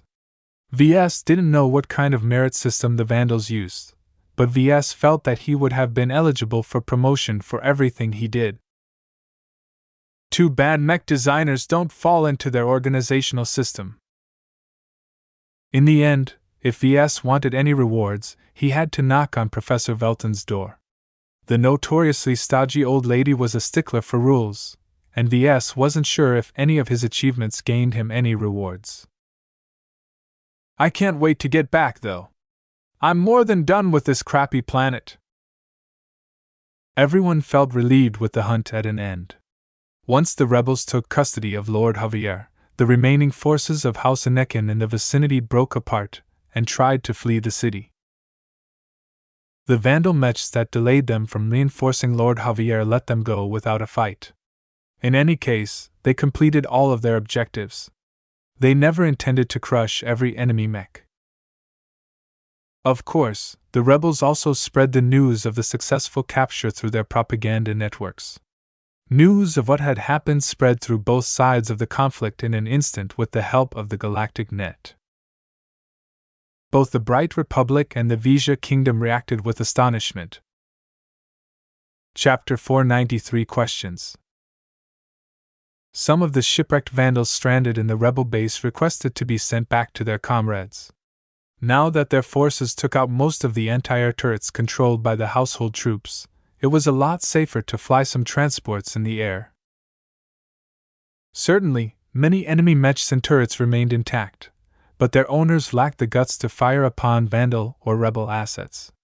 Everyone who survived up to now tried their best to bury their heads in the sand while their enemies run amok in the city. Are you sure you don't want to leave with our batch? Lieutenant Burke asked VS. Our job is done here. VS shook his head. I'll follow you out in the next transport. I want to be there while the rebels interrogate Lord Javier. I've managed to convince the commander that my presence would be useful if Javier spills out anything related to mechs. His help was integral in catching the little lordling. VS built up a substantial amount of goodwill with the Dietmar League. When he asked to be present at Lord Javier's interrogation, the rebels easily accepted his lame excuse. To them, VS was pretty much one of them. This was an amazing concession of them because they refused the presence of every other Vandal aside from Captain Orphan. When the lightly wounded captain entered the base, VS became affected by certain emotions. He was very clear that Captain Orphan didn't give a damn about him. The captain barely nodded at him before she resumed her discussion with Addie. VS didn't need her to like him, but he at least wanted her acknowledgement. Well, I don't need her to recognize me anyway. It was in the nature of mech pilots to forget the existences of norms, those who fell under the vast majority of people who would never be able to pilot a mech. Some potentates possess stronger biases than others. The most extreme cases called for a drastic rearrangement of human society in the model of ancient Sparta. In their delusional imagination, only mech pilots deserved to be free. As the only citizens of the state, they possessed all the rights in exchange for shouldering the obligation of piloting mechs. As for everyone else, they would be destined to carry the label of slaves.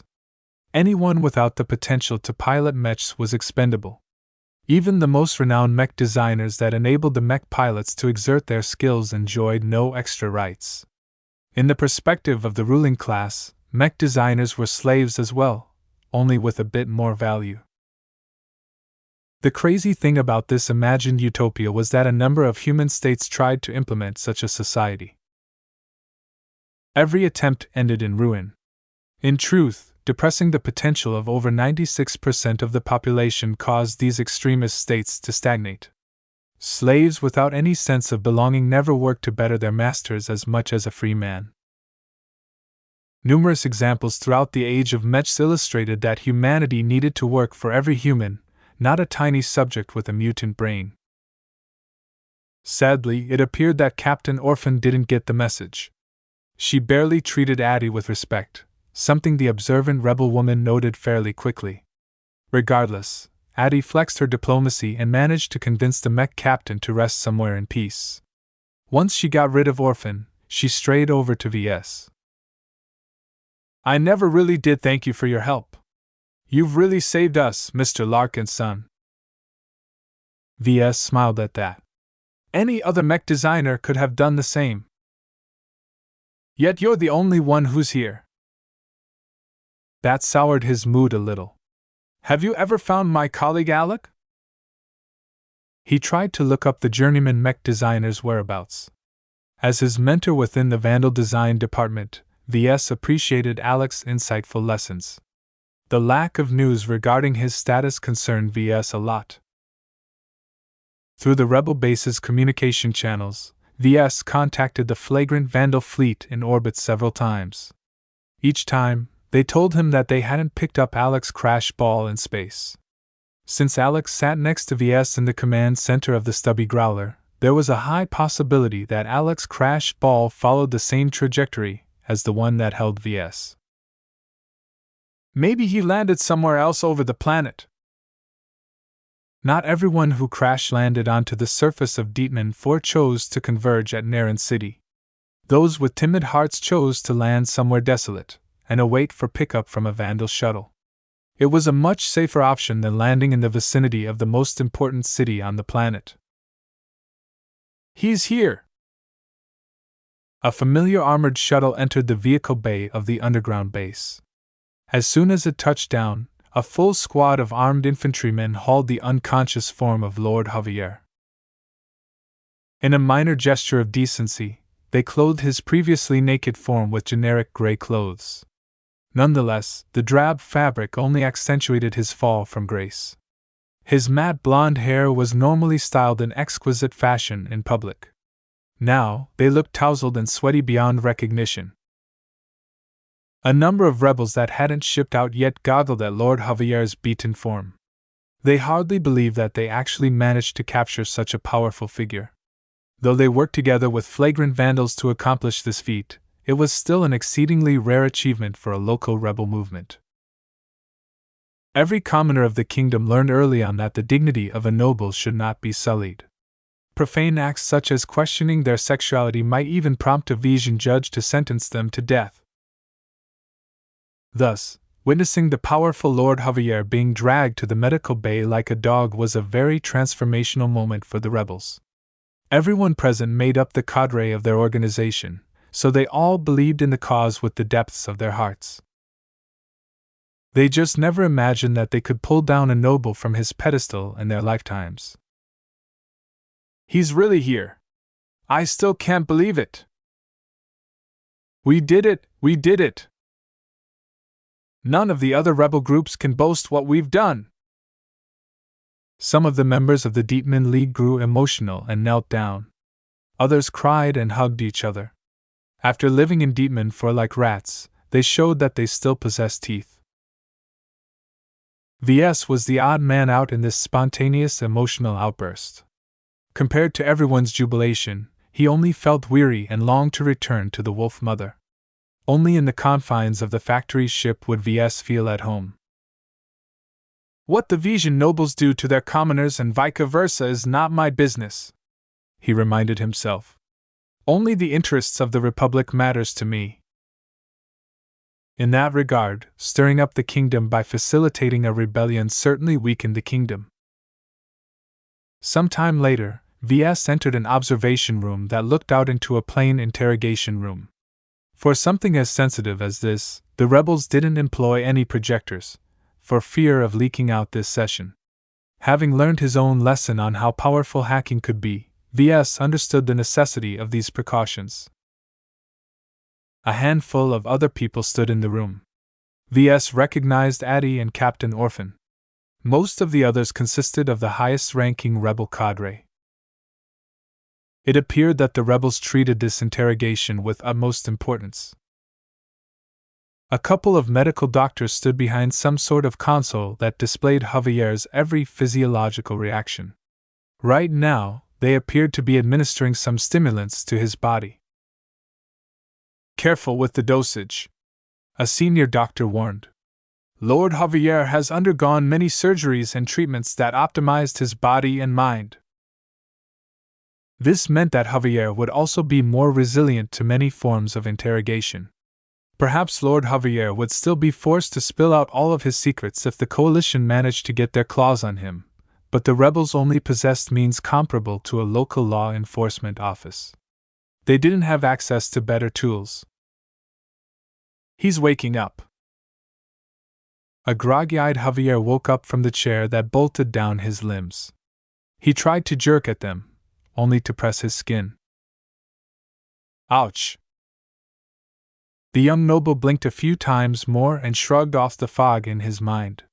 He tried to stare ahead but didn't get blinded by the concentrated light that shone down onto his face.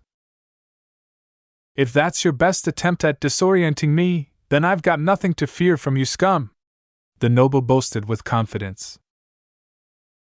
Commander Breskin sat in the opposite seat. The rebel leader appeared to be alone in the room with Javier, but that couldn't be further from the truth. In the observation room, VS could see a number of operators sitting behind their consoles feeding in information and suggestions into Breskin's ear. You're alone, Javier. Your honor guard is dead or missing, and your household troops have scattered in the wind. There is no one left in Naren City or the entirety of Deepman 4 for that matter that can come to your aid. Javier spat at the table. I know you won't let me go. Is your drivel meant to make me lose heart? Never. I know my own fate. I won't live past this day, and I've accepted this fact. So skip all the pleasantries and put a laser beam through my head. One of the doctors in the observation room scratched his head. I thought the drugs and stimulants have caught on. The subject is supposed to be in a highly suggestible state. That's why I told you that most of our preparation don't work. His brains work differently than ours. It's been augmented to such an extent that most of our drugs are ineffective. VS understood that the rebels wouldn't be able to resort to any easy means of getting Javier to open his mouth. Even torture wouldn't accomplish anything. Therefore, Breskin didn't employ any fancy tricks of high-tech means of getting Javier to talk. The old commander opted to go for a plain but direct approach.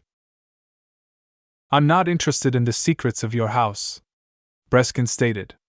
Nor am I eager to break you down. You're not even worth that much to us dead.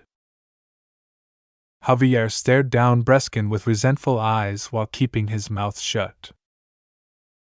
We both know there's one thing we'd like to obtain from you. Two, in fact, but we found one of those things from your cockpit. That thing was too for me to carry around while I escaped. My stealth suit doesn't allow me to bring anything of that size. How did you even find me at the end? From what I know of you and your pathetic rabble, you should have been fooled. We benefited from some outside help. Brighters. Javier snarled in a low tone. It's one thing to overthrow our rule. I can respect your commitment to better your people, even if you sad sacks of meat don't deserve to crawl out of the mud where you belong. Joining forces with the Brighters is another matter. That's treason of the highest order. Some of the rebels in the observation room became affected by that accusation, while Captain Orphan shifted on her feet. We'd be better off if the Bright Republic won our generational war. Breskin grinned. Call us traitors all you want. In my eyes, nobles like you are the real traitors here. Ever since you took up the reins on Dietmar 4, your very actions betrayed your duties to shepherd your people. Your people? Javier raised his eyebrows. None of you are my people. Low-born filth like you don't deserve to be mentioned in the same sentence as my father and I. Breskin shook his head. You still adhere to those warped ideas. Let's go back to my main point. As I've mentioned, while we've obtained one of the things we're looking for, we know you still have the other thing in your mind. What do you want to do about it? Javier grinned savagely at Breskin. I'd like to ask you politely to hand over the other thing. The mood turned strange in the observation room. Everyone leaned forward in anticipation, while VS stood cluelessly in the rear. Even Captain Orphan appeared to be in on the secret. What were these things that Breskin referred to? Chapter 494 Missing. The interrogation turned into a strange direction. Breskin tried to coax their captive into giving up the other thing. Nobody in the observation room looked puzzled when the interrogator and the interrogated spoke of the thing and the other thing. Was this a deliberate precaution against leaking out the true shapes of the things to VS? That didn't make any sense. If so, the bedraggled Lord Javier should have been doing everything in his power to publicize the things out of spite.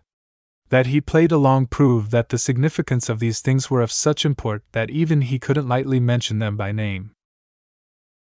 Over time, VS realized that they adopted this terminology because they'd been trained to avoid leaking any inadvertent information from any hidden recorders and spying bugs. Though the observation and interrogation rooms had been swept as thoroughly as possible, that was only up to the standard of a third-rate state. What if a greater power such as the Friday Coalition, or even the Mech Trade Association listened in on their conversations? Certainly, they wouldn't devote a human to listen to their talk. Instead, they'd task some AIs to be on the lookout for certain key phrases that signified something of exceptional value. Therefore, as long as everyone agreed to abide by generic words such as things, they wouldn't be able to attract too much attention from any high-tech listeners. At the very least, even if some AI suspected that they talked about something valuable, they wouldn't be able to figure out any clues. I have nothing to say to you, Lord Javier responded smugly to Breskin. It was as if he had the upper hand in the interrogation room. The other thing is safe as long as I'm alive, I can assure you. Even a dummy like VS could see that the lordling held all the cards in this game. The Demon League and the Flagrant Vandals attached a lot of importance to these so-called things. So much so that Breskin seriously contemplated whether to free Lord Javier in exchange for obtaining the other thing. After 10 more minutes of cajoling, Breskin finally shook his head. We will talk again after we have evacuated from this star system. For now, you will be coming with us. He glanced at his comm and pressed a button, causing Javier's restraints to inject a substance in his bloodstream. The captive quickly lost consciousness again. A pair of guards entered the interrogation room and took him away. Show's over now. Damn, I really hoped that Lord Javier would give up what he knew. There's no chance of that as long as he's sober. We're going to have to work for it. With an augmented mind and body like his, it might take months to compel him to spill the other thing. VS wandered out of the observation room with more questions than answers. He even began to doubt the purpose of this entire operation. Could this entire operation have been set off to obtain the things in Javier's possession? Probably not. It's likely a combination of factors that led to the Vandals choosing to invade the Deepman system. Hitting multiple birds with one stone, basically. In any case, now that the flagrant Vandals completed all of their objectives on this planet, it was time to leave. VS received a notification that he was assigned to the second convoy to the Vandal beachhead on this planet. You'll be leaving soon, right? A voice spoke from behind. I am. I never got to thank you for all the help you gave us, Addie said. Lord Javier is much more capable of hiding than we thought. If you hadn't pointed us in the right direction, we would have let him slip. On behalf of the Demon League, we express our thanks to your aid. No matter how far our paths diverge from this day, you'll always be a friend to us. At least the rebels showed their appreciation to him, unlike Captain Orphan. VS smiled back and shook her hand when she extended it. It's my pleasure. Any competent mech designer can do the same. I suggest you obtain your own means of fielding mechs when you escape to the stars. It's too dangerous to roam around in space without the protection of mechs. We are working on it. We have to start from scratch, so it will take years to build up a mech tradition in our group. For a local rebel movement, the Deetman League enjoyed a fair amount of support, especially in the later years of Lord Javier's despotic reign. They didn't lack for numbers, but in military terms this only granted them access to lots of cannon fodder. They lacked an elite or sophisticated force that could act as their fist. While they mastered other forms of warfare, their severe deficiency in mechs would become a fatal flaw in the wildlands of space. No one respected any other vehicles except for mechs. Do you have any plans for the future? Where are you going to settle next, and what will you do in the coming years?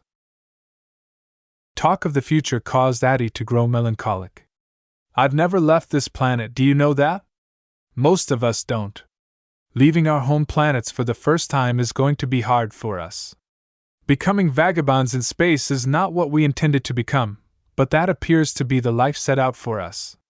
Many other rebel groups in the kingdom have been pushed off their planets over time. And the most successful ones emerge to become regional powerhouses, I guess.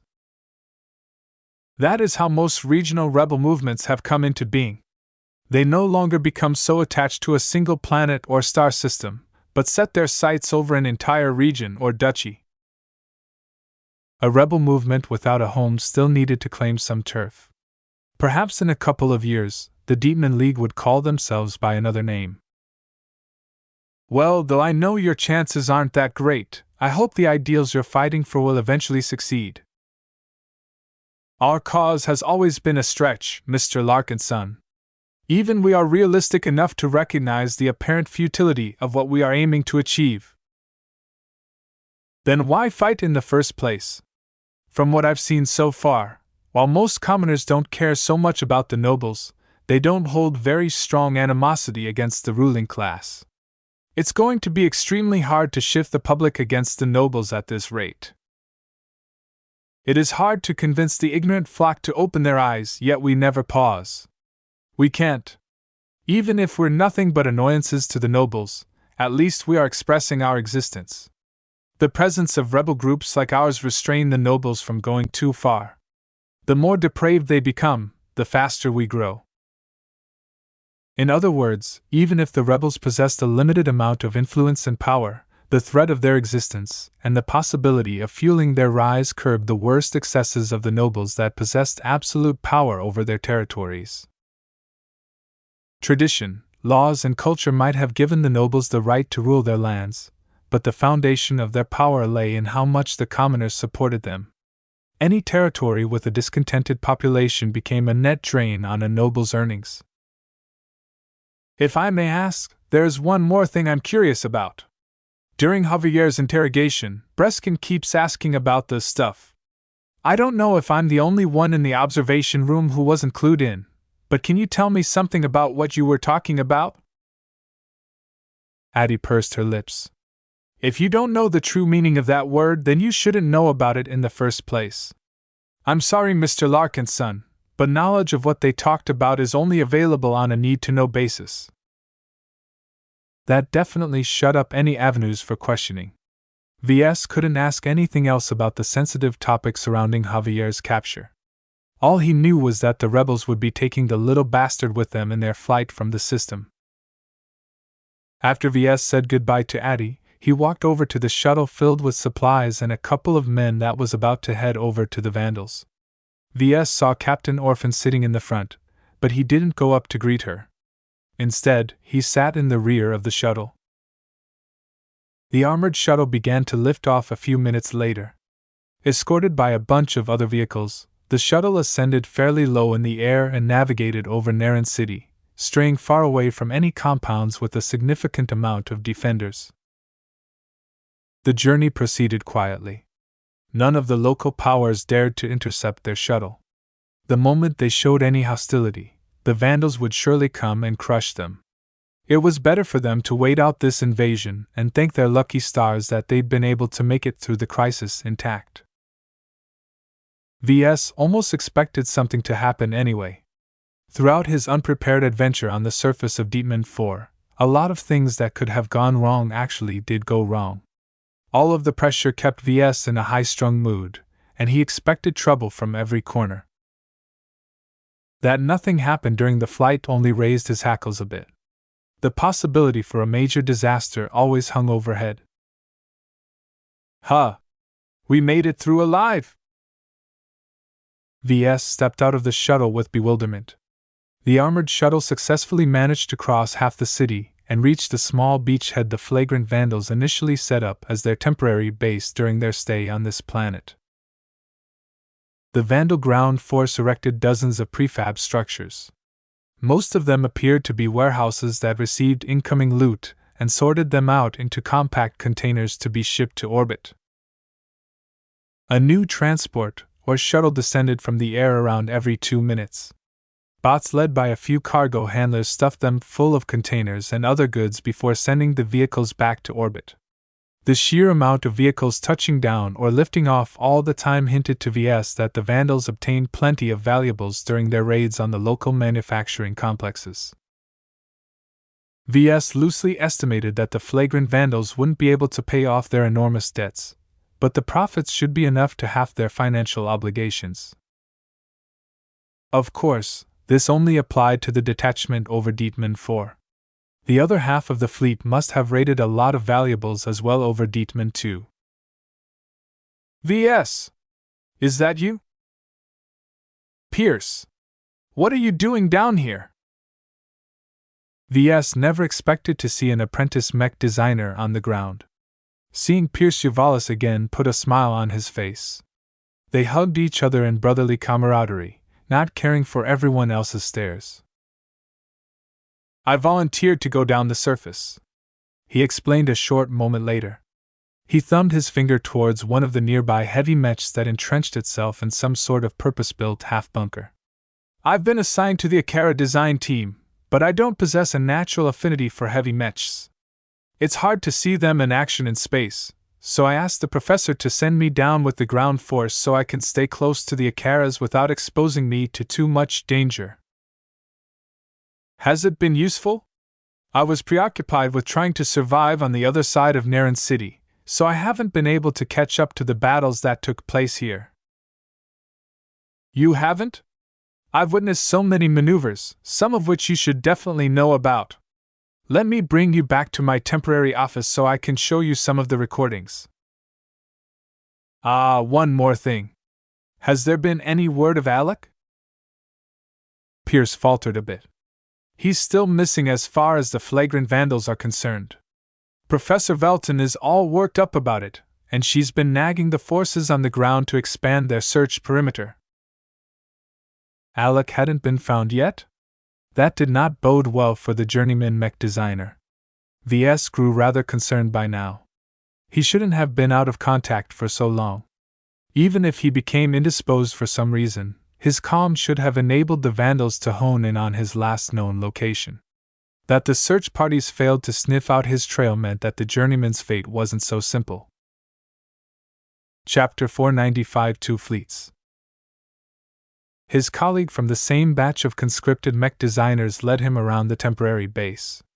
VS thought that someone like Pierce, who grew up under a mech designer from the Friday Coalition, should have experienced a lot of sights, but the man behaved like a kid who entered a candy store for the first time. Look at this, VS. This scrap heap is all the mechs they'd been able to salvage from the defenders of the city's manufacturing complexes. Most of these scraps aren't very valuable, so the Vandals plan to leave them behind. The sheer amount of mechs and mech parts piled up showed VS that the Vandals overwhelmed a lot of complexes. They took back the goods they produced and the most valuable materials used in their production. They also dragged back any spare wrecks and raided the most valuable components out of their hulks. The mech graveyard in front of him appeared notable in that over half of their mechs lost their armor plating. The Vandals must have stripped them out because they incorporated valuable exotics. Pierce showed him several other sights, all the while describing the battles the ground forces fought. The young man was visibly enamored with all that had happened. VS was different. What Pierce described was actually a routine invasion against a semi-prepared but inferior defense force. The mechs aligned to House Anakin put up a valiant fight, but their lack of numbers skewed the battles against them from the start. There was no doubt that the Vandals would gain ultimate control over Naren City. He had to stop himself from shaking his head or giving Pierce a patronizing look. After living through harrowing times on Graining 4 or the Glowing Planet, what happened on Dietmar 4 seemed like a cakewalk. This was the benefit of experience, he guessed. A mech designer that saw more of the galaxy possessed a wider perspective. This extra life experience broadened their vision and numbed them to the mundane things that others found special. It also made VS feel as if he stood apart from an inexperienced mech designer like Pierce. Though the man helped design many mechs while under the employ of a large mech manufacturer, it also isolated him from experiencing the outcome of his own work. VS felt that was important somehow, especially now that he compared his own life experience to Pierce's. At the end of the tour, VS and Pierce waited to be sent back into space. Once they finally received a message to board the next transport that would lift off into orbit, VS eagerly headed towards the vehicle. "Whoa there, VS! What's the hurry? I don't want to miss my ride." VS became a bit paranoid about being left behind on this awful planet. While not as bad as some of the places he visited, he still didn't wish to linger any longer than he had to. More than an hour later, VS finally transferred over to a combat carrier. While he would only be aboard the ship for a few days, he already felt as if he returned home. The flagrant Vandals accumulated many different models of combat carriers, so every ship looked unique. Different from the stubby Growler, the antecedent took on an even fatter shape. This reduced her maneuverability under atmosphere, but in the vacuum of space, most of her mobility remained unaffected. Though VS possessed little expertise in spacecraft, he traveled aboard many different ships. In some, he even got the opportunity to be part of the crew, so he picked up a few things here and there where his expertise in mech design overlapped with ship engineering. VS didn't know anyone aboard the antecedent, and the Vandal officers didn't spare a glance at them. VS and Pierce mostly stayed holed up in their cabins as they waited for the Vandals to depart from the star system. An alarm quickly blared over their heads, only to shut off a second after. "What's that?" Pierce jumped up. "I don't know, but if the captain of the ship shut off the alarm right after, it's nothing serious," VS guessed. They both left their cabins and wandered over to the mess hall where spacers simply couldn't shut up. There, they overheard the reason why the alarms had been tripped. The Vision's reinforcements have arrived. A bit sooner than expected, the first Vision fleet arrived at the outer regions of the Deep Mint system from the closest star system. They're here fast. I thought they would be taking their sweet time. This system's neighbors can't be seen dragging their feet too blatantly. They'll fall out of favor with the Duchess if they scorn her commands. How long do we have? Jimmy told me that we've got to scram within 4 hours. Any longer and we'll get caught by the leading elements of the reinforcement fleet. 4 hours was a very short time. The ground forces needed to evacuate with extra haste and leave behind their less valuable loot at this rate. While unfortunate, the early arrival of the reinforcement fleet was well within their expectation. Though VS hated to admit it, the constant insistence on haste worked in their favor. Though their operations on Dietmar 4 didn't proceed very smoothly, they hadn't suffered many delays. Everything proceeded roughly on schedule, and the Vandal presence on the ground rapidly diminished as every working mech got boosted into orbit. With cargo holds laden with mechs, materials, and other goods, the fleet element under the command of Major Verl started to approach the nearest Lagrange point.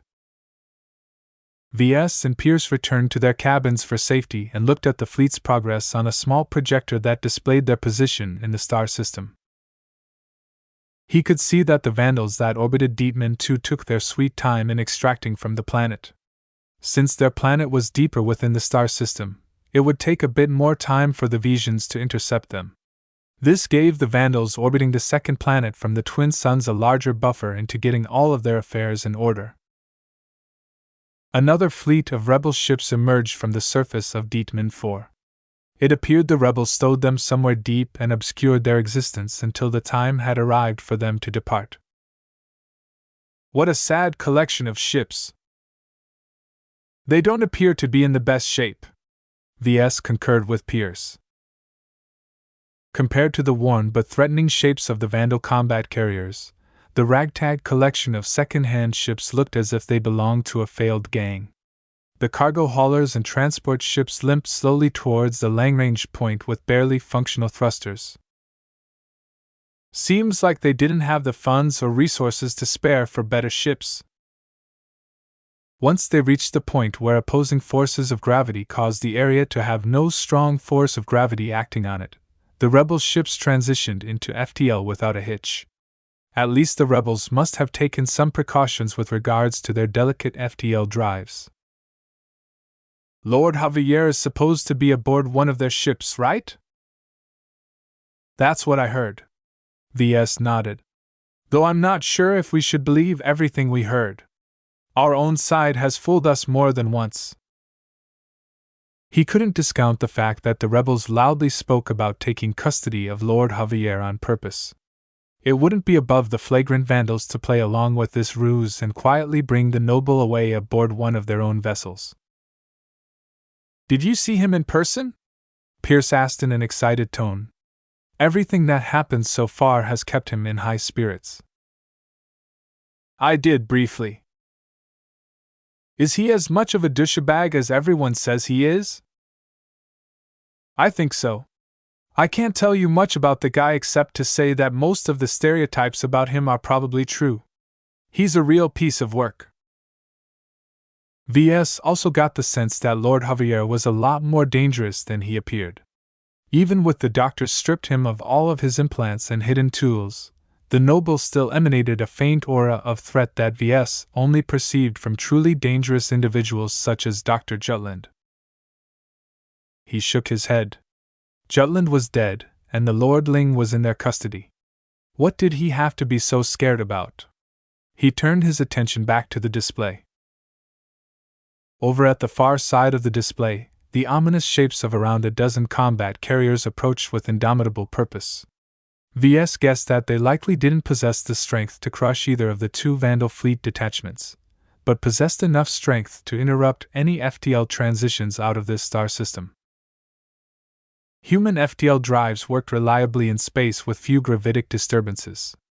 The depths of interstellar space formed the most ideal circumstances to transition out of the material dimensions, but sufficient distance from stars and Lagrange points formed tranquil enough areas that FTL still worked. The incoming Vision ships therefore weren't out to get into a slugging match with the flagrant Vandals. They instead planned to harass their FTL transition by disturbing the Lagrange points where the Vandals currently flew towards. Any kind of gravitic mines and other means of generating artificial gravity could halt their escape and delay their departure until more reinforcements arrived. Some of their fears came true when more reinforcement fleets arrived.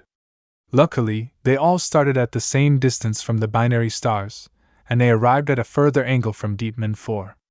This basically meant they needed to fly for more than 5 straight hours to reach the industrial planet. All of the other reinforcements will be too late.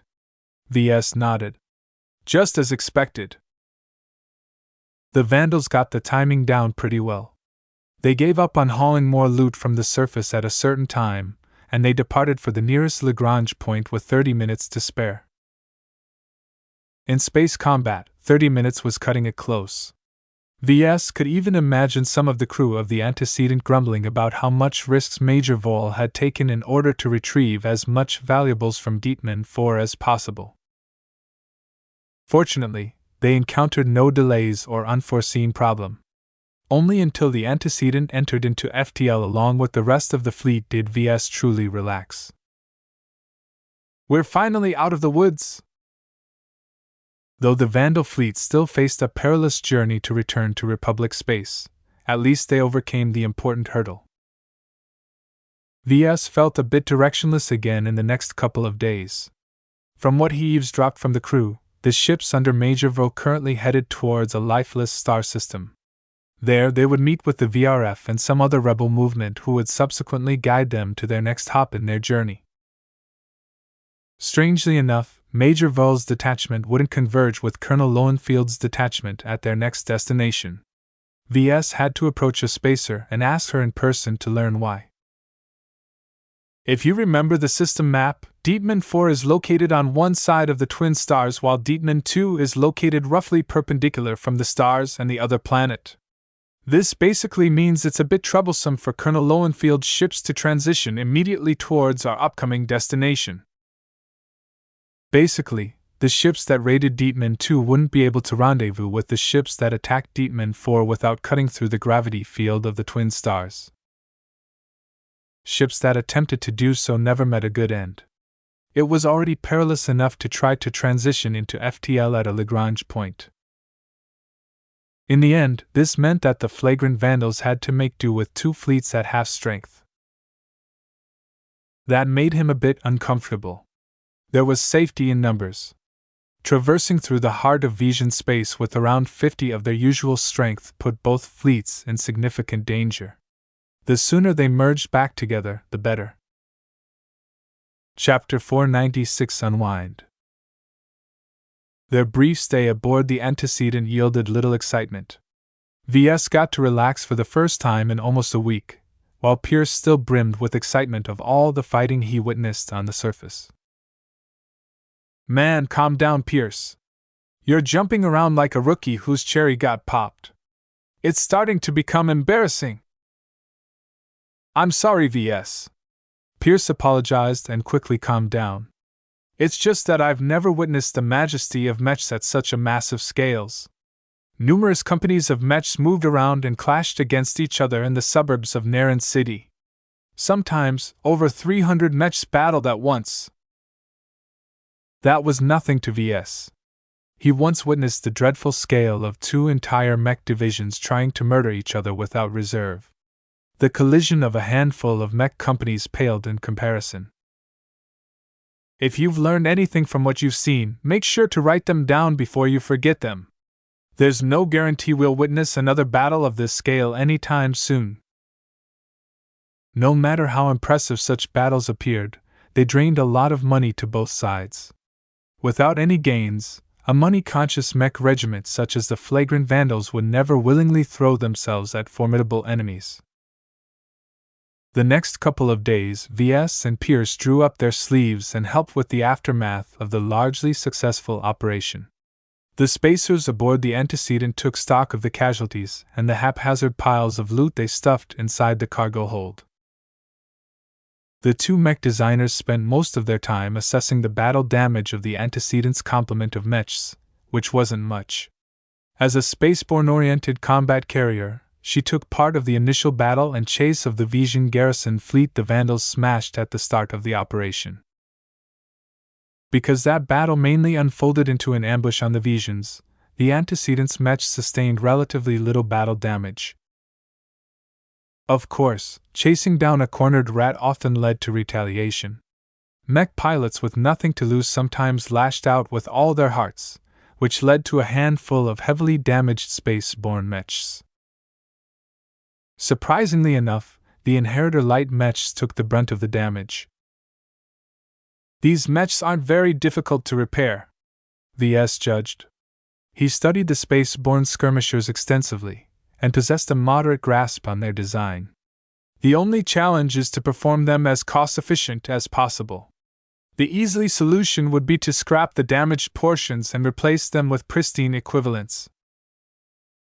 At their current state, such a ham-fisted repair procedure would waste a lot of the fleet's stock of rare exotics. These types of exotics needed to be bought from dedicated suppliers. The Vandals wouldn't be able to plunder them from a random trade convoy or manufacturing complex. No, the best option is to restore the damaged components as best as we can. With the help of the chief technician, VS devised individual repair plans for each damaged Inheritor mech. He took into account the skill level of the mech technicians and low-ranking mech designers aboard the Antecedent. He quickly found out that the crew wouldn't be able to accomplish the most complicated repairs with the facilities at hand. This wasn't an issue as the fleet enjoyed the services of several capable logistics ships. While the massive Wolf Mother accompanied Colonel Lowenfield's detachment that escaped in another direction, the smaller logistic vessels at Major Voel's disposal possessed sufficient capabilities by themselves. VS merely needed to queue some orders for the most difficult parts to help the repairs along. VS also spent some time getting debriefed by a Vandal intelligence officer. This was mainly a dry affair where he mechanically recounted what he did aboard the stubby Growler, and when he crash-landed onto the surface of Deepman 4. When he mentioned that his assistance was pivotal in tracking down Lord Javier, the officer raised a skeptical eyebrow. Are you certain that you haven't overstated your importance? Be aware that we have access to your logs on your comm. Go ahead, sir. VS waved his hand. The logs should clearly show how much I contributed to Lord Javier's capture. He knew that his military comm wouldn't be such a simple device. It figured that it had some way of keeping tabs on his activities. Very well, Mr. Larkin's son. You will hear from us later if we need some clarification. You can go back to work now. Recounting recent events put VS in an introspective mood. The relative period of tranquility aboard the Antecedent allowed him to unwind his nerves. While this relieved some of burdens, thinking about the chaotic circumstances of his accidental deployment on the surface of Deepman 4 ruined his mood. He couldn't help but contemplate on whether he made a number of big mistakes. He could justify small mistakes and certain oversights on account of working under difficult circumstances. No one would be able to think clearly in the midst of several crises. The only mistake that VS really got hung up on was his extended use of his self-fabricated comm. Even though he always knew that the Mech Corps and by extension the flagrant Vandals treated foreign electronic devices with paranoia, he still dared to make use of a civilian-grade comm. In ordinary circumstances, such a sloppy oversight would have earned him a court-martial. Am I in trouble for this? VS weighed the possibilities and tentatively judged that it wasn't likely the Vandals would bring it up. He was alone for quite a while and tried to survive on the streets by himself. Such a lapse in security was excusable. It was less excusable for him to continue to hang on to the comm when he came under Captain Orphan's wing. In that, he made a genuine blunder. Although, it might not be due to my mistake that the base got bombarded. As a local hegemon, House Anakin possessed many means of observations. The Vandals under Captain Orphan's command didn't surpass more than 60 or 70 servicemen. Most crucially, they lacked a hacker specialist who would be able to fool every enemy sensor in the vicinity. It's likely that House Anakin has become aware that Captain Orphan took over the former premises of the dastardly handsome bastards as soon as the takeover started. They just took longer than I thought to get their assets in position to bombard the base. This possibility meant that even if VS screwed up, his mistake might not have made a difference. If anything, it would have confirmed what House Anakin already knew. VS felt easier after coming up with his guess. Even if this hadn't actually happened, it still served to alleviate his guilt somewhat. I need to go back to work. Days passed. Once they arrived at their destination, the fleet that attacked Deepman 4 took stock and began to transfer people and supplies among themselves. Major Vrol ordered a comprehensive reorganization before his fleet resumed their flight. In their haste to outrun enemy reinforcements, the flagrant Vandals focused solely on speed. This had the unfortunate effect of stuffing mechs, salvage, and supplies at any available space on hand. This led to many inefficiencies, such as storing an abundance of raw materials aboard a combat carrier while storing a lot of spare mechs aboard a cargo hauler. Thus, the moment the fleet emerged from FTL, numerous amounts of shuttles and transports bounced from ship to reorganize all of their cargo, mechs, and personnel. VS received orders to transfer to the current flagship of this detachment, a command-oriented combat carrier called the Shield of Hispania. The antecedent where they had been hastily dumped and wouldn't allow them to utilize their capabilities to the fullest. Other mech designers from the Vandal design teams got reallocated as well. Pierce, for example, would be taking up a post at one of the logistics ships of Major Vrol's fleet. As VS arrived on board the Shield of Hispania, he sighed as he studied a map of yet another combat carrier. Contrary to her name, the Shield of Hispania couldn't endure a lot of hits. Compared to the stubby Growler, the Hispania's ship model was a lot older and had gone through many battles. These battles slowly stripped her original excellent armor plating. With the flagrant Vandals tight on money, they couldn't afford to replace the damaged armor with plating of the same quality. They instead resorted to a cheaper armor system. Even with their ships, the flagrant Vandals are forced to make a lot of compromises. A fully funded mech regiment would never concern themselves over their budget to this extent. While mechs formed the primary mode of combat in human space, every large outfit on the scale of a mech regiment required a fleet of sturdy ships. Plenty of stories existed of mech commanders who invested all of their outfit's resources on mechs. They barely paid any attention to the ships meant to convey their precious mechs. Without fail, all of their enemies who studied these outfits in detail exploited this vulnerability.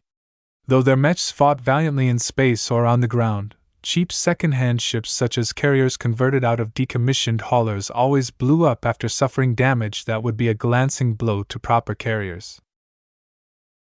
No matter how expensive and deadly their mechs, without any ships left to transfer them across interstellar distances, they became completely ineffective. All of that money invested in building them up turned into loose sand without the means to travel to a different planet or transition to another star system. In fact, VS grasped the necessity of a good ship as well. Otherwise, he wouldn't have splurged billions of credits of his personal fortune to acquire the Trieste-class light carriers for the avatars of myth. No matter if it came to mechs or ships, you got what you paid for, to a certain extent. The Shield of Hispania obviously used to be a prized vessel among the flagrant Vandals, but after enduring a lot of abuse and inadequate repairs, her effective combat ability received a substantial truncation. Without referencing any other documents, VS could deduce all of that from the map projected by his comm and a visual scan of the exterior of the carrier as his shuttle approached one of the hangar bays. More than that, VS also noticed that the command center of the Shield of Hispania sat a bit awkwardly in the center of the map. The command center was a lot smaller than the one aboard the stubby Growler, and the compartments around it adopted fairly awkward shapes. The command center must have been added later on as a retrofit. The shipwrights who designed and implemented this change tore up a lot of stuff as they did so. This inevitably weakened the integrity of the Hispania's hull and internal structure. It would be as if VS crudely added a flight system to a land-bound mech. Such a thick and heavy mech had not been designed to accommodate the space and energy draw that a flight system demanded. Thus, the only way to merge these two together would be to jury-rig a solution.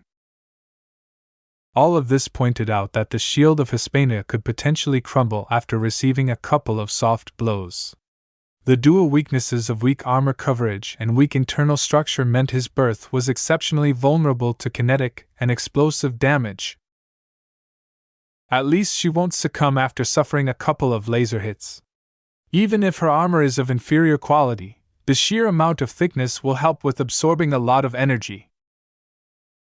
Switching out the Hispania's original compressed armor system for a much thicker uncompressed armor system also slows her down to a major extent. It was as if a professional sprinter grew fat. There was no way the sportsman would be winning any prizes at such a deplorable condition. VS would rather remain aboard the antecedent. He even preferred to be transferred aboard one of the fragile logistics ships like Pierce because the Vandals cherished their safety. Chapter 497 Wrong Direction. Shortly after he arrived aboard the Shield of Hispania, VS received a summons from the Major himself. He handed his luggage towards a hauler bot that automatically brought it back to his cabin. With that taken care of, VS followed the map and marched towards the conference room in question. The expansive room that could have accommodated over 50 officers or mech pilots looked hollow and empty when no one arrived as of yet. VS picked a random seat in the middle of the conference room and plopped down on it. He wondered why the gruff major went through the trouble of summoning him in person when he could have sent him a notification on his comm. There must be something important he wants to discuss with me. Hopefully the Major would be able to dispel some of the questions lingering in his mind. He acquired several over the course of the flight from the Deepman system. VS? A faintly familiar voice sounded behind him. Iris! VS looked surprised as the Vision mech designer traipsed into the conference room after the hatch silently slid open. The woman smiled radiantly at him as she took a seat next to his own. I heard that something dreadful happened to you. Did you really escape the stubby Growler as the Heavafall missiles broke her apart and crash land onto Deepman 4? It's all true, sadly. He sighed. How much have you heard? Not so much. I've been assigned aboard another combat carrier that remained in orbit and performed routine duties during the operation. VS briefed her on what he lived through, though he couldn't say too much because some of it touched upon classified information. The officer who debriefed him a few days ago forced him to sign a document which enumerated the topics he needed to keep mum on. Naturally, any mention of the things would instantly land him in the brig. It's amazing how you survived all alone, Iris said in astonishment as she referred to his starting moments when he crash-landed in the park. What is this amazing weapon you used? It's something I got my hands on coincidentally. Explaining away the Amastendera's contribution to his survival was exceedingly difficult. VS had to admit his story contained a lot of holes in that regard. When he got debriefed, he tried to skim over it as much as possible. In any case, his ambiguous talk managed to fend off the officer's inquiries, at least that he was aware of. VS bet on that the logging function of his military comm possessed a lot of limits. Such a thin device on his wrist wouldn't be able to keep track of everything he did with perfect fidelity. Thus, the acquisition of the Amastendera shouldn't be a clear-cut matter. He also underwent numerous frisks and body scans while he transferred from the surface to the antecedent, and when he transferred from the antecedent to the Shield of Hispania. None of those security checks produced any contraband. Even if the logs of his military comm showed that VS pulled out the Amastendra from thin air, they probably would have thought it was a glitch or something. Still, a bright-eyed person might also conclude that the Amastendra was a powerful hidden trump card awarded by Master Olsen. Only someone as wealthy and powerful as her could gift him such a high-tech toy. VS actually hoped that the Vandals bought into this misconception. More and more, VS appreciated the benefit his status as Master Olsen's apprentice brought to him. He could whip it out like a talisman any time he faced a difficult question that shared some relations with the system. Faced with Iris' insatiable curiosity, he let her make her own conclusions. I don't want to talk too much about it. By the way, have you heard if Alec has been retrieved yet? Alec Brandstad? No. As far as I'm aware of, he's missing in action. They couldn't find any trace of him in space or on the surface. This affected VS quite a bit. The journeyman mech designer had been very considerate towards VS, which was more than what the other two journeymen from the design department could boast. Alec was more than his superior. He was also a mentor of sorts to VS. Then, is he dead? We can never be sure of that. Iris shook her head. Missing in action means he's missing. More than that, no one can say. It could be his crash ball incurred heavy damage that might have damaged its locators and transceivers when it escaped from the stubby growler's destruction. He might still be floating in deep space, though he won't starve or suffocate to death because the Vision reinforcements would likely pick up his crash ball's presence. This was only one of many possibilities. VS grimaced as his thoughts took a darker turn. Maybe he never survived the stubby growler's destruction. Though he sat next to me in the command center, his crash ball might have taken a very different turn that launched him straight at the carrier's power reactor or something. Don't let the worst-case scenarios put you down. Even if it doesn't sound very likely, he may still be alive. Don't let go of that hope. Are you speaking from personal experience, Iris? She smiled ruefully at him. When you mix in with the Vision Revolutionary Front, you quickly learn that retirement isn't an option. Rebellion against the state condemned a person to the life of a fugitive. Space was large and empty, so enemies of the state could easily hide their presence somewhere. Yet to live in some barren rock or in the middle of interstellar space didn't pay the bills. Ships needed fuel and mechs required maintenance. People needed to be fed, but more importantly, they also needed to strive for a dream. Without purpose, rebel movements tended to devolve into pirate gangs. Principles couldn't be maintained in isolation. Goals would always be forgotten when progress became stalled.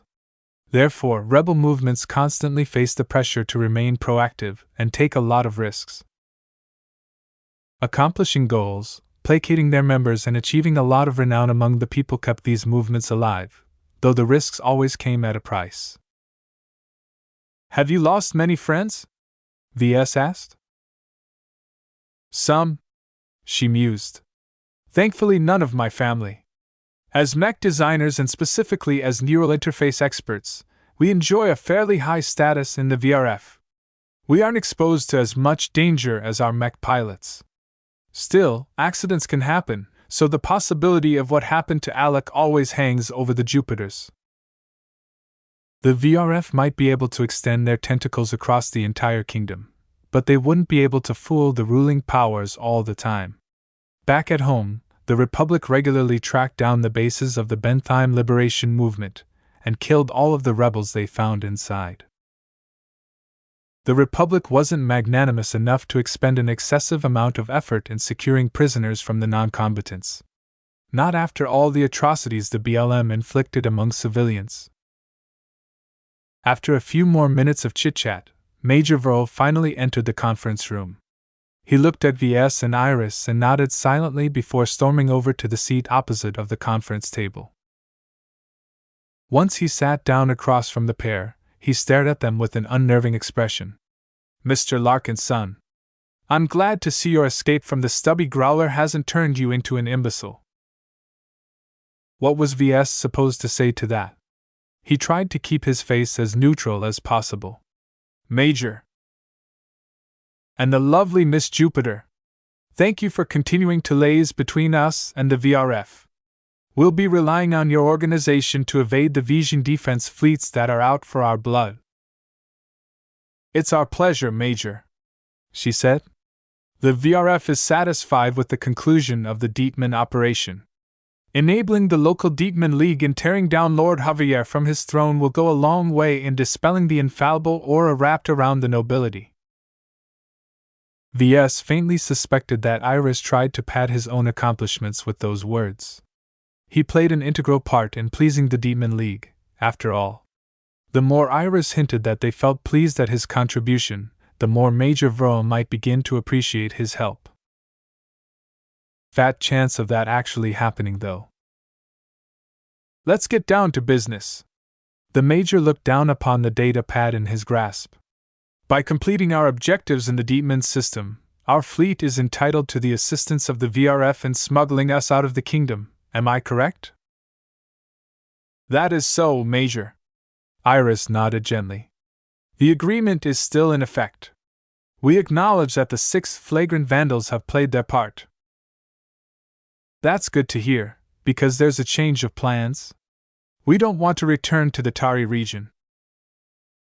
"Pardon, sir?" Iris blinked. "Where else do you wish to go if not your home region at the other side of the border?" "This is where it gets a little complicated. For various reasons, we have business to take care of. Don't worry, the Vandal ships under Colonel Lowenfield's command will continue to follow the original plan, so all of your organization's preparations haven't been made in vain." "What is it you are intending to do, Major?"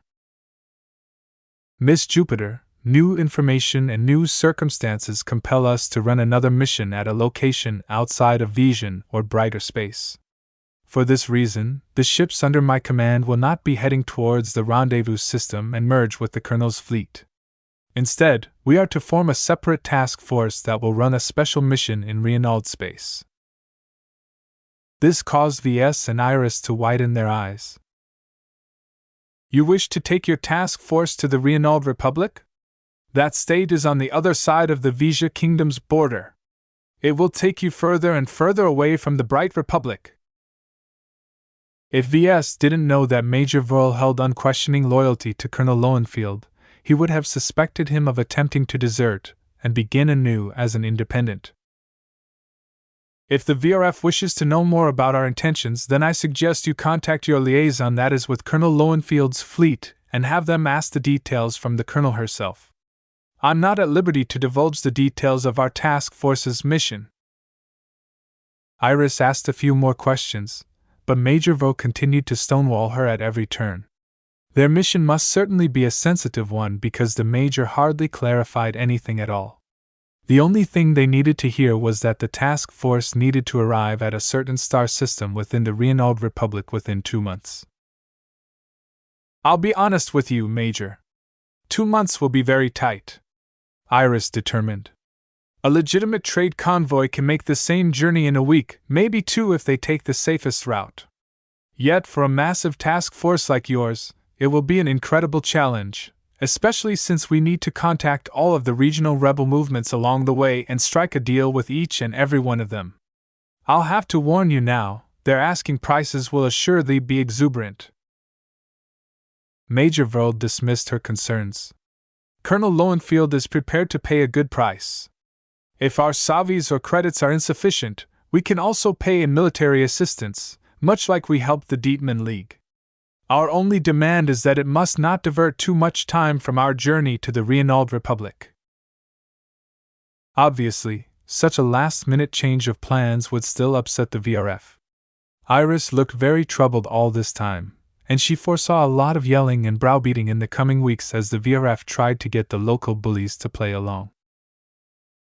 Still, from what she heard, Colonel Lowenfield would absolutely make it worthwhile for them to facilitate the task force's sudden journey. On account of the Colonel, the VRF may probably agree to your request, but I may not be sure. I am only a liaison, you see. I understand, miss. After that, the Major finally turned to other man in the room. Somehow, VS felt as if a lot of trouble was about to land in his lap as well. Chapter 498 Resourceful. Major Verl went through rough times the past week. Not only did he shoulder responsibility for the Vandal detachment responsible for attacking Dietmar 4, he also had to continue to play the shepherd for a couple of months more. The operation on Dietmar 4 already proved to be a harrowing ordeal for Verl and his subordinates. Not only did they lose at least 2 combat carriers, some of their other ships sustained substantial damage. That they could slip into FTL without hiccups was already a minor miracle. Around 40 ships of different shapes and sizes relied on his leadership. Each came with a crew ranging from dozens to hundreds. From the humblest cargo haulers to the largest logistics ships, they all pooled their efforts into supporting the upkeep of up to 1,000 active mechs.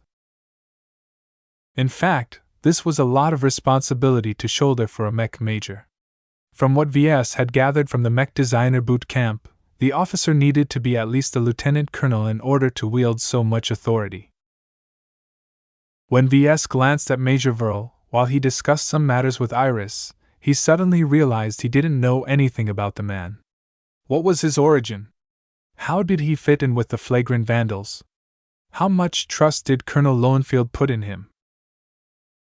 These questions became a lot more relevant as it seemed that VS would spend a lot of time under his wing.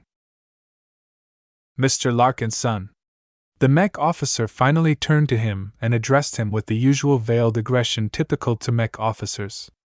I'm glad to see you've survived the stubby growler's untimely end. You're a lot tougher than you look. Ah, thank you, sir. The Major grinned a little. In fact, I'm quite impressed with your actions. I've read the reports about you and I can see you're different from the other mech designers. If I may ask, how so, sir? Verl seemed to be in a strange mood this time. VS could immediately tell that his valuation in the Major's eyes had undergone a large improvement. You're smart like the others, but that isn't enough to survive on the streets of Naren City by yourself.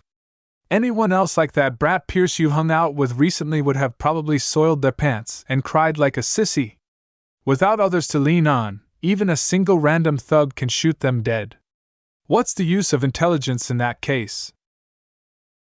Mech designers aren't trained to survive under those circumstances. VS replied simply.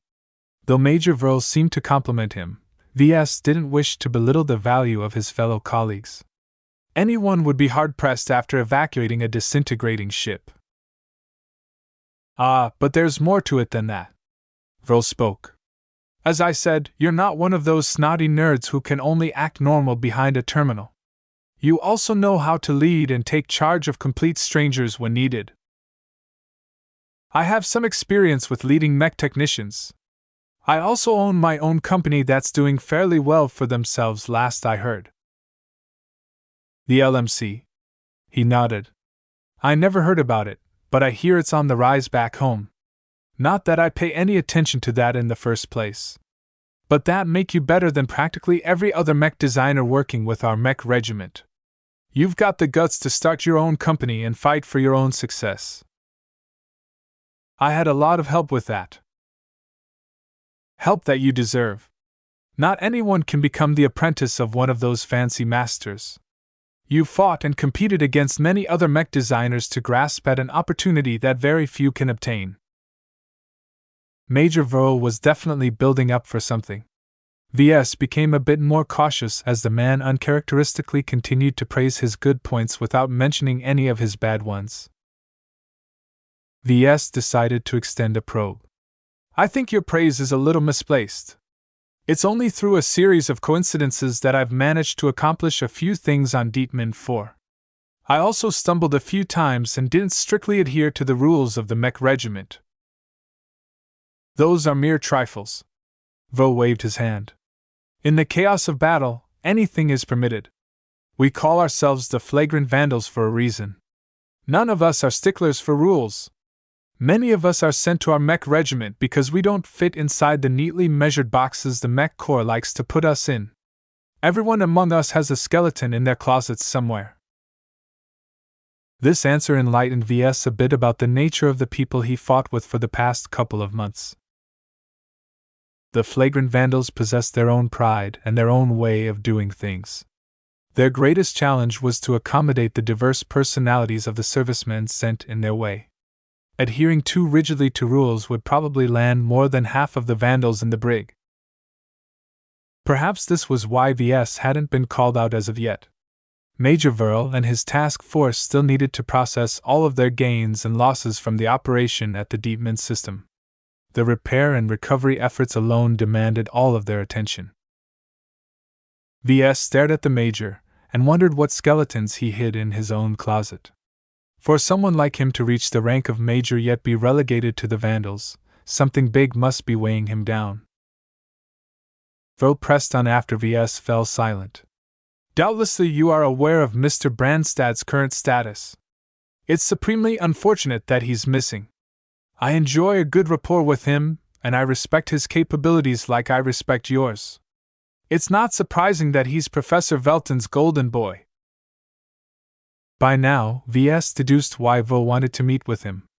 With the Vandal fleet split into two, the people who fell under the Major's new task force had to fend for themselves. VS quickly counted the mech designers attached to the task force and came to an unsettling conclusion. There are no other journeymen in the task force. Precisely. For various reasons, the Wolf Mother remains with Colonel Lowenfield's fleet. Professor Velton and two of the journeymen have also remained aboard the factory's ship.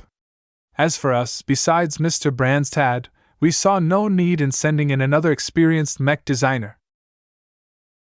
The role of higher-ranking mech designers did not feature very prominently in their planning. Even though they split their fleet assets fairly evenly, the Vandals kept most of their mech design prowess in the main fleet.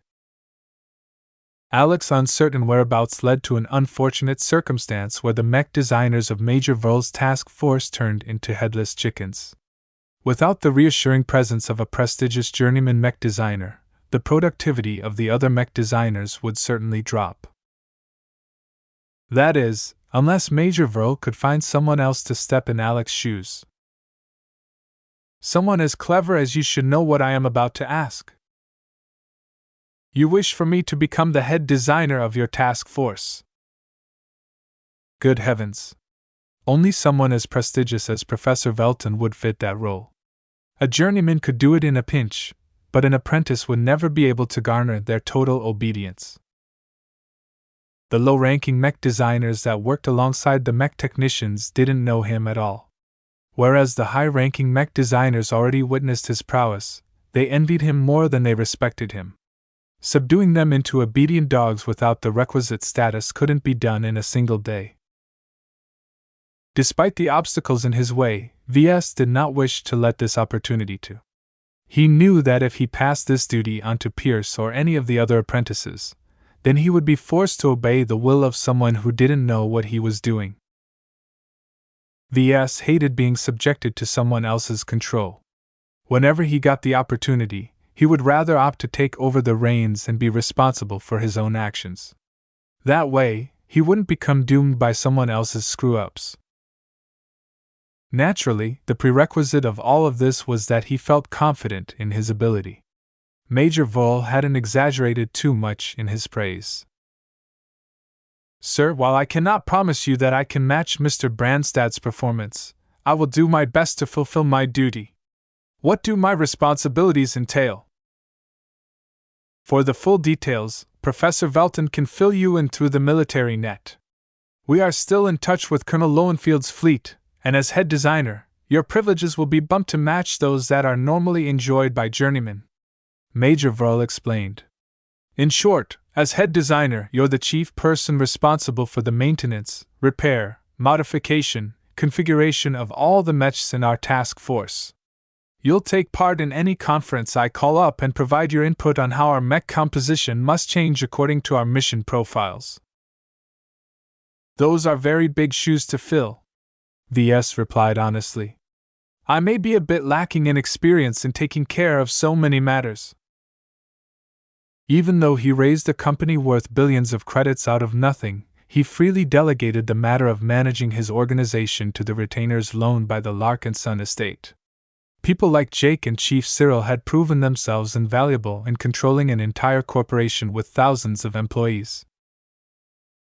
Maybe Major Verl noticed the reason of his apprehension. You have to deal with your obligations regardless of whether you are confident or not. The galaxy will not wait until you sum up the courage to do your job. Besides, being a head designer is no different from any leadership position. The key is to recognize capable people and fob off as much work you think they are capable of performing. In other words, VS should seek to delegate his responsibilities instead of performing them by himself.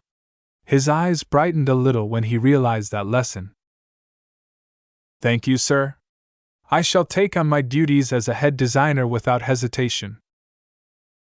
After that, the Major passed him a data pad which held a few documents that confirmed his temporary elevation in writing.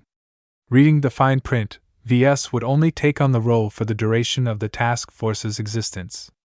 Once the task force disbanded or another journeyman aligned with the Vandals came along, VS would have to relinquish all of his privileges and responsibilities. After the change became official, Verl threw out another question. Can you guess what we prize the most among our Mech regiment? VS threw a guess. Loyalty? That's a given, but that's not the word I have in mind. It's resourcefulness. Is it because we work under less than ideal circumstances? Are you aware of our financial situation? I've heard some stories, sir. It's truly as bad as you hear. We're cut off the Mech Corps and have to manage on our own. Many Mech regiments would succumb under such circumstances. In fact, we almost became insolvent ourselves. Only after Colonel Lowenfield arrived did we take a turn for the better. We were already fairly resourceful back then, but the Colonel taught us that we had a long way to go.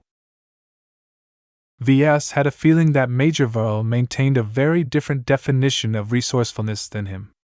Can you elaborate on what kind of resourcefulness you'd like to see from me? Nothing different from what you've already shown. The Major gestured to him. While you display just enough intelligence, experience, and initiative to substitute for Mr. Brand's Tad, there is one quality where you are more superior than him, and that's resourcefulness. But I'm still unclear on what kind of resourcefulness you are looking for. How should I discharge my duties? The Mech officer leaned forward on the conference table. What I'm interested in is getting things done. Putting it simply, when you face a difficulty, you don't give up or come crying to a more competent Mech designer. Instead, you tackle it head on, and when you can't figure out a conventional solution, you aren't afraid to bend some rules and get things done through a different method. VS understood the Major now. The flagrant Vandals already worked under suboptimal circumstances compared to properly funded Mech regiments. Now, they also got split up from the main fleet, while they just completed a major operation. The task force had to work with less while doing more. Someone who only thought in straight lines wasn't suitable for the job. To keep the mechs of the task force together, the head designer needed to be a go-getter whose head was filled with crooked lines. VS didn't know whether that was a good thing or bad thing. Chapter 499 Head Designer. At the end of the meeting where Verl thrust a new job onto VS, Iris clapped his back with her slender hand and smiled. I'm sure you're up to the task, VS. The blonde encouraged him. No one else among the design team is as capable as you, whether we're talking about design prowess or leadership ability. How do you know that? He asked, feeling a bit suspicious for some reason. I've seen how you work. When you're with the design teams, the work you do is head and shoulders above the other apprentices. When you're working with the Mech technicians, you have this air around you that compels them to listen to you. These instances alone prove Major Verl's point. There's no one better among the task force that can play the role that a head designer needs to perform. VS shook his head and rested it on his palm. Not you too. Not that I appreciate the compliments, but you are putting an awful lot of faith in me. I barely know what a head designer is supposed to be doing. Then maybe you should ask the professor if she isn't calling you yet. Great idea. Can you tell me how it's done with the VRF? Iris furrowed her brows. Not really. We do things differently. I can tell you outright that we aren't facing as much financial pressure. Savis and resources flow from our hands all the time in order to facilitate trade between the regional rebel movements. Instead, we grapple mostly with ensuring the loyalty of our external members. VS could see why the VRF struggled so much with such an issue.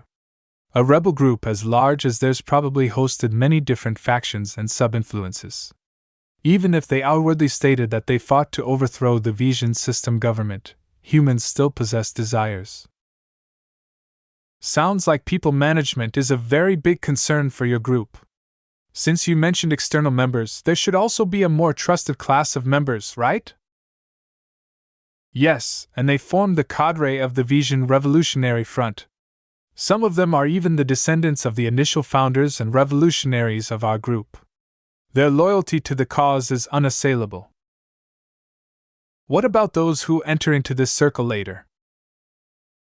Oh, their loyalty is ironclad. Iris grinned in a self-confident manner. There is no way they can become an internal member without proving their dedication. We may not be able to match our enemy's military prowess, but when it comes maintaining unity, the nobles can't compare to us. Obviously, a rebel movement that continued to be a thorn in the side of the Vision nobles for decades possessed quite a few means. Any other rebel group as large and prosperous as theirs would have fallen apart due to treachery and greed. As VS and Iris stepped out of the conference room, the guest designer freely revealed some of their inner workings. Overthrowing the feudal system is always a long-term effort in our eyes. The kingdom has stood for hundreds of years and the institutional belief in the system is difficult to shape. Only by ceaselessly laying the groundwork and waiting for the right opportunities do we stand a chance at destroying the perverse system of inheriting the right to rule. You sound really passionate about it.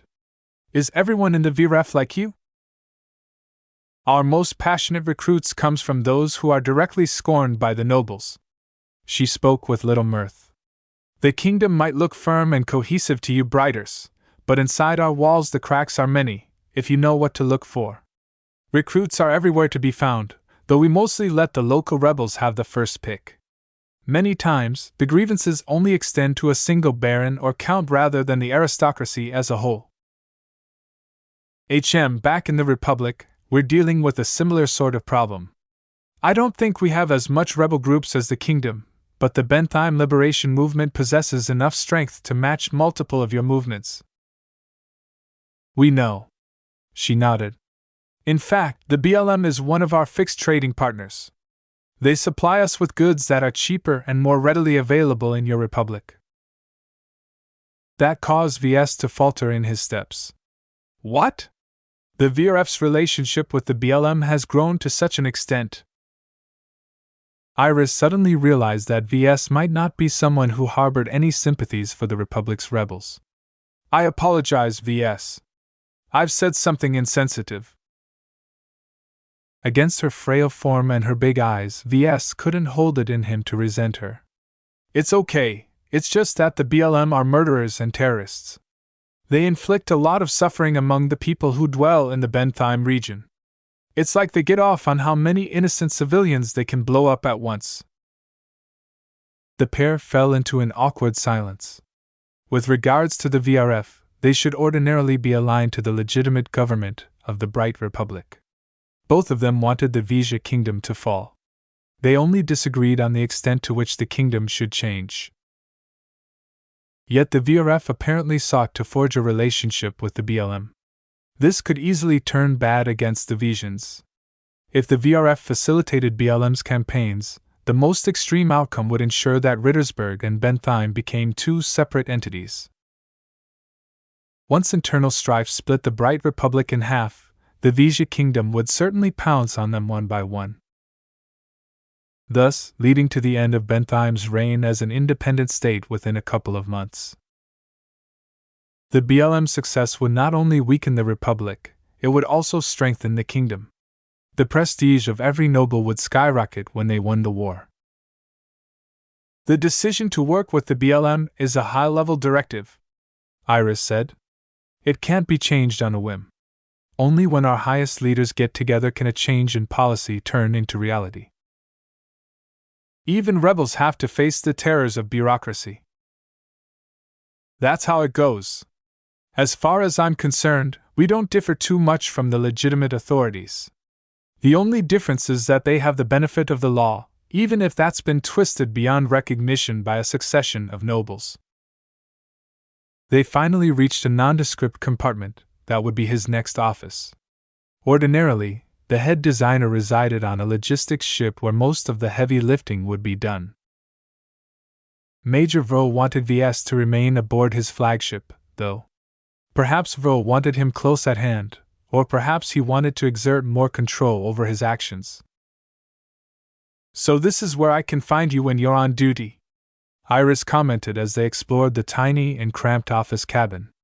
It was barely larger than his sleeping cabin, and contained nothing that could facilitate the work of a head designer. In fact, the office was completely empty. Looks like the first thing I need to do is head down to the Shield of Hispaina's workshop and fabricate my own furniture. Iris crossed her arms and frowned at him. Didn't you listen to Major Vaux? Don't try to do everything yourself. Fabricating furniture is such a brain-dead job that any novice mech designer can do in their sleep. Hell, they could even leave the work to a mech technician.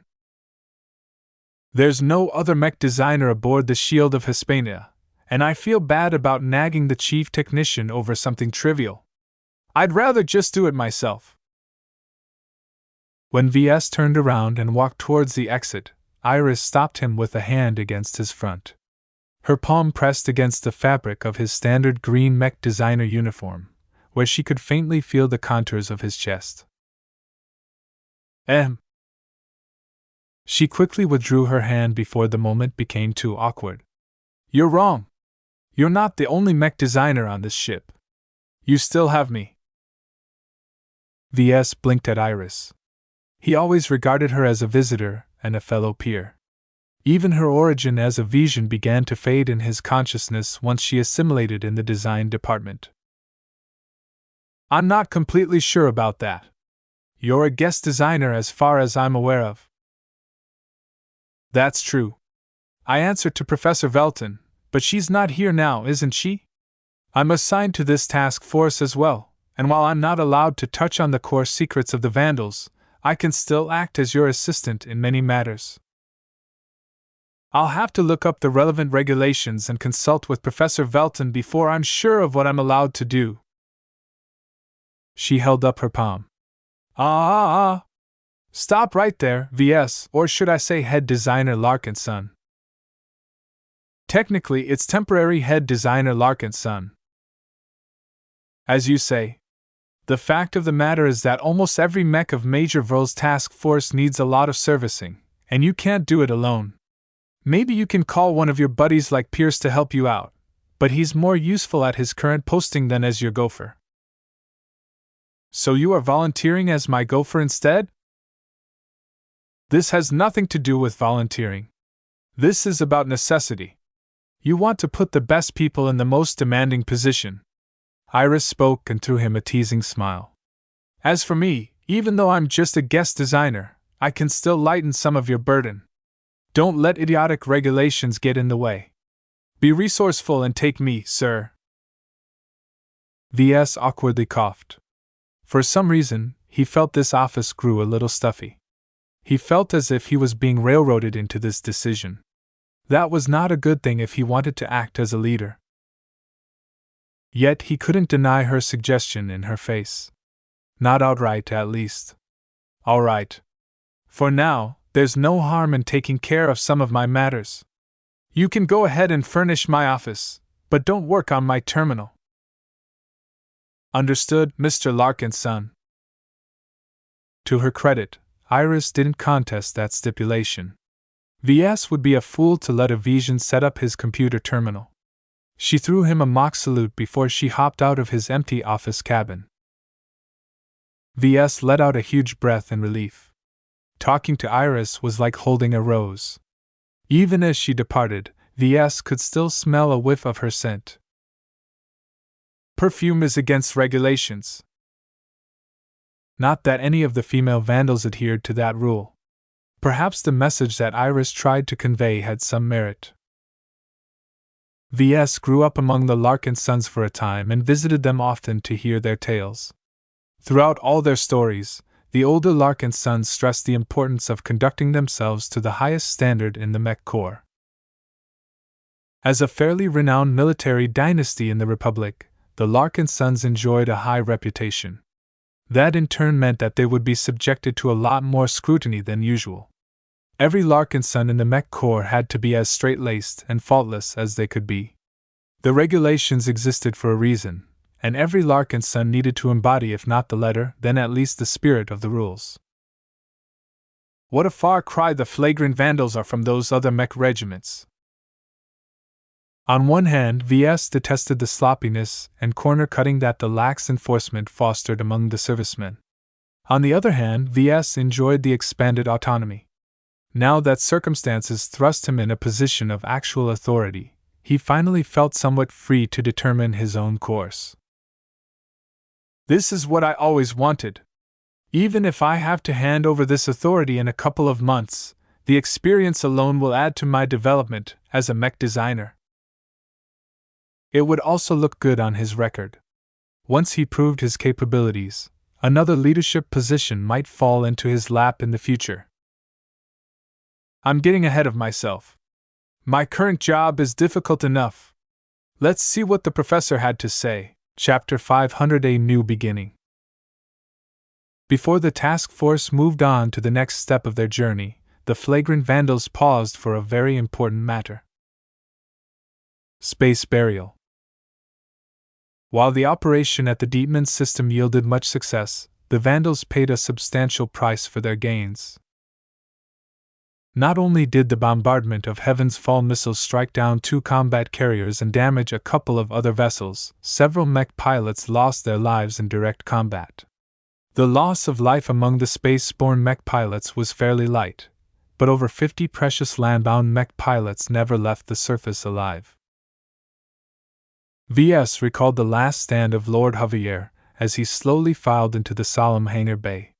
The scion of House Amodris lashed out without mercy, often choosing to slay the pilots inside the Vandal mechs. Such ruthlessness happened frequently on the battlefield.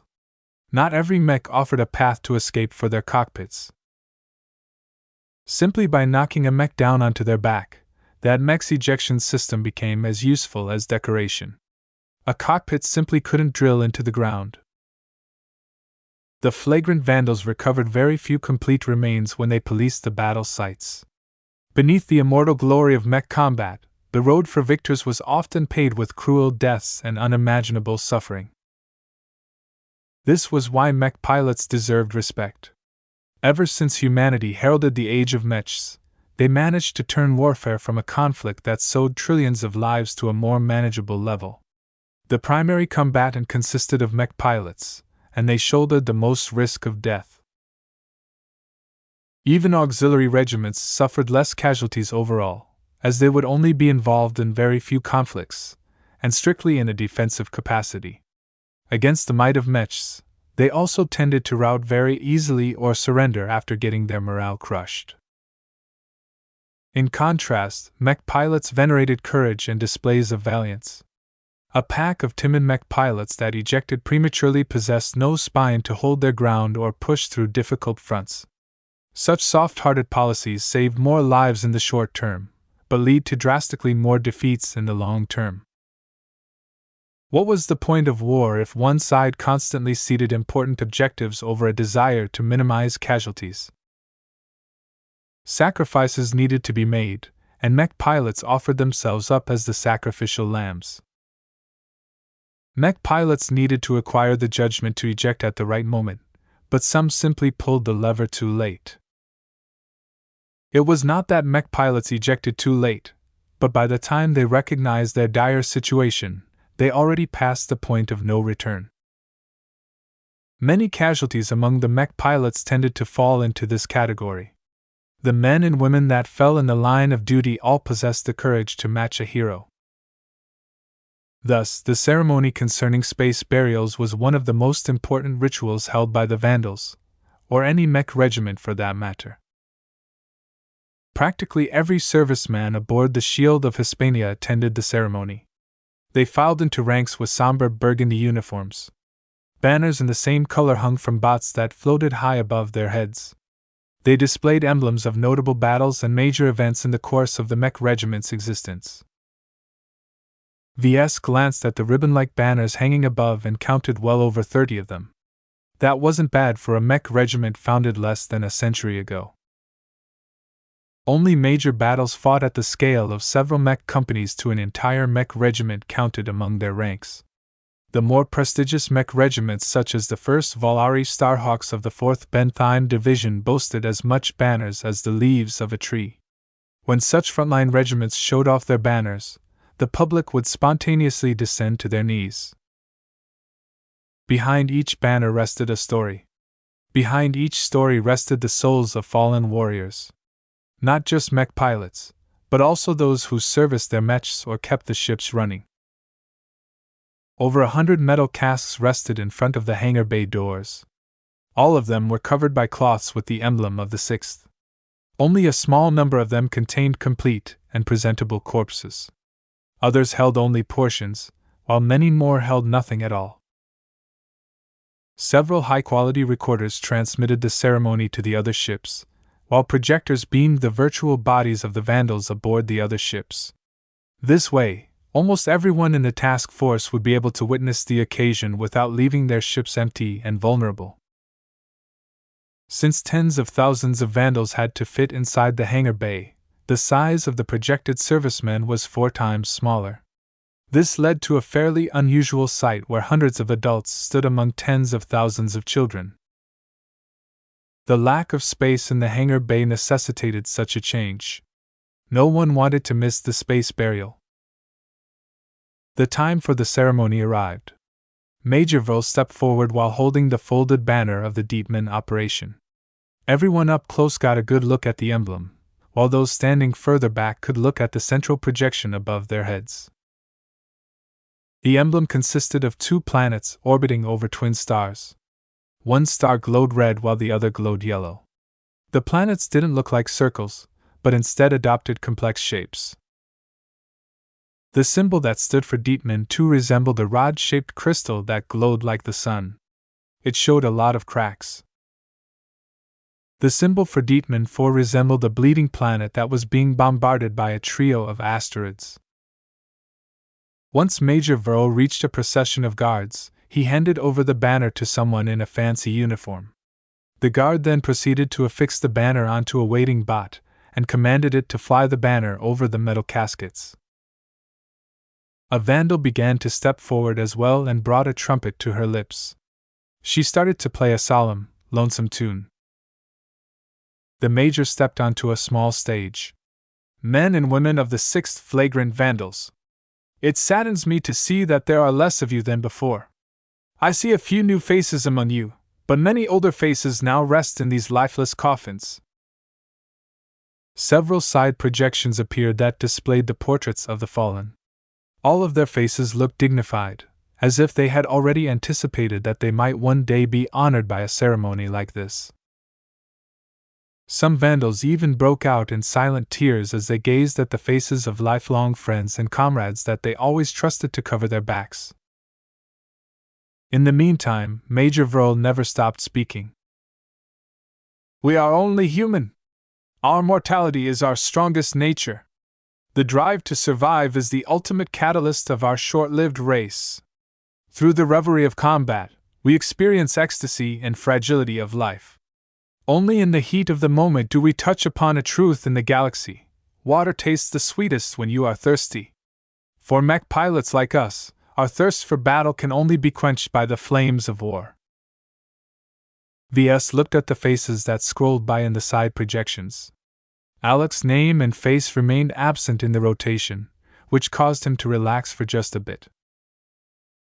That did not mean that chances were high that Alec managed to survive. His status was ambiguous, and would continue to be marked as such for several more years even if he never showed his face again. Some part of VS believed that Alec deserved a place among the fallen. He hated himself for thinking that way, and suppressed the thought immediately. We call ourselves the Flagrant Vandals with pride. Do you know why? Because we laugh at the face of death. If the endless embrace of the unknown wishes to drag us in their depths, we will not cry in despair, but fight its grasp with smiles on our faces. That is what a Vandal ought to do. A thrum of pride and acceptance swept throughout the crowd.